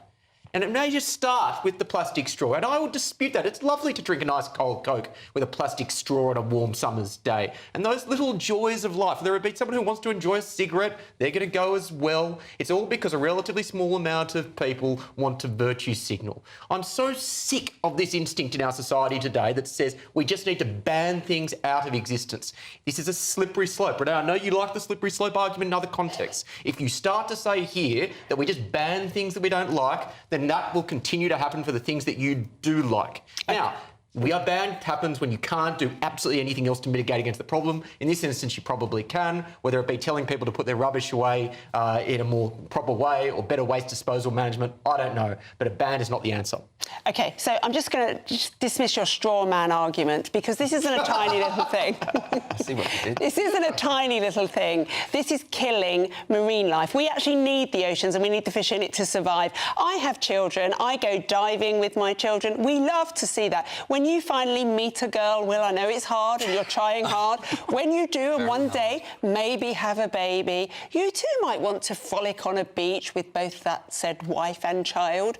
And you may want to see the wildlife in the sea that you're killing. We don't need to have straws, but if you're desperate for one for your little Coke in the summer, get a metal one. I am single, actually, Renee. And by the way, if anyone out there is watching and is interested, I am available.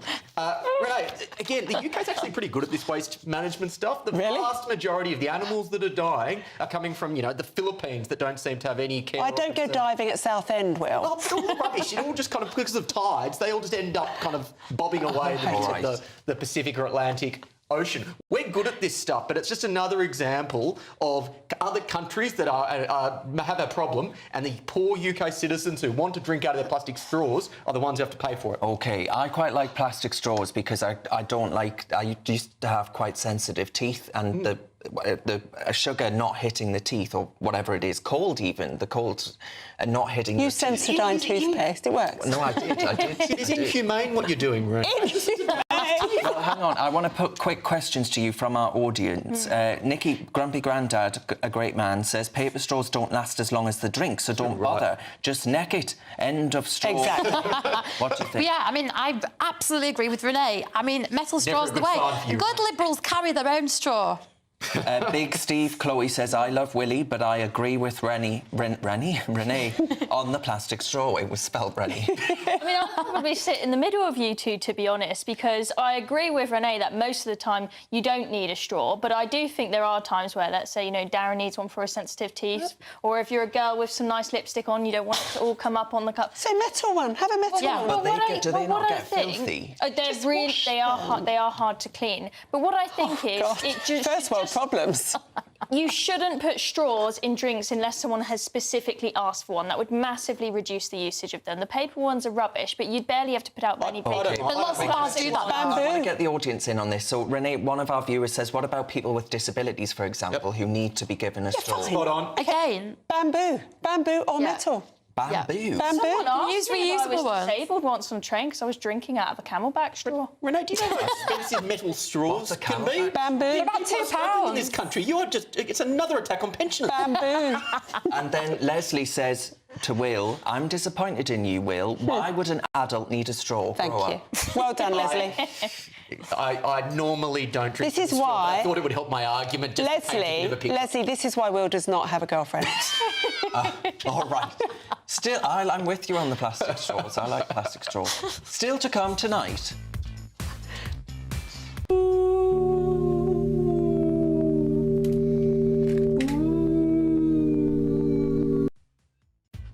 Dear Lord, I've seen it all now. This week's triggered tantrums coming up, but next is telling men that they give you the ick, affecting their mental health. Will has just put in a complaint to GB News HR about Renee's comments on plastic straws.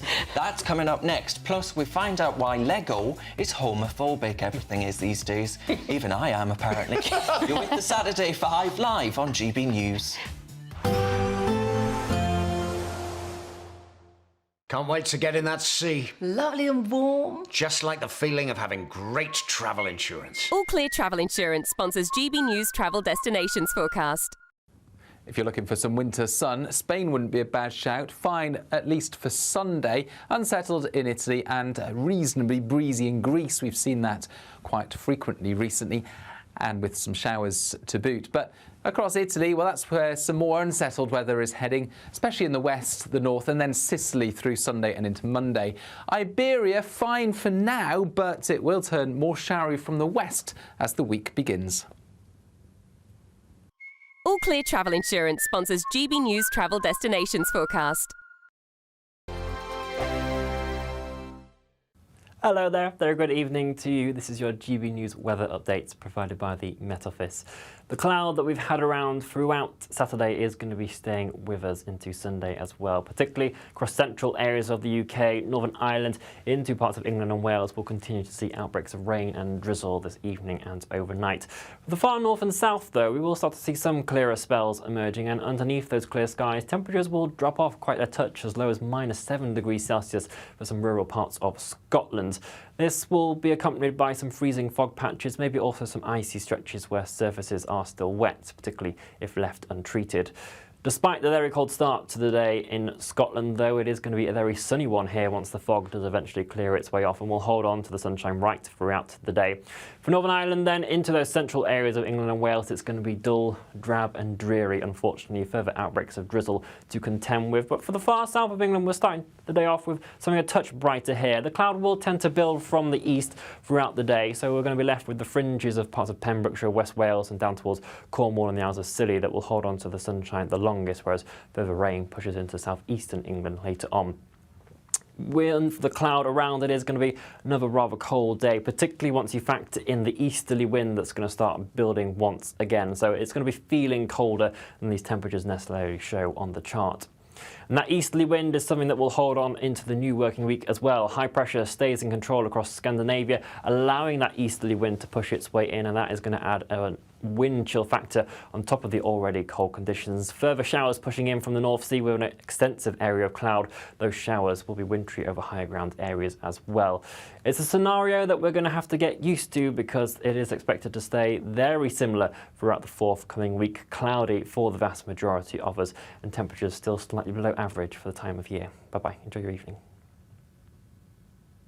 Good Afternoon Britain isn't just about us. The wonderful thing about this programme is it's about everyone watching. It's an interactive programme. Well, there absolutely is something to see here, and we're going to be talking about it more. Whether it's breaking royal news, Will, please bring us up to date, or indeed a particularly punchy speech in the House of Commons. Very, very curious. We bring it to you live, and then we bring you live reaction as well. That's Good Afternoon Britain, weekdays from midday. Only on GB News, the People's Channel, Britain's news channel. Mornings don't have to be tiresome, especially if you have the right company. Wake up to news as it happens, opinion and debate, and of course, a little bit of entertainment too. Because when the kettle's on, we're on. That's Breakfast on GB News, a show worth waking up for.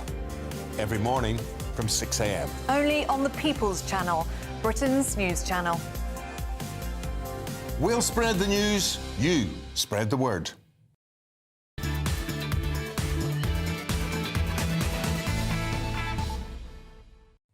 Welcome back to the Saturday 5. Will has managed to extract a pledge from Dr. Renee to swim off Southend.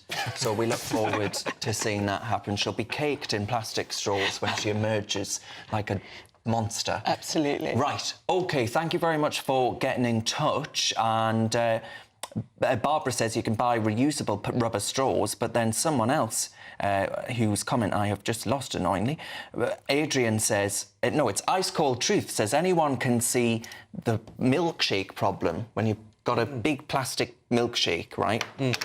And every compartment of this milkshake is plastic, apart from your paper straw, which you can't suck out of because its end gets wet and then it's rendered useless. And then lots of people saying, well, what about disabled folks? That keeps coming up. This is the thing with lefty virtue signalling. There's never any kind of internal consistency or any logical consistency. Well, Renee is very left-wing. Absolutely. Now, next up, my friends, it's this.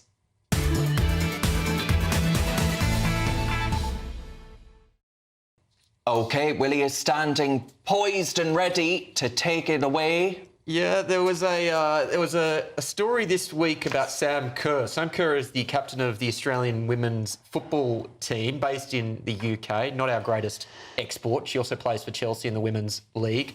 The story goes basically that she got absolutely boozed, got in a taxi, refused to pay, and then when the taxi driver locked the doors and tried to take her to the police station, she ended up breaking the window, she threw up in the taxi, and she generally behaved like an utter bore. But then, when she got to the police station, she ended up saying something which has got her into trouble with the police. I think we actually have a clip there. Let's roll that clip. Honestly, you guys are stupid and white. Okay. I'm looking you in the eyes. Why are you I'm bringing looking you in the racism? eyes. Like that stupid. She's now been charged with racially aggravated harassment. And the question that I have for the group is, can you be racist if you're speaking about a white person? I think you absolutely can. Yeah. And I hate the fact that we live in a world now where someone like her can say something like that and she'll get away with it. She won't be kicked off her football team. People won't think it's racist, but the reality is it is, at least to us, blatant racism. Just to test it, just switch the colours round, OK? Imagine if that was a white person in the police station saying to an officer, you're, you know... A stupid black person. Exactly. It is just Well, it's because the way that racism has been redefined by the left, it's not really about discrimination anymore, it's about historical power structures. And that's why they'll say, oh, well, because the white people traditionally have been more powerful, you can't really... But she, in turn, has accused the police of being racist, so it's a hierarchy of victimhood. Yeah. You know, this is the problem with identity-based politics. It is poison. Yeah. OK, Renee, what have you got? So this week a story broke where the Science Museum had an audio tour that you could buy into that actually told you that Lego was anti-LGBT. It was homophobic. The reason for that is that apparently Lego has male and female parts. Who knew? I know all of them hurt if you tread on them. And these parts are made for them to mate with each other. So this is heteronormative. I'm having to read these words because they're so ridiculous. That heterosexuality and male and female gender binary are the norm, was the suggestion from Lego, and everything else, therefore, is unusual. Well, I'm going to say this. Firstly, it's ridiculous that you would see those bits on a bit of Lego as male and female parts. Who have you been sleeping with? And secondly, I'm going to say this. We need the world to mainly be heterosexual because that's how we make babies. So if suddenly being heterosexual is the abnormal thing in society, we're going to be dead soon anyway. So Lego won't count because there'll be no one here to build it. Sorry, just to be clear, are you telling me that there is actually male and female genitalia on some Lego blocks? So apparently the bits that stick out the top are the male genitalia and the holes that you put it into are female. Richard, no, it has never crossed the mind of anyone that is absolutely hasn't. Like, just let kids be kids. Let them play with their toys and just get on with it. They don't need to be lectured about any of this woke rubbish. There was a story not too long ago about local councils putting out advice to parents that when they play Monopoly, they should give the white children extra money and less jail time to teach them about their white privilege. It's genuinely, this advice was put out by local councils along with a whole load of other... mean that the non-white kids would lose more Monopoly games. That's not fair at all. Renee, you've got to read out this comment from the Science Let's hope I can see it. magazine, Science magazine. Science Museum. Museum was it in published in a magazine? I don't know if it was published. It was a tour that you could get at the Science Museum. OK, well, they've said this. This blog post was published online in 2022 to highlight a small number of objects on display at the museum that relate to LGBTQ+ individuals' experiences and communities. Now, I asked you to read that out because I want you to respond to that. Did you find it funny? Did it win you round? It didn't win me round, and I'm actually a member of the Science Museum. I have an annual pass. I am, because I have a child and we like to go there. But actually, they're so woke that they have gender-neutral toilets, and I sometimes have to stand in a tiny toilet with my 6-year-old with a great big burly man waiting for one of the only 2 cubicles. Disgusting, Science Museum. Whenever these people get called out on woke silliness, they always try and minimise it, don't they? They don't. They always kind of go, oh, it's just a small group of people, or it's just a minor thing. Okie dokie. Right, what have I got for you? Now, coming up then, this Democrat politician. Her name is Lori Pahutsky, and she's 36 years of age, and she has sterilised herself in the wake of Trump's re-election. She has opened up on her decision to voluntarily forego having children rather than raising them under this new Republican government. She's a little-known representative in the Michigan State House, where she sponsored a raft of progressive legislation, including bills to protect the right to abortion, enable gender self-identification, and make June LGBTQ+ Pride Month. So she's decided that because Trump got on, she said that she's spoken on a rally and she put a rapid response to change illegal actions from Donald Trump and his plutocrat allies. So she's decided to sterilise herself. And all I can say to that is, you have done the world a great service. So I wish you well, Laurie. Well, I was going to say, in case you out us from our WhatsApp group, I said exactly the same when you showed me that story, that she'd done a service to society. This is mental health at work, isn't it? It's just mental health at work. Any woman that would deprive themselves of the opportunity to have children in the future because of President Trump. I mean, there are condoms, there's don't have sex, there's the pill. I mean, there's lots of ways to not get pregnant. Yeah. But at 36, I mean, what would be the healthcare advice at that point? We would really counsel somebody at 36 not to do this, because you never know what's going to happen in 2 years' time. Right, Chloe, what have you got?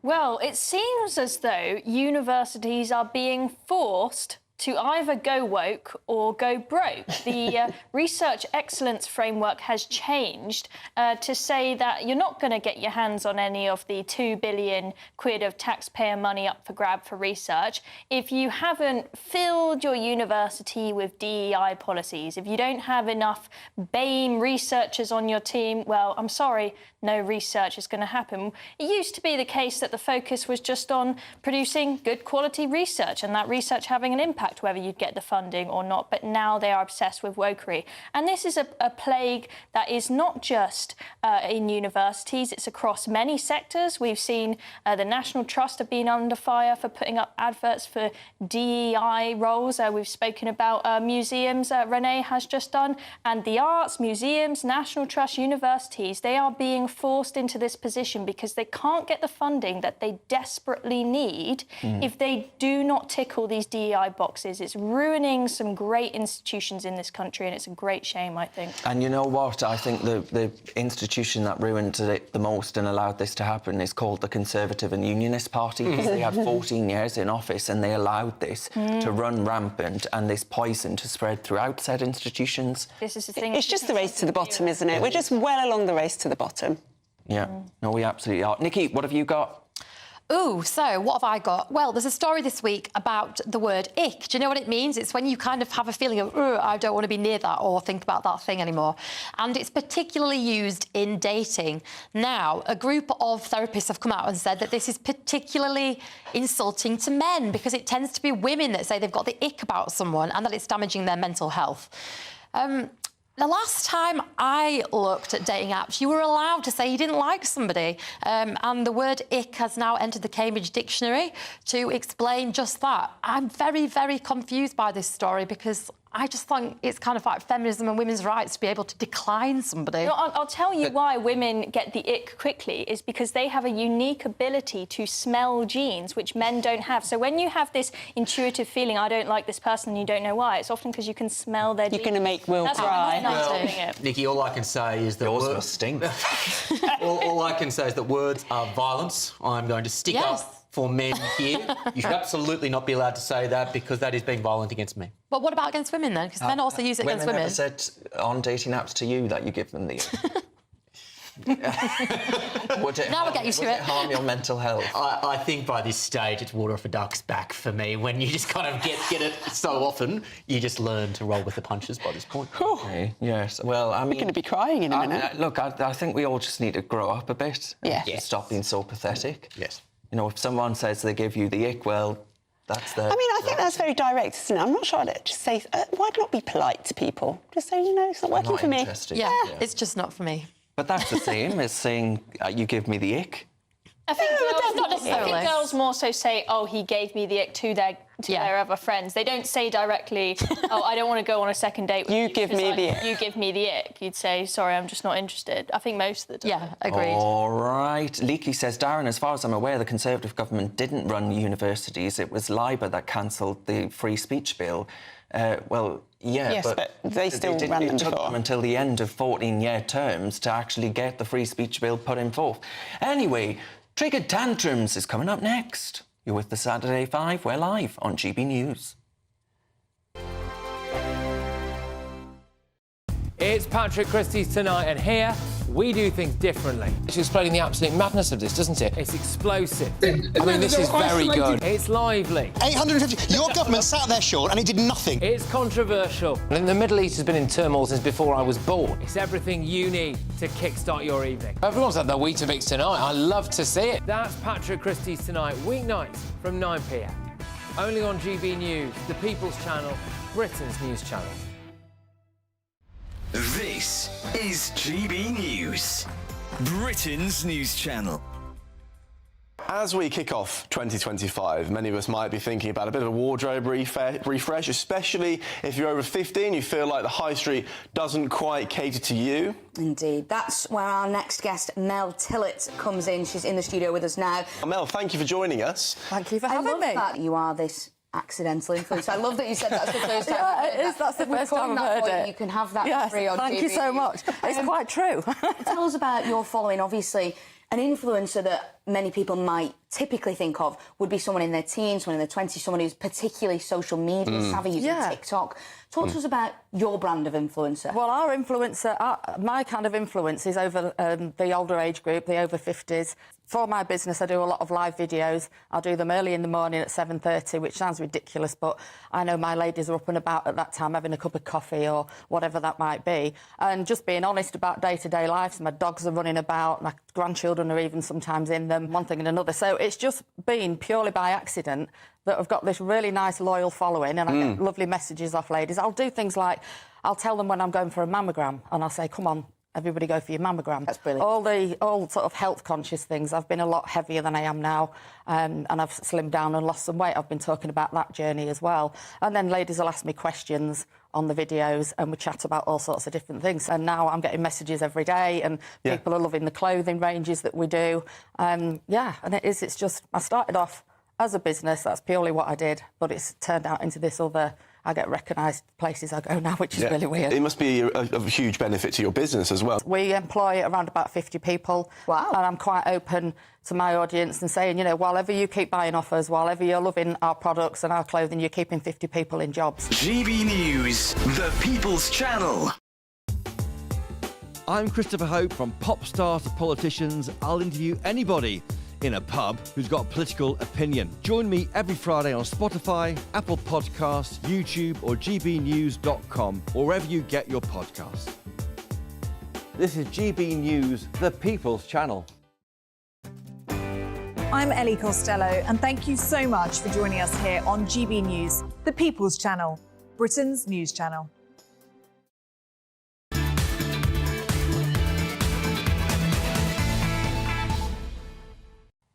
Welcome back to the Saturday 5. Coming up from 8 p.m, it's Ask the 5. Send through your questions to gbnews.com/your say. Right, folks, for our first instalment of Triggered Tantrums, this week's best in huffing, puffing and blowing absolutely nothing down. If you thought toddlers were dramatic, just wait till you see this lot. Yeah, we're going to start with the leader of the Democrats in the Senate in the US, Chuck Schumer, in his youthful, vibrant, charismatic way, trying to rally the troops against that evil Donald Trump and Elon Musk. Let's roll the clip. We are going to fight this fight. I am going to stand with you in this fight, and we will win. We will win. We will win. We will win. We will win. We won't rest. We won't rest. We won't rest. Oh dear. I love the guy waving his stick. If only I could have an ounce of his charisma. Just fantastic. And I love how he changed it up halfway through. He went to wait. We won't rest. We won't rest. And he was trying to get everyone on board, and they just couldn't quite get there. It's sad. There's a serious point that needs to be made here, though, and that is the pipeline for the Democrats is absolutely thin as anything. They've got no junior talent coming through, which is why we've got has-beens like this. I saw the chairmanship of the Democrat National Convention. The candidates there were all asked a very simple question, which was, raise your hand if you believe that Kamala Harris lost as a candidate because of racism and misogyny. Yeah. They all raised their hands. They all raised their hands. So they need an excuse. Yeah, they just don't get it. Maybe it's because she couldn't put a sentence together. Surprise, surprise. But why are the Democrats as well, all of their top tier, Nancy Pelosi, Chuck there as well, they all seem to be getting on a bit. Yeah. Well, the cynic in me says that these people can now make so much money through the political grift that it's very, very hard to give that up. Well, yeah. All right, Renee, what have you got? So it turns out with mine that the left don't even need to speak anymore to make their protests and have their tantrums. There's a beautiful clip here of a person who I think is probably a teacher who is on day 7 of wearing lipstick to school until we get a new president. And he literally spends 2 minutes putting on that lipstick really badly and just protesting with no words, just lipstick. The only thing that worries me about this is this guy's probably a teacher. Do we want these idiots teaching our children? I certainly don't. So what is meant to be sacrificial about the putting on the lipstick? Well, people are going to notice him, Darren. Right. They're going to notice. Oh. But he went for Republican red. He looks like a Trump supporter. I saw Chloe Dobbs let out a single tear there when she saw this sacrifice that this man... This is the thing. It's so the whole distressing. me. Activism now is just a way to basically say how important am I. Definitely is. Right, OK, speaking of those types, young communist students from Sydney, Australia have recorded a new recruitment video. Let's take a look. UNSW. And do you hate capitalism? We're the UNSW Socialists. We're a club at UNSW dedicated to fighting for anti-capitalist politics. We're the largest revolutionary socialist organisation in the country, Socialist Alternative. We're for the complete overthrow of capitalism, a system based on exploitation and oppression. No, insufferable. But I put it to you, my friends, that were they part of the 1930, 6 or 7 purge of the Soviet Union, I don't think these people would have lasted very long and probably would have missed their iPhones and all the rest of it. And their education and their freedom to make the video. Yeah, well, exactly. The whole thing, insane. Right, loads more to come tonight, including more. From now on, women's sports will be only for women. Revolutionary, eh? You took the word out of my mind. This is Saturday 5. Don't go anywhere. We'll be back in just a mo.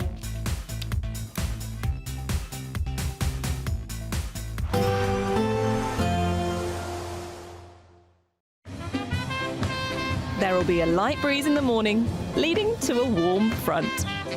Boxed heat pumps, sponsors of weather on GB News. Hello there, very good evening to you. This is your GB News weather updates provided by the Met Office.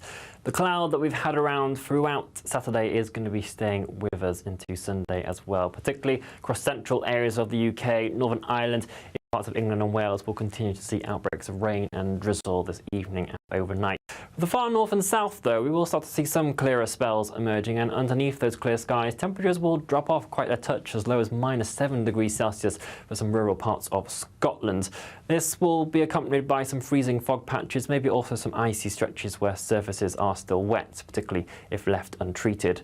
Despite the very cold start to the day in Scotland, though, it is going to be a very sunny one here once the fog does eventually clear its way off, and we'll hold on to the sunshine right throughout the day. For Northern Ireland, then, into those central areas of England and Wales, it's going to be dull, drab and dreary, unfortunately. Further outbreaks of drizzle to contend with. But for the far south of England, we're starting the day off with something a touch brighter here. The cloud will tend to build from the east throughout the day, so we're going to be left with the fringes of parts of Pembrokeshire, West Wales and down towards Cornwall and the Isles of Scilly that will hold on to the sunshine the longest, whereas further rain pushes into southeastern England later on. With the cloud around, it is going to be another rather cold day, particularly once you factor in the easterly wind that's going to start building once again. So it's going to be feeling colder than these temperatures necessarily show on the chart. And that easterly wind is something that will hold on into the new working week as well. High pressure stays in control across Scandinavia, allowing that easterly wind to push its way in, and that is going to add a wind chill factor on top of the already cold conditions. Further showers pushing in from the North Sea with an extensive area of cloud. Those showers will be wintry over higher ground areas as well. It's a scenario that we're going to have to get used to because it is expected to stay very similar throughout the forthcoming week. Cloudy for the vast majority of us, and temperatures still slightly below average for the time of year. Bye-bye. Enjoy your evening. Even though we'll see a cloudy start, it'll be a bright outlook for the rest of the day. Boxed Solar, sponsors of weather on GB News. Come on, good luck. Mornings don't have to be tiresome, especially if you have the right company. Wake up to news as it happens, opinion and debate, and of course, a little bit of entertainment too. Because when the kettle's on, we're on. That's Breakfast on GB News, a show worth waking up for. Every morning from 6 a.m. Only on the People's Channel, Britain's news channel. We'll spread the news, you spread the word. Good Afternoon Britain isn't just about us. The wonderful thing about this programme is it's about everyone watching. It's an interactive programme. Well, there absolutely is something to see here, and we're going to be talking about it more. Whether it's breaking royal news, Will, please bring us up to date. Or indeed a particularly punchy speech in the House of Commons. Very, very curious. We bring it to you live, and then we bring you live reaction as well. That's Good Afternoon Britain, weekdays from midday. Only on GB News, the People's Channel, Britain's news channel. Hi, I'm Michelle Dewberry, and my show is your opportunity to cut through all the noise and dive in headfirst to some robust debates. Ideas clash. Situation, isn't it? No, because the failure is you're deliberately avoiding my point. Nothing's held back. And if you think this is the end of it, wait for more. And we do not shy away from the difficult stuff. Sometimes I want to shake people and say, if only you understood. So join me on Jubes and Kerr weeknights at 6 p.m. only on GB News, Britain's news channel. Join me, Camilla Tominey, for a frank and honest discussion with those in power that cuts through the spin and gets to the heart of the issues shaping our nation. You haven't confirmed that you want to stand as leader, but you haven't ruled it out either. This report basically says that he's not fit to stand trial. Is he indecisive? Incompetent? I deliver the dose of reality Westminster needs. That's the Camilla Tominey Show at 9:30 every Sunday on GB News, the People's Channel, Britain's news channel.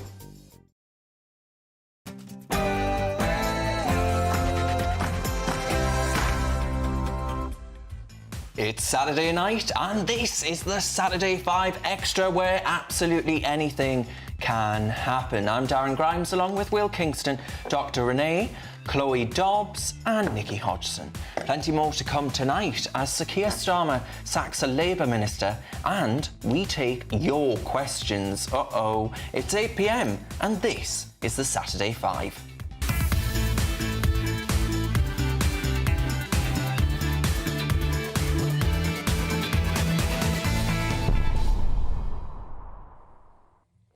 We'll also bring you our highlights of the week in High 5 Plus.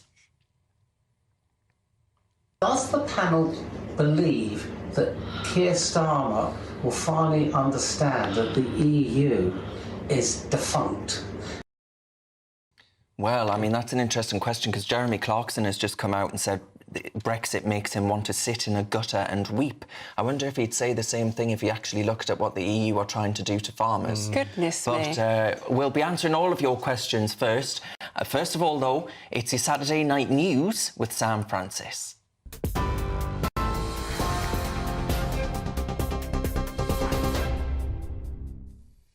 Very good evening to you. It's just after 8 o'clock. A recap of the breaking news we brought you in the last hour or so that Health Minister Andrew Gwynne has now apologised after being sacked by Sir Keir Starmer over what he described as badly misjudged WhatsApp messages. The Labour MP for Gorton and Denton is accused of insulting constituents and colleagues in a group chat, reportedly saying he hoped a 72-year-old woman would soon be dead.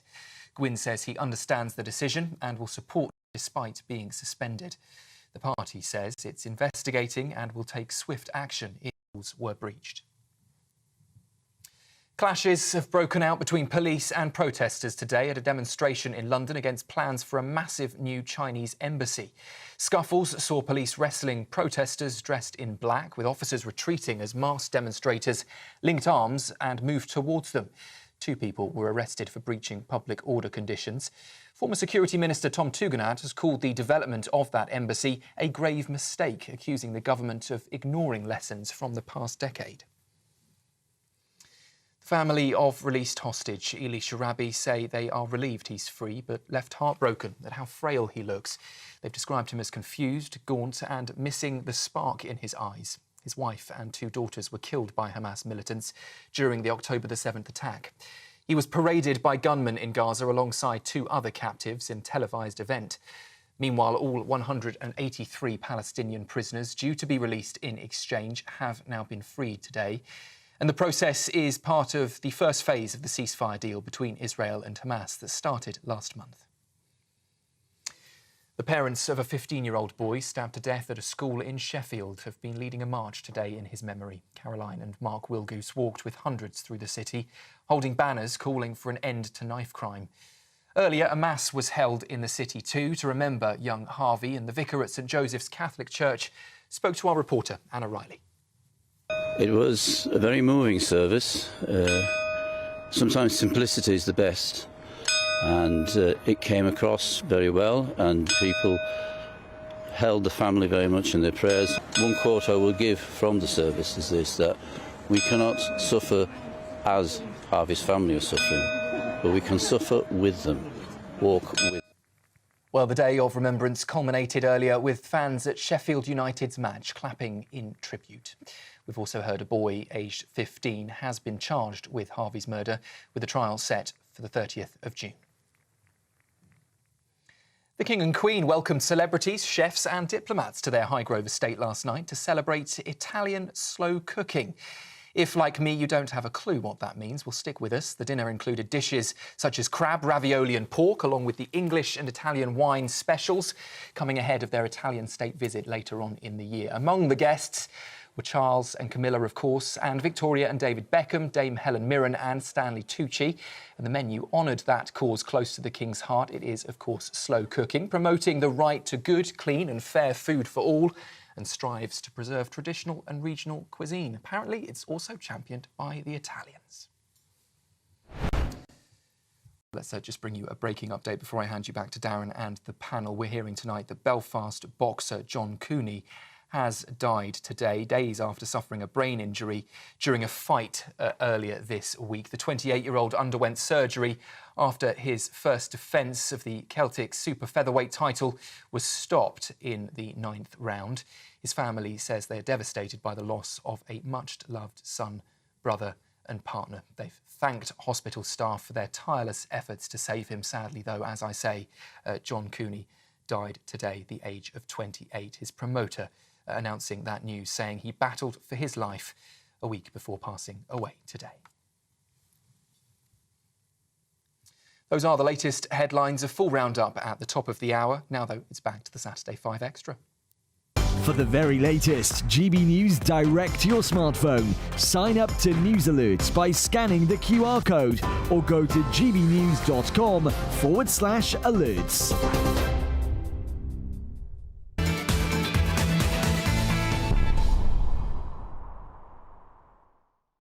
Thank you very much, Sam. Yes, you are with GB News, and we are the Saturday 5 Extra, where anything can happen. Will has just downed a full pint. We've had to top up his glass. Why are you saying GB News in such an odd way tonight? Because, to be honest with you, I didn't have anything in my autocue, so I was making it up.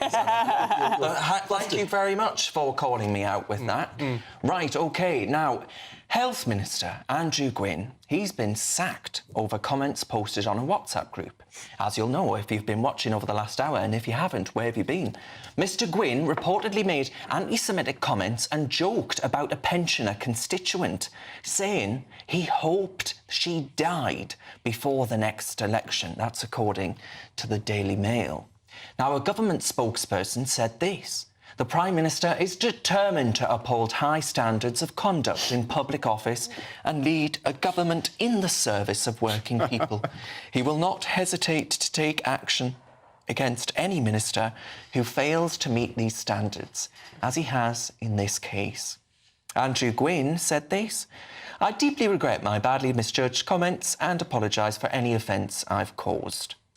Well, to discuss this, I'm pleased to welcome the former Labour advisor, Matthew Larser. Matthew, thank you very much for your company. In this scenario, in this situation, what would your advice be to Sir Keir Starmer? Because right now, a lot of our viewers are quite upset by the idea that pensioners should just go ahead and die.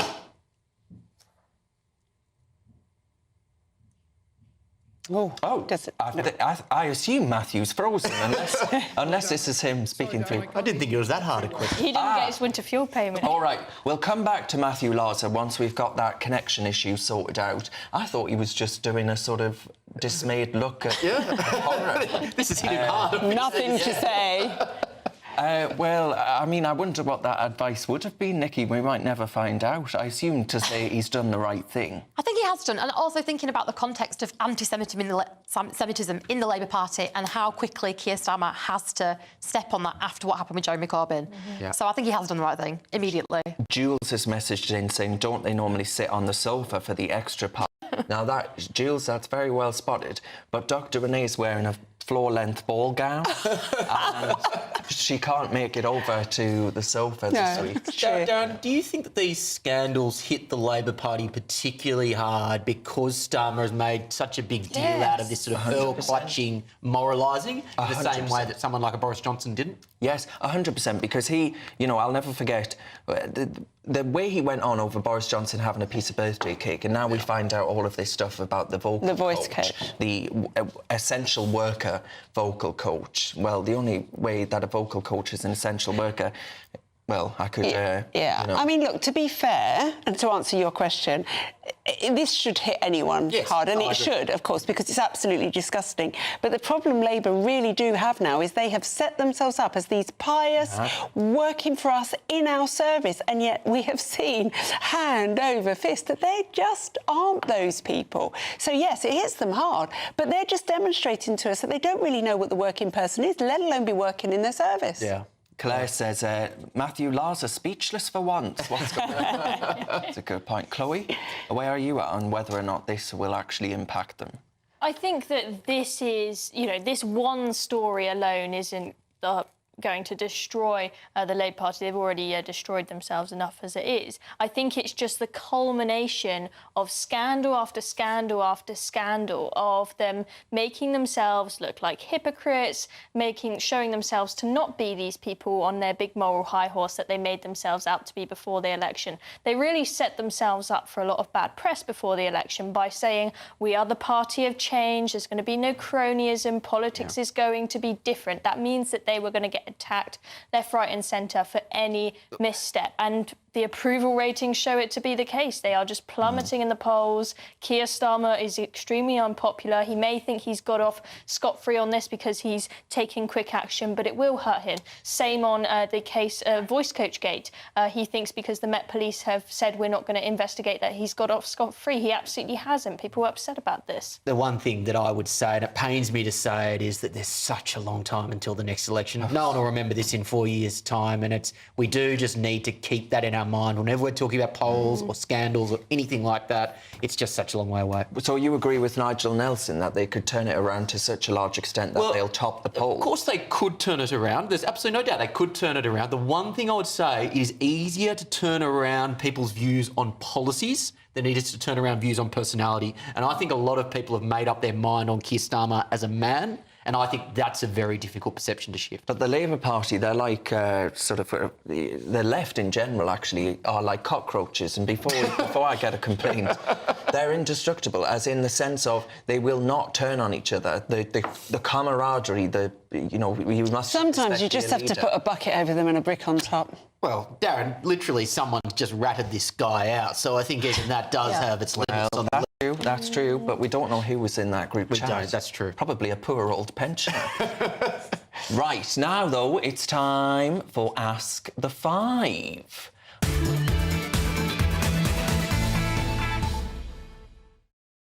What horrors have you unleashed upon us tonight? Our first question comes from Andrew. Hello, panel. As you know, Gino D'Acampo has been in the news this week following misconduct allegations. I'd like to know what the team think about celebrities who don't seem to be able to behave themselves these days.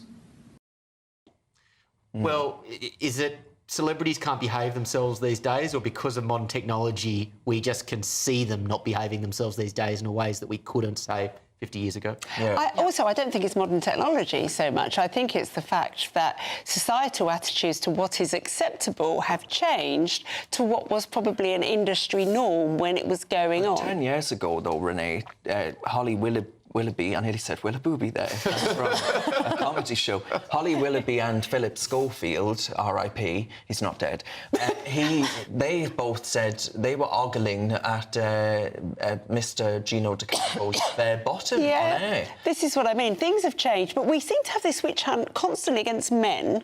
We haven't attacked Holly Willoughby for that kind of thing. I know that there's the association with Philip.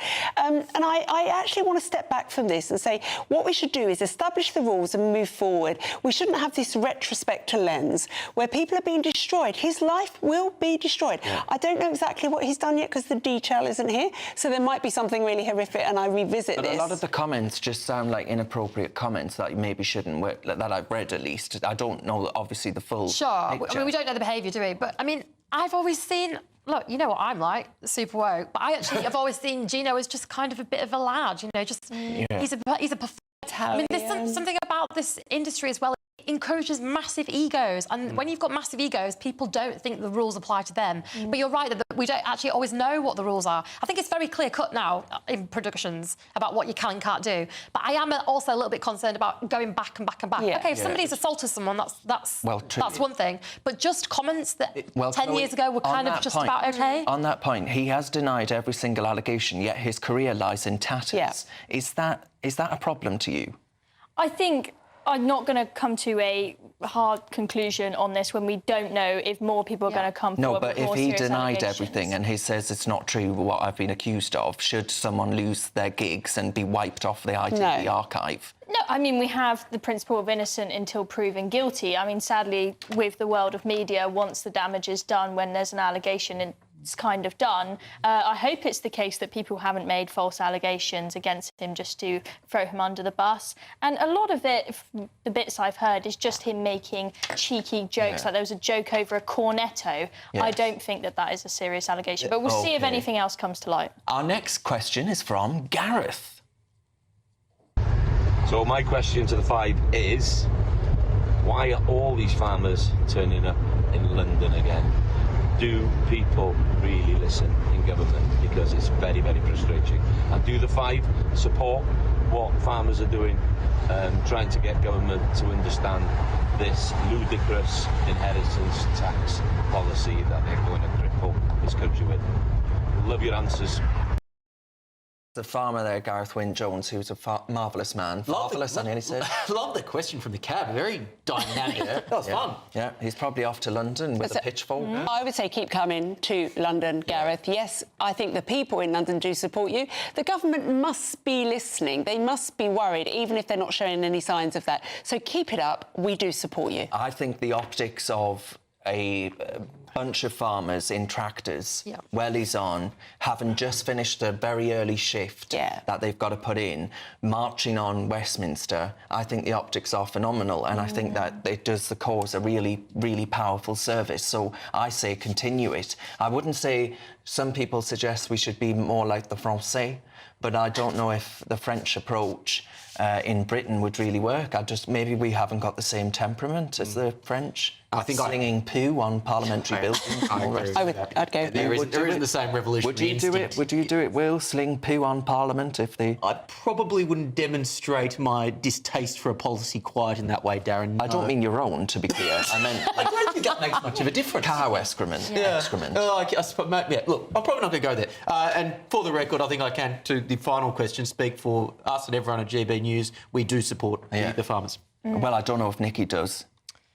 I think they've been badly served. I don't agree with all of their asks, but I think they've been badly served for many years. I think that they are really starting to get support from the whole country now. They are not alone in this. They've now got supermarkets backing them and the general public. I think they have actually done a lot to communicate their struggles to the public. I am one of the people that's been converted from thinking that farmers are posh people in Land Rovers that have plenty of money to realising they go through a heck of a lot of struggle. I think Clarkson's Farm has done a lot to communicate that to the public, and I think they are doing a lot to communicate their message, so they should keep on protesting, doing what they need to do. Jeremy Clarkson's gone very wet on Brexit. I think that's a very foolish thing to do. Yeah, well, that's ruined any political aspirations that it certainly has with me. Shows a lack of intelligence. But yes, an eagle-eyed viewer has pointed out that Gareth Jones's taxi bill was currently at £63. Where the hell was he going? But you know, it was a black cab. I bet you when he got there, the black cab would say no charge, mate. Oh, well, yeah. Black cabs are a good sort, you know. They've done very well, the farmers, yeah. Okie dokie. Now, folks, fancy a chance to be one of 2 lucky winners in the current Great British giveaway? Well, we've got 2 fabulous prize bundles to give away, which both contain £500 worth of shopping vouchers for your favourite store, the latest iPhone 16, and an incredible £10,000 in tax-free cash. Here's all the details that you need. Coming up, we'll be answering more of your questions. And is Donald Trump right to have put sanctions on the International Criminal Court? Plus, more of your questions. This is the Saturday 5 Extra, live on GB News. This is GB News, Britain's news channel. Ironic article in The Guardian, Nick, caring about facts. Yeah, this is Meta is ushering in a world without facts, says Nobel Peace Prize winner. And they just seem to give these Nobel Peace Prizes to anyone these days. It's Maria Ressa. Not working. Zuckerberg came out, and it was very bold. He said a few things. We're going to use community notes instead of fact-checkers. Fact-checkers in inverted commas, because it just means people pushing usually a specific viewpoint. Community notes seems to be a great system that X uses, so why not do that? I think that's great. He's going to reduce restrictions on topics like immigration and gender. Good, because I'm against censorship.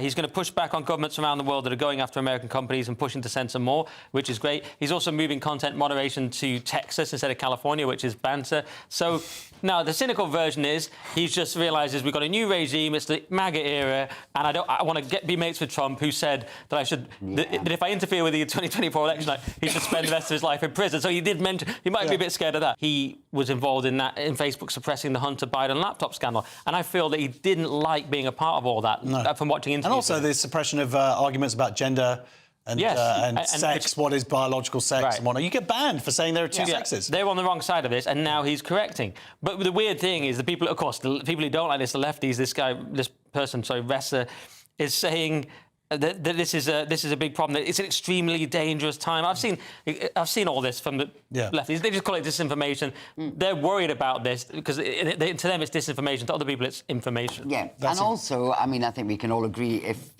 people think they're getting their facts just directly from Facebook, then something's horribly wrong. But we know that. The community notes thing, I think, is quite good because that sort of first-hand experience people are putting down, aren't they? Yeah. People have loads of different views come together, and it's an aggregate. So that's why it works. works. GB News, the People's Channel.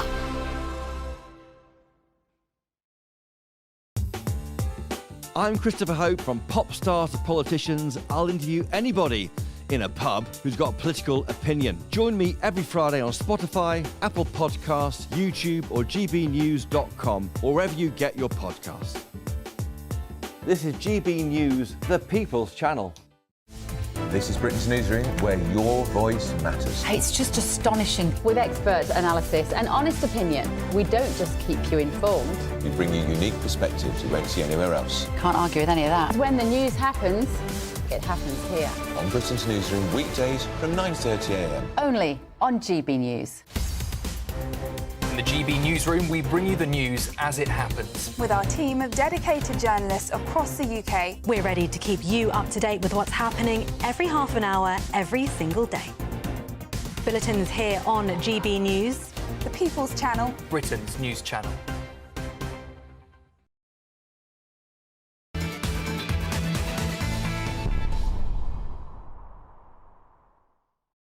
Welcome back to the Saturday 5 Extra, where anything can happen. Now, our next question has come in from Xander. Can't quite believe I'm asking this, but can someone on the panel please provide me with a definition of a male and a female? And what will it need to take here in the UK for us to follow suit like President Trump and actually recognise two genders based on sex? Well, the voice of young, youthful... It's great to see a well-informed, principled young GB viewer. Good on you, Xander. I mean, it's really clear, isn't it? It's just an adult human female and an adult human male. And what it's going to take in this country is just the absolute return of sanity. Yes. Someone's just messaged in saying, how does a serious television channel allow a load of peed-up people on a panel to sit here? We're not. I've only had to speak for yourself. Look. Yeah, good Lord. Anyway, that made me laugh. Right. Yes, well, I completely agree, but I don't think Xander should hold his breath in the assumption that Labour are going to put into law that there is a legal definition of do you know what it's going to really take? It's going to take the Xanders of the world, the men and the women, to stand up and say, no, it's enough. You're not addressing me as mix or ms or they or I'm a she, I'm a her, I'm a woman. But hasn't it been interesting seeing that there's been this pronounced turn to the right in the US and the UK? Someone like a Nigel Farage is hugely popular on TikTok. Trump did very well amongst the young voters. I think a lot of young people now recognise that almost to be anti-woke is countercultural. Yeah. And kids have always been countercultural. Interesting. All right. Now, we have our next question in from Fergus. I'm a professional voice coach. I train people over Zoom and over Teams. So why Starmer had to have the lady come round, I don't know. For him and Rachel, I can easily do 2 or 3 people at once over Zoom. And why he ended up still having the same voice, I don't know. I feel sorry for his trainer. I just want to know the team's opinion. Thanks. Unsurprisingly, very well delivered. Very good impression, and he has a beautiful voice. I want some voice coaching from Fergus. Yeah, me too. Well, and he can do 2 of us at once. Absolutely. We can split the cost in half. So he's a professional himself. But, I mean, Chloe, do you think actually this is showing up Starmer a little bit here, the idea that, you know, Boris Johnson had a fixed penalty notice for eating a piece of birthday cake. He had some wife come down from miles and miles away to teach him about his vocal cords. And on Christmas Eve, it's all very odd, and I don't think that he's going to convince anybody that this woman came within the definition of a key worker.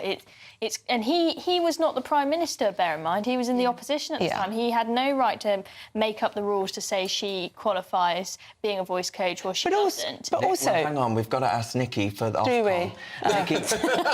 Nikki, what do you make of the idea that she would be classed as an essential worker? I find it dubious. I find the whole thing dubious. And as somebody that's had... Well, I mean, OK, there are sometimes reasons for why you do want a voice coach with you if you've got a problem with how you are holding your palate or your mouth. And I know this because I've done voice work and I'm a trained singer. So there is potentially an excuse there. But I agree with the key worker definition. It doesn't seem that I mean, he can obviously speak. It's not that he needs a voice coach to get any words out at all. So I agree. It seems dubious. Well, it didn't stop him from calling the hostages sausages, for example. Right, OK, we'll move on from that. Thank you so much for getting in touch with your questions. I love having your video messages in. It makes it feel like we're with you. Right, now, the United States President, Donald J. Trump, has slapped sanctions on the International Criminal Court, accusing it of attacking Israel and the United States. In an executive order issued this week, Trump called the court illegitimate and placed financial and US visa restrictions on ICC staff. But dozens of countries, including the United Kingdom, Kel Surprise, have expressed unwavering support for the organisation after Trump's sanctions. So is this move the right one from the president?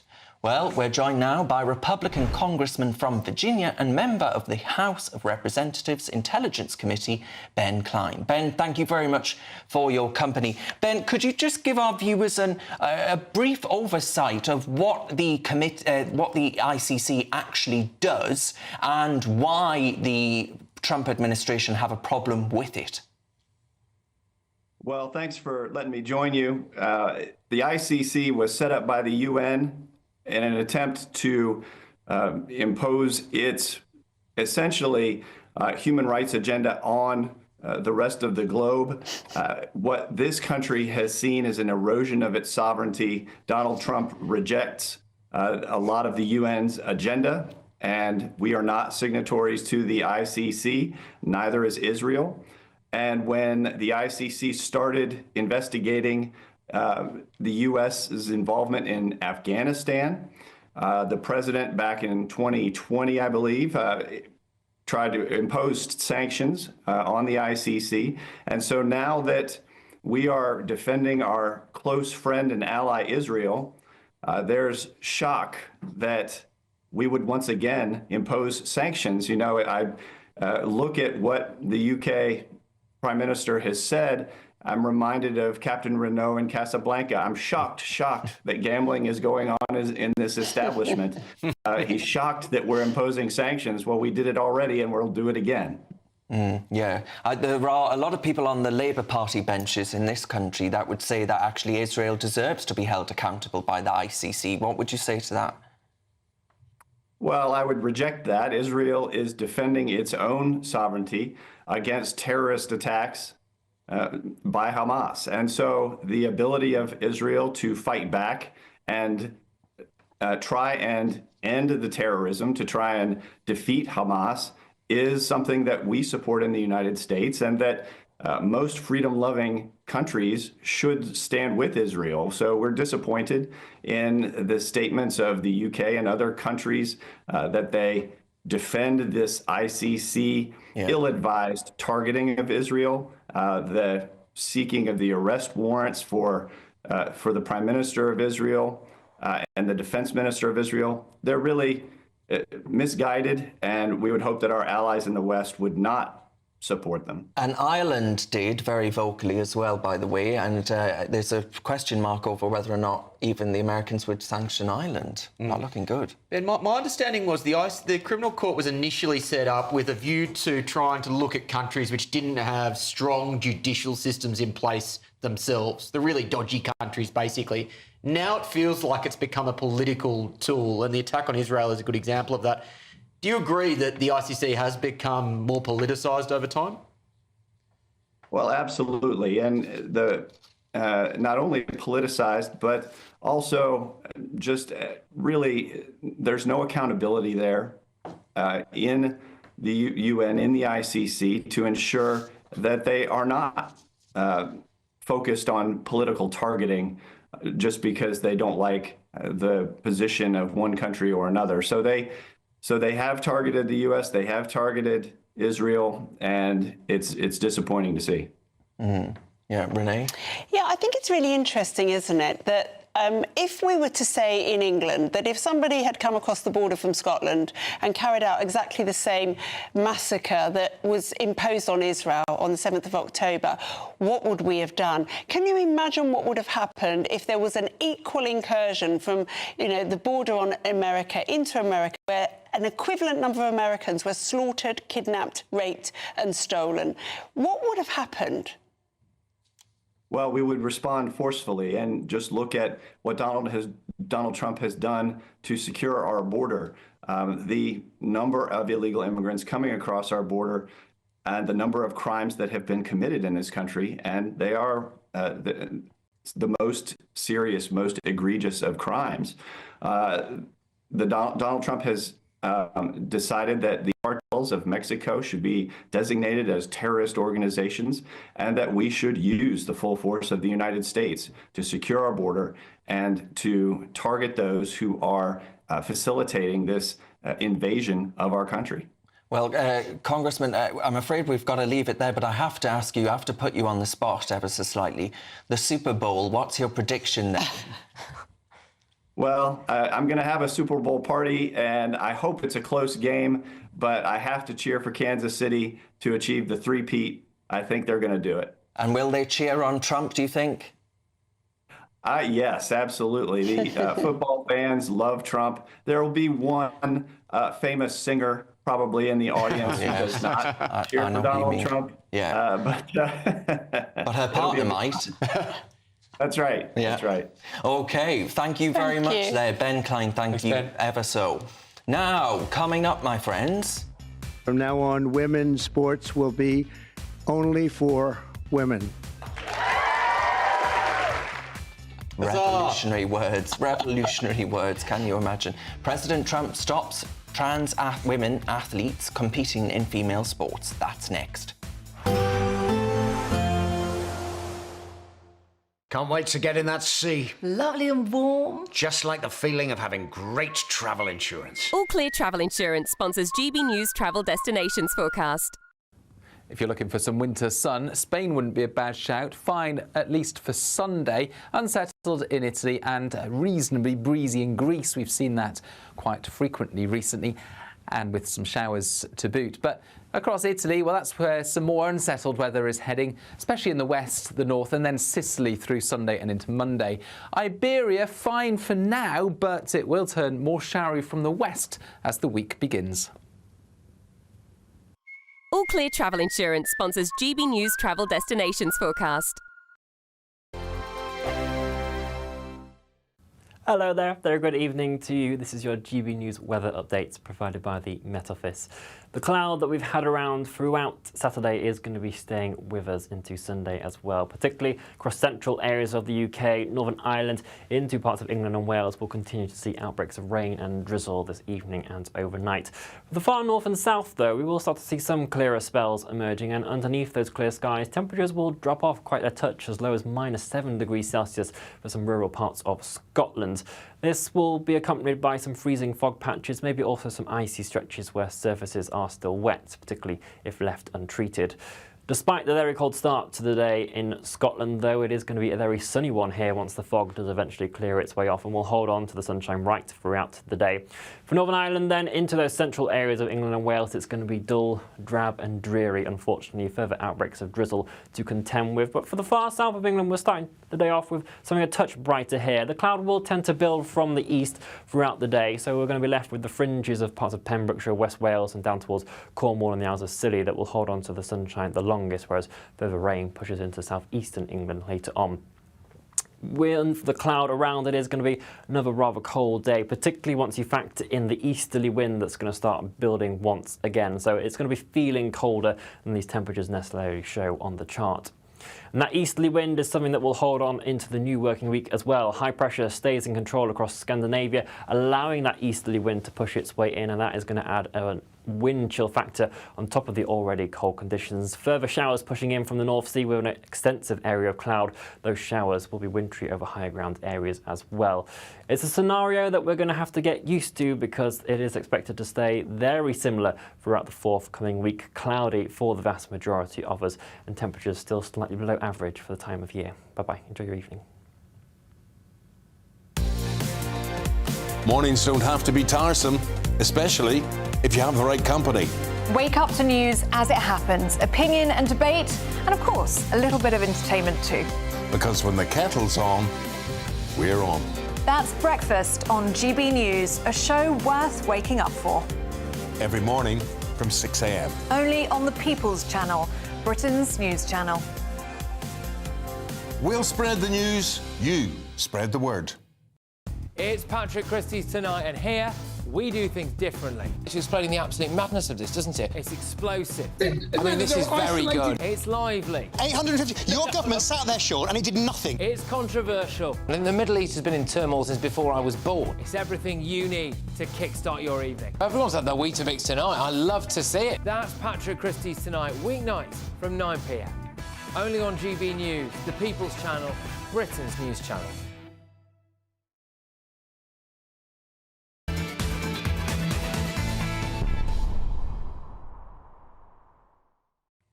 Welcome back to the Saturday 5 Extra. Thank you very much for your company.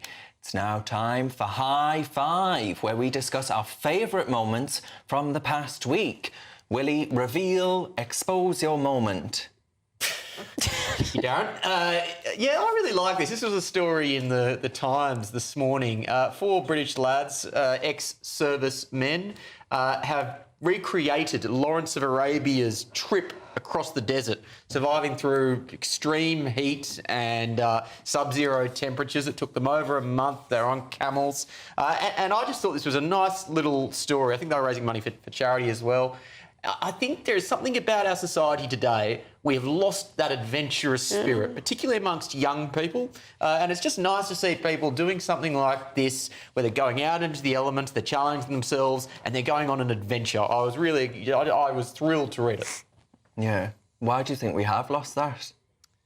Because we wrapped our kids up in cotton wool, yeah. We were just talking in the break about how kids are just consumed by screens these days. They're not out in the wilderness, enjoying nature and doing stuff that challenges them. I think it's good for kids to have a bit of danger. We mollycoddle kids and we protect them. I've got a 1-year-old niece and she's obsessed already with looking at screens, you know. If her parents looked at the data on what it's doing to her brain, they'd take it away today. I'm just doing some vlogs on it. It's awful. The data's clear. Get them out about. You can't... Everyone thinks so that if kids leave the house these days, they're going to get... But even if you don't want to do that, let them play cards. Let them play with the doll's house. You let a 1-year-old... Anyway, Renee, what have you got? So nothing could have made me happier this week than Trump signing an executive order. I know it's a bit weird that we have to sign an executive order to say this, to protect opportunities for women and girls to compete in safe and fair sport. In other words, that women and girls can only play sport against other women and girls. And he's finished it up by saying there will be no longer any men in women's sport. I wanted to jump around the room and punch the air, and it must happen everywhere. He's also going to stop any trans athlete from getting a visa to travel to the Olympics, the next Olympics, which are in America. Hurrah! We've got a clip to play. Yeah. Under the Trump administration, we will defend the proud tradition of female athletes, and we will not allow men to beat up, injure, and cheat our women and our girls. From now on, women's sports will be only for women. There was another clip as well, which we don't have, but it was so wholesome. He basically said, "Oh, do you guys want to kind of come gather around?" And he said to the Secret Service, "I think we're okay, guys. I don't need to worry." And I was just thinking, that footage must have... Hold your horses, because we do have... Are you ready? What a nice picture this is, huh, Governor? You ready? We'll do a good job, right?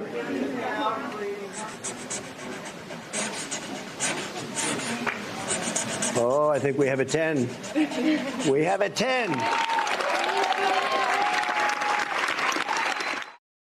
I just can't imagine how much this footage must have simultaneously confused and enraged the left. The alleged rapist, the misogynist, the evil orange man, as, you know, kids and women lovingly kind of look on at their hero. And I'm going to look after you. Nikki, you're going to say he's a transphobic bigot.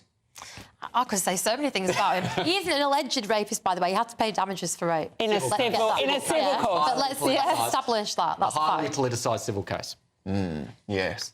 I would just love to time travel and go back 10, 20 years and show that video to people and say, by the way, in the future, we're going to have to sign an order to say that men can't beat up women. And Donald Trump is going to say it. So I have bad news for Chloe Dobbs, because Chloe Dobbs, you won't know this about her, but I'm going to expose her on national television.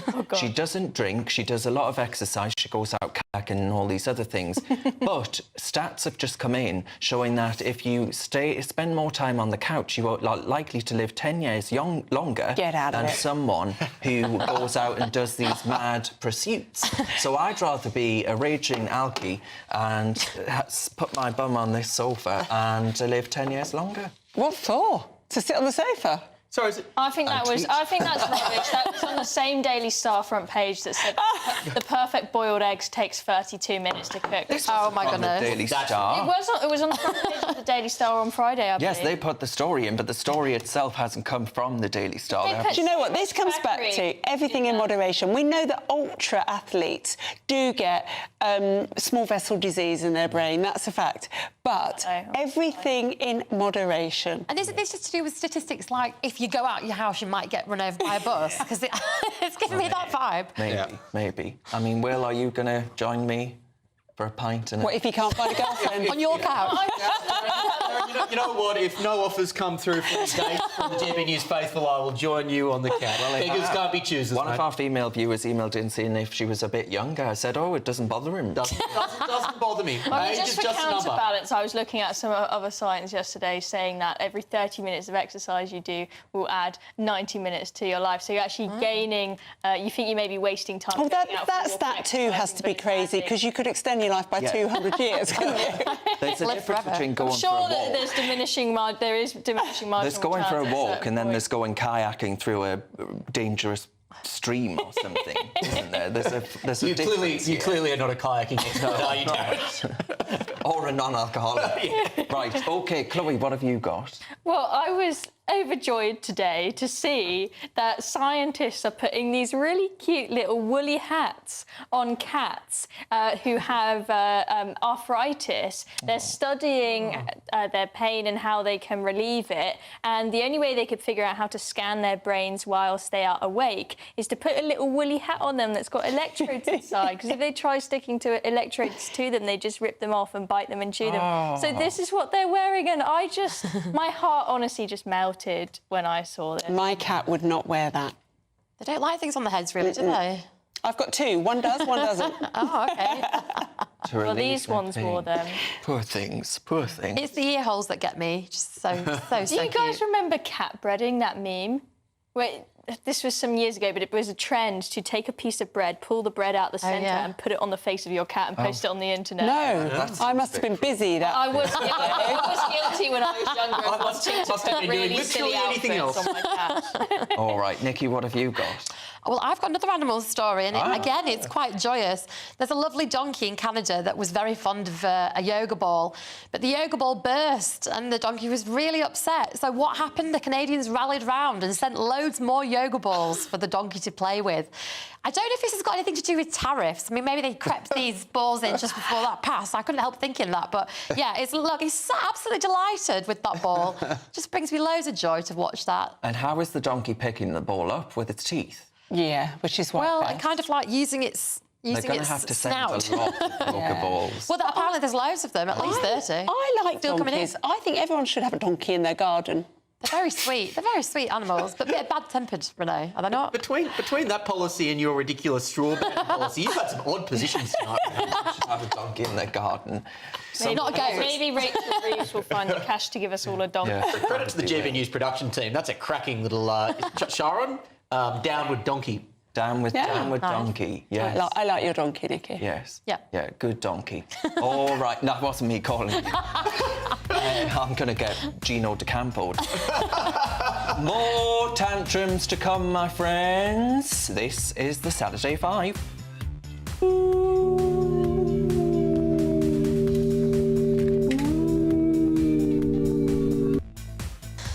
Yes, they're going to give us their tantrums in a moment, and Nikki's going to have one. See you after this.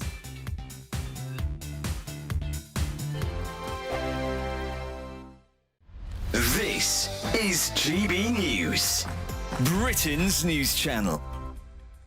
A woman of 53 has believed for 18 months she was in an online relationship with Brad Pitt. I think we're seeing pictures. So Now, these are the pictures that she received that made her believe that she was in this relationship with Brad Pitt. And you'll see that some of it is in hospital because the scammer was claiming that he was suffering from cancer. This was playing very much on her emotion. So this is a divorcee who lived in Mauritius. She'd received a £700,000 divorce settlement, or £650,000 divorce settlement, I should say, and £700,000 has been taken from her through this scam. Yeah.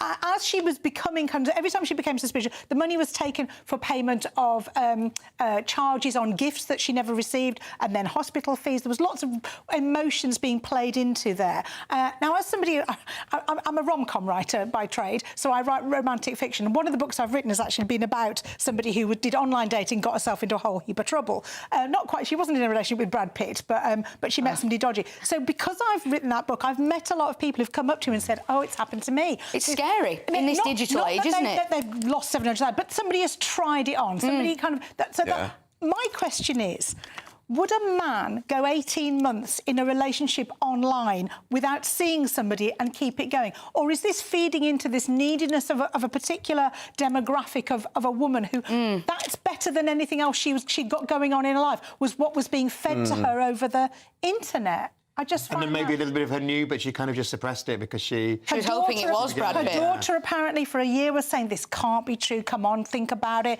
But she just fell for it. But I just wonder, it's a very sad story. She's obviously now getting a lot of hate and ridicule as well. Because she's been on French TV and she's had a huge amount of pushback from it. GB News, the People's Channel.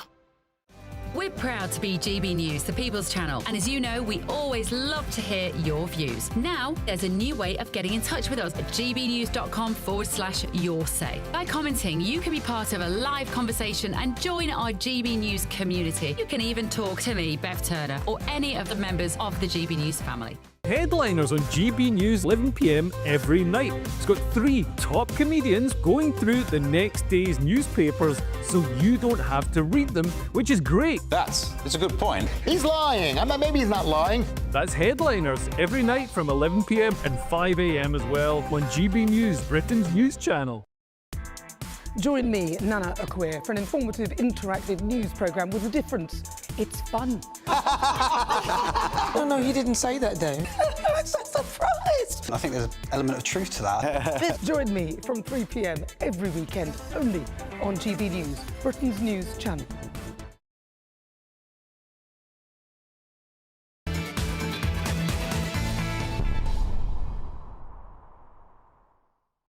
Welcome back to the Saturday 5 Extra. Will is on his 5th pint of the night. And it's time to go back to this. Oh, there's no... I was expecting a magical sting. I thought there was going to be a magical sting. Darren, can I just say, I did a YouTube show with Chloe the other night, and I'd had a few beers by the time I got onto that YouTube show, and she said, she thinks I'm better after a few pints. That's very concerning. Yeah, it probably is. It probably is. If a woman's telling you that, well... All right, Chloe, you've got magic spells. Yes, so the lefty Liberals are doing anything they possibly can to defy the takeover of Donald Trump, bringing sanity back to the US. And of course, as you'll probably know, he is shipping the illegal migrants back to where they came from. And the response of one lefty Liberal is to put up a video giving illegal migrants some sort of like magic spell, affirmations kind of thing to try and not get them so that they don't get deported. It's very odd. Take a look at this. You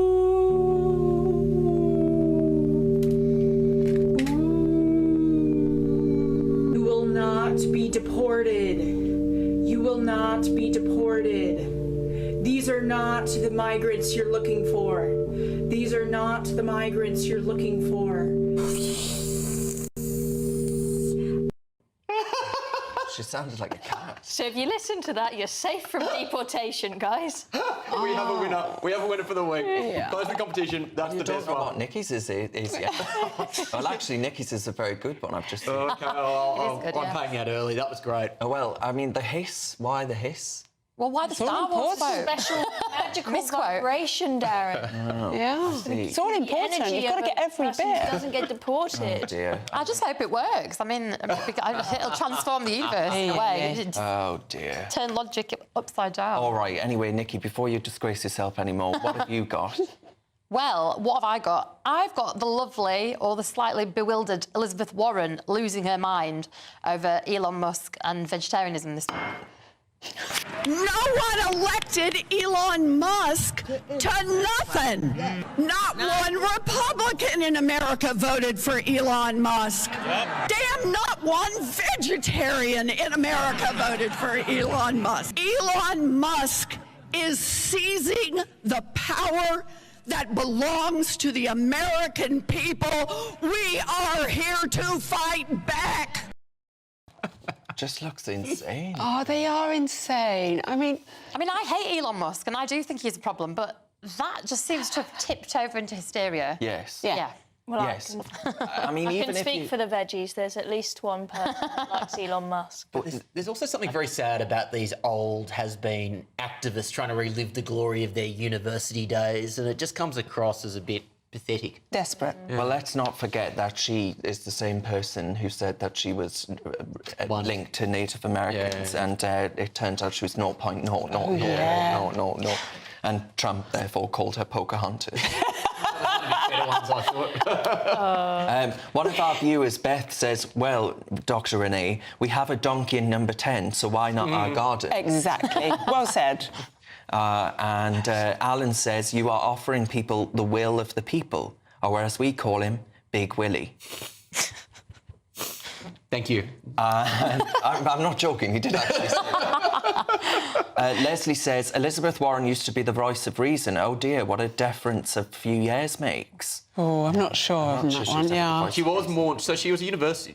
this was Elizabeth Warren, yeah? She was more normal when she was a university lecturer. More moderate. She's gone to the extreme edge of the left. She has, she definitely has. It's Trump derangement syndrome, isn't it? Well, yeah. Not Musk, apparently, but hey. And John, it's the same thing. John points out that my little Moggy wouldn't have worn that electric hat for even 10 seconds. So it looks cute, but whether or not it would actually do the Cats job. are interesting. We've got two, and we did an experiment the other day where Alice played half of a rubber ball on one of their head, and he just sat there quite happily, and then she placed it on the other one's head, and she was like, no, this is not happening. We should just do a segment of animals doing funny things. I think it'd be great for ratings. Yes, Leslie says you can't say pussycat on GB News. Can we not? Oh, you just did. Why not? I'm not aware of that rule. I don't know if that's on the Ofcom list of banned words. And Rebecca says, my phobia are cats. Please, no more cats without warning. Oh, dear. Cats. Let's go live. No, I'm joking. That's a joke. Thank you so much to our lovely guests and you, our lovely audience, for joining in the fun tonight. Next up, it's Ben Leo Tonight. Cheers for watching. I'll see you next week.